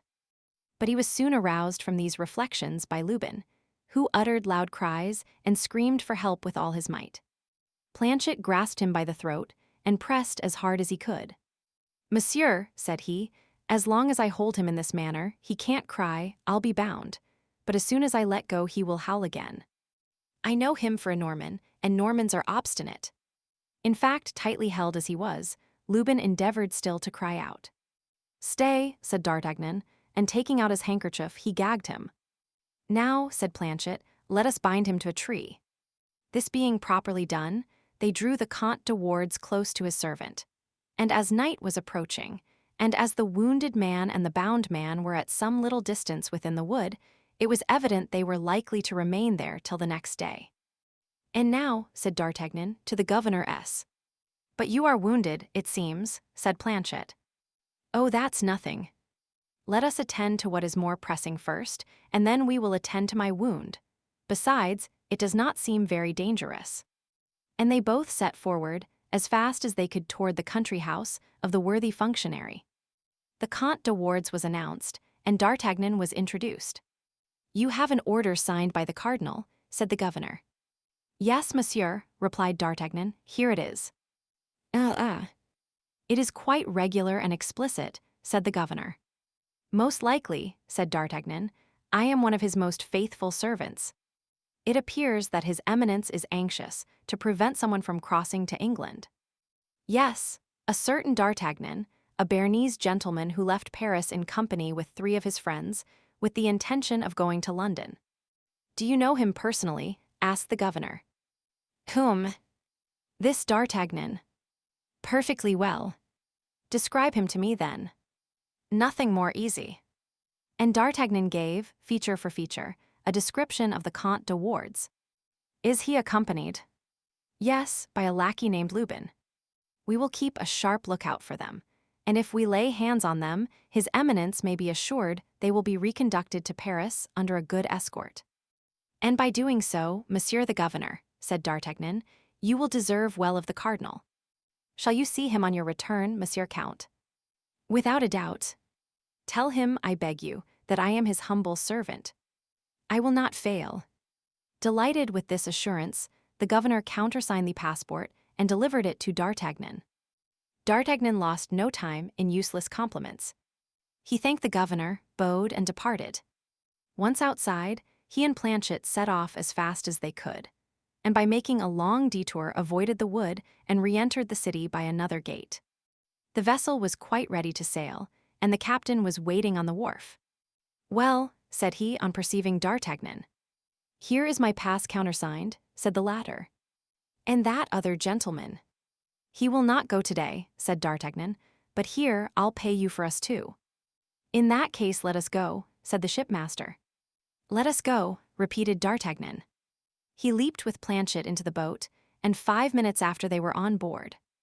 It was time, for they had scarcely sailed half a league, when D'Artagnan saw a flash and heard a detonation. It was the cannon which announced the closing of the port. He had now leisure to look to his wound. Fortunately, as D'Artagnan had thought, it was not dangerous. The point of the sword had touched a rib and glanced along the bone. Still further, his shirt had stuck to the wound, and he had lost only a few drops of blood. D'Artagnan was worn out with fatigue. A mattress was laid upon the deck for him. He threw himself upon it and fell asleep. On the morrow, at break of day, they were still 3 or 4 leagues from the coast of England. The breeze had been so light all night, they had made but little progress. At 10 o'clock the vessel cast anchor in the harbor of Dover, and at 10:30 D'Artagnan placed his foot on English land, crying, "Here I am at last." But that was not all, they must get to London. In England, the post was well served. D'Artagnan and Planchet took each a post-horse, and a postilion rode before them. In a few hours, they were in the capital.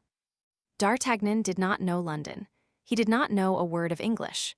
But he wrote the name of Buckingham on a piece of paper, and everyone pointed out to him the way to the Duke's hotel.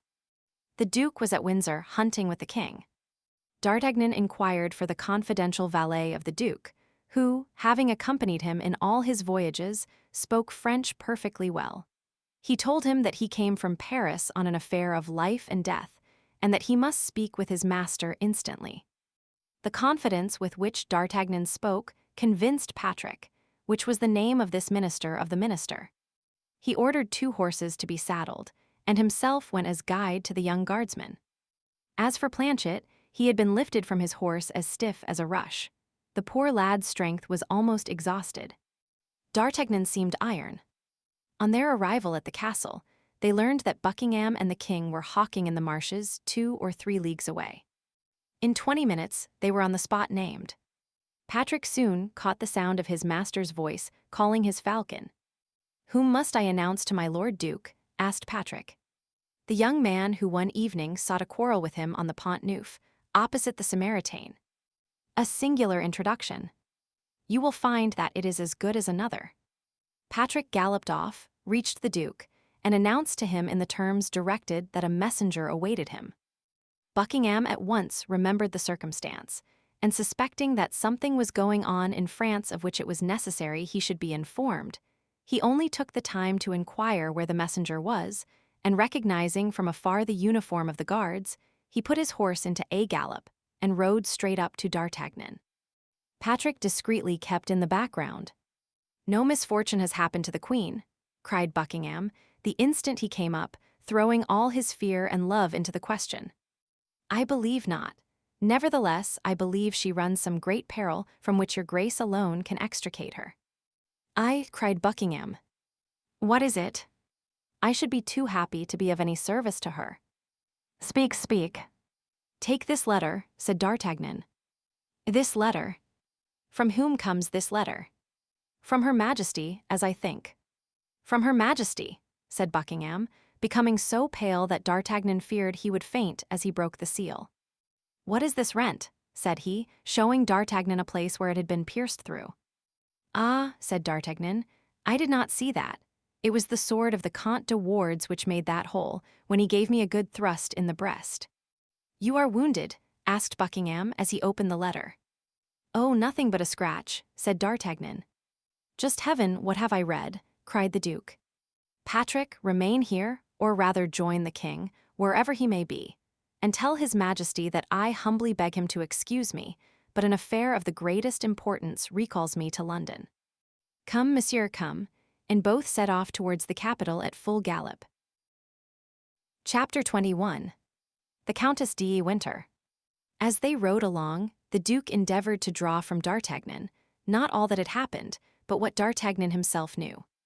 By adding all that he heard from the mouth of the young man to his own remembrances, he was enabled to form a pretty exact idea of a position of the seriousness of which. For the rest, the Queen's letter, short but explicit, gave him the clue. But that which astonished him most was that the cardinal, so deeply interested in preventing this young man from setting his foot in England, had not succeeded in arresting him on the road. It was then, upon the manifestation of this astonishment, that D'Artagnan related to him the precaution taken, and how, thanks to the devotion of his 3 friends, whom he had left scattered and bleeding on the road, He had succeeded in coming off with a single sword thrust, which had pierced the queen's letter, and for which he had repaid de wards with such terrible coin. While he was listening to this recital, delivered with the greatest simplicity, the Duke looked from time to time at the young man with astonishment, as if he could not comprehend how so much prudence, courage, and devotedness could be allied with a countenance which indicated not more than 20 years. The horses went like the wind, and in a few minutes they were at the gates of London. D'Artagnan imagined that on arriving in town the Duke would slacken his pace, but it was not so. He kept on his way at the same rate, heedless about upsetting those whom he met on the road. In fact, in crossing the city 2 or 3 accidents of this kind happened, but Buckingham did not even turn his head to see what became of those he had knocked down. D'Artagnan followed him amid cries, which strongly resembled curses. On entering the court of his hotel, Buckingham sprang from his horse, and without thinking what became of the animal, threw the bridle on his neck and sprang toward the vestibule. D'Artagnan did the same, with a little more concern, however, for the noble creatures, whose merits he fully appreciated. But he had the satisfaction of seeing 3 or 4 grooms run from the kitchens and the stables and busy themselves with the steeds. The Duke walked so fast that D'Artagnan had some trouble in keeping up with him. He passed through several apartments, of an elegance of which even the greatest nobles of France had not even an idea, and arrived at length in a bedchamber which was at once a miracle of taste and of richness. In the alcove of this chamber was a door concealed in the tapestry, which the Duke opened with a little gold key, which he wore suspended from his neck, by a chain of the same metal. With discretion D'Artagnan remained behind, but at the moment when Buckingham crossed the threshold, he turned round, and seeing the hesitation of the young man, "Come in," cried he, "and if you have the good fortune to be admitted to Her Majesty's presence, tell her what you have seen." Encouraged by this invitation, D'Artagnan followed the Duke, who closed the door after them. The two found themselves in a small chapel covered with a tapestry of Persian silk worked with gold, and brilliantly lighted with a vast number of candles. Over a species of altar, and beneath a canopy of blue velvet, surmounted by white and red plumes, was a full-length portrait of Anne of Austria, so perfect in its resemblance that D'Artagnan uttered a cry of surprise on beholding it. One might believe the queen was about to speak. On the altar, and beneath the portrait, was the casket containing the diamond studs. The Duke approached the altar, knelt as a priest might have done before a crucifix, and opened the casket. "There," said he, drawing from the casket a large bow of blue ribbon all sparkling with diamonds, "there are the precious studs which I have taken an oath should be buried with me. The Queen gave them to me, the Queen requires them again. Her will be done, like that of God, in all things." Then he began to kiss, one after the other, those dear studs with which he was about to part. All at once he uttered a terrible cry. "What is the matter?" exclaimed D'Artagnan anxiously. "What has happened to you, my lord?" "All is lost," cried Buckingham, becoming as pale as a corpse. "2 of the studs are wanting, there are only 10. Can you have lost them, my lord, or do you think they have been stolen?"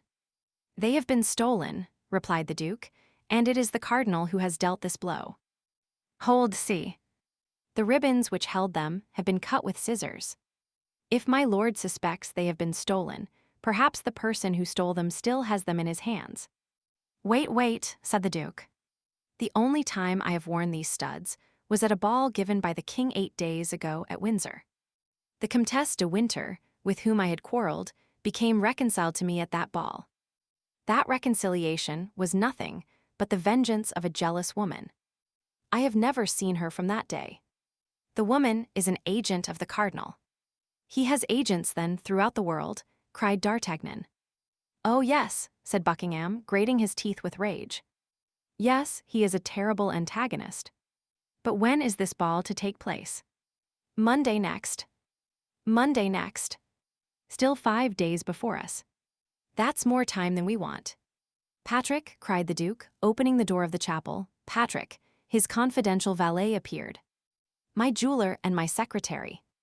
The valet went out with a mute promptitude, which showed him accustomed to obey blindly and without reply. But although the jeweler had been mentioned first, it was the secretary who first made his appearance.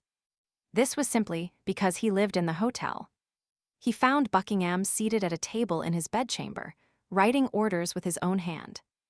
"Mr. Jackson," said he, "go instantly to the Lord Chancellor, and tell him that I charge him with the execution of these orders. I wish them to be promulgated immediately. But, my lord, if the Lord Chancellor interrogates me upon the motives which may have led your grace to adopt such an extraordinary measure, what shall I reply? That such is my pleasure, and that I answer for my will to no man." "Will that be the answer?"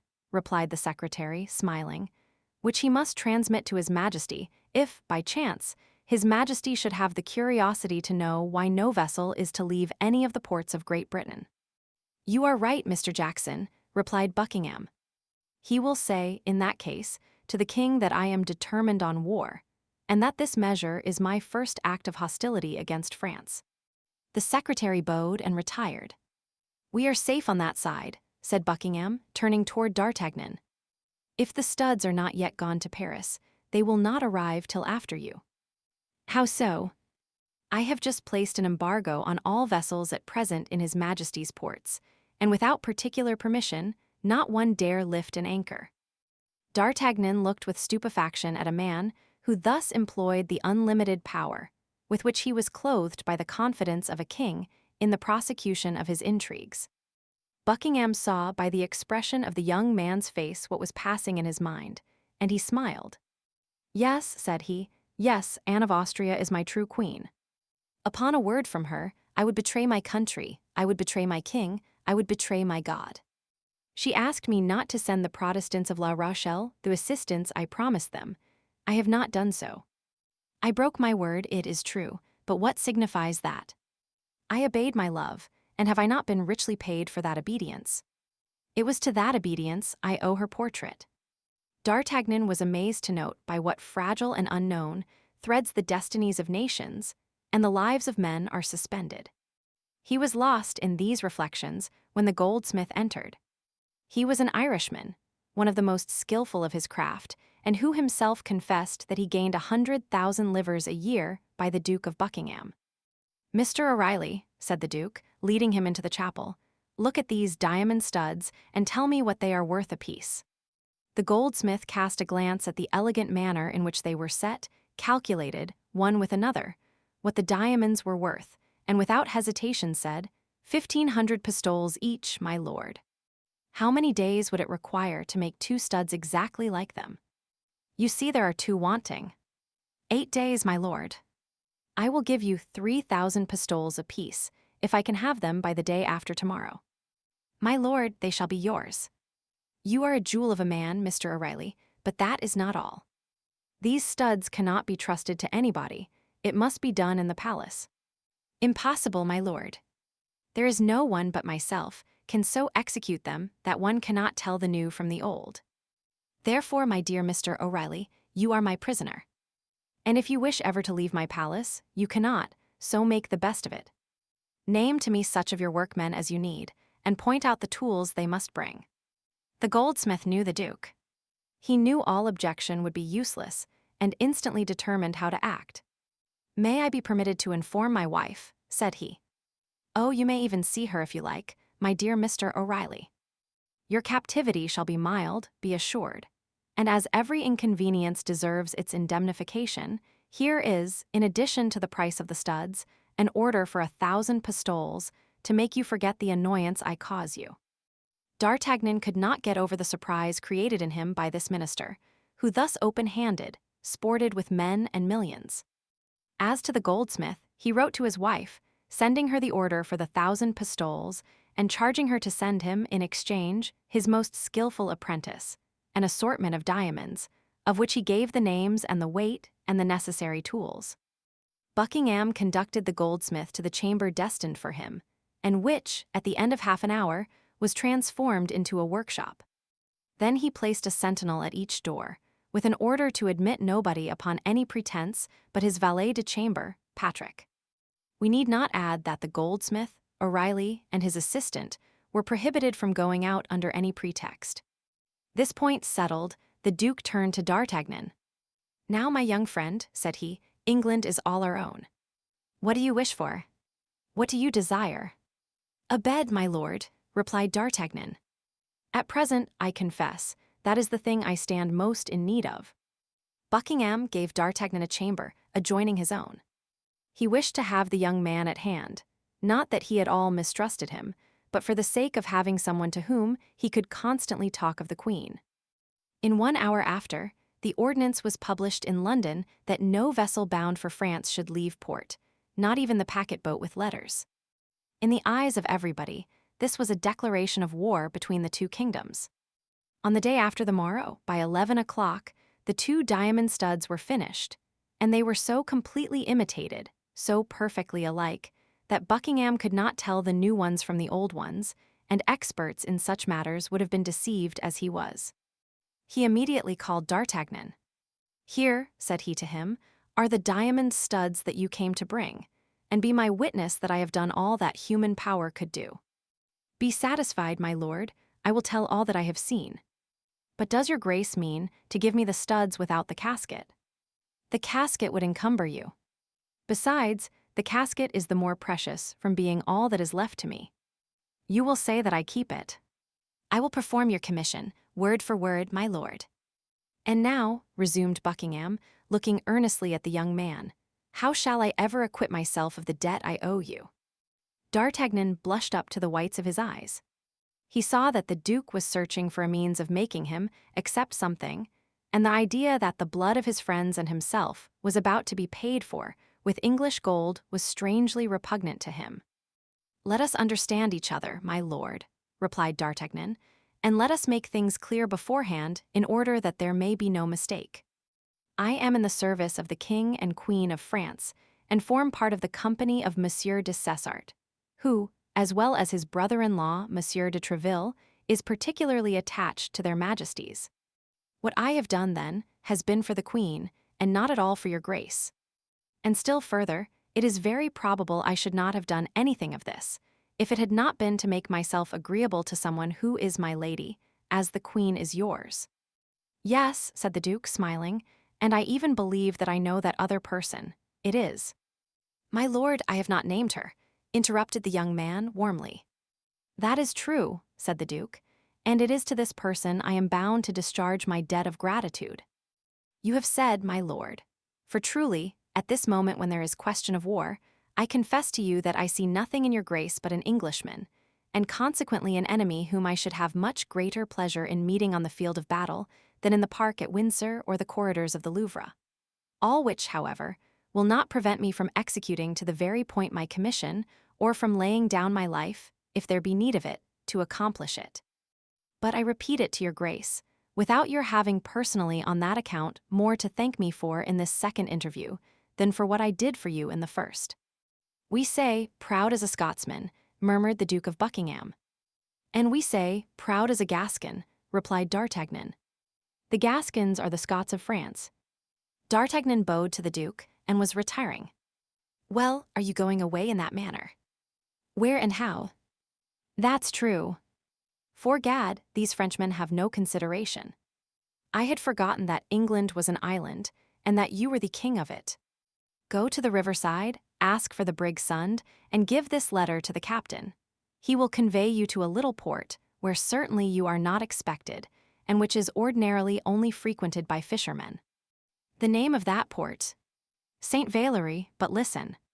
When you have arrived there, you will go to a mean tavern, without a name and without a sign, a mere fisherman's hut. You cannot be mistaken, there is but one. Afterward, you will ask for the host, and will repeat to him the word forward, which means, in French, en avant. It is the password. He will give you a horse all saddled, and will point out to you the road you ought to take. You will find, in the same way, 4 relays on your route. If you will give at each of these relays your address in Paris, the 4 horses will follow you thither. You already know 2 of them, and you appeared to appreciate them like a judge. They were those we rode on, and you may rely upon me for the others not being inferior to them. These horses are equipped for the field. However proud you may be, you will not refuse to accept one of them, and to request your 3 companions to accept the others.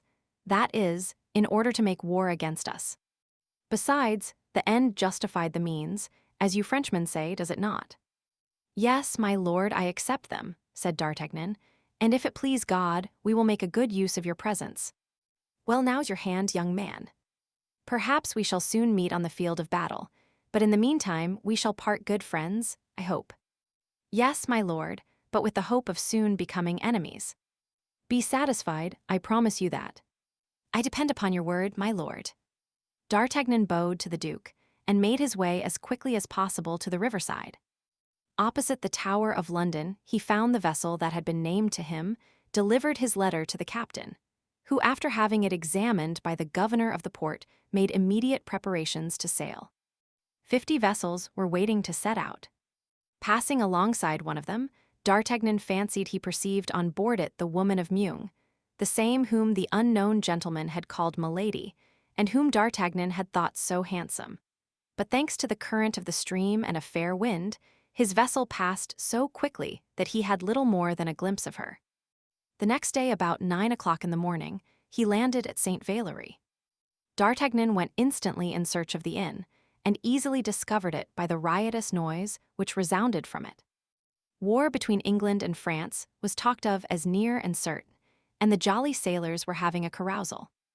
D'Artagnan made his way through the crowd, advanced toward the host, and pronounced the word "forward."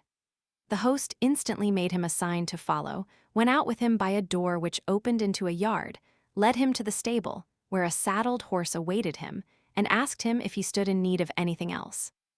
"I want to know the route I am to follow," said D'Artagnan. "Go from hence to Blangy, and from Blangy to Neufchâtel. At Neufchâtel, go to the Tavern of the Golden Harrow, give the password to the landlord, and you will find, as you have here, a horse ready saddled." "Have I anything to pay?" demanded D'Artagnan. "Everything is paid," replied the host, "and liberally. Begone, and may God guide you." "Amen," cried the young man, and set off at full gallop. 4 hours later, he was in Neufchâtel. He strictly followed the instructions he had received. At Neufchâtel, as at St. Valery, he found a horse quite ready and awaiting him. He was about to remove the pistols from the saddle he had quit to the one he was about to fill, but he found the holsters furnished with similar pistols. "Your address at Paris?" "Hotel of the Guards, Company of Dessessart." "Enough," replied the questioner. "Which route must I take?" demanded D'Artagnan in his turn. "That of Rouen, but you will leave the city on your right. You must stop at the little village of Equus, in which there is but one tavern, the Shield of France. Don't condemn it from appearances. You will find a horse in the stables quite as good as this." "The same password." "Exactly. Adieu, master." "A good journey, gentlemen. Do you want anything?" D'Artagnan shook his head and set off at full speed. At Equus, the same scene was repeated. He found as provident a host and a fresh horse. He left his address as he had done before, and set off again at the same pace for Pontoise. At Pontoise, he changed his horse for the last time, and at 9 o'clock galloped into the yard of Tréville's hotel. He had made nearly 60 leagues in little more than 12 hours. M. de Tréville received him as if he had seen him that same morning. Only, when pressing his hand a little more warmly than usual, he informed him that the Company of Dessessart was on duty at the Louvre, and that he might repair at once to his post.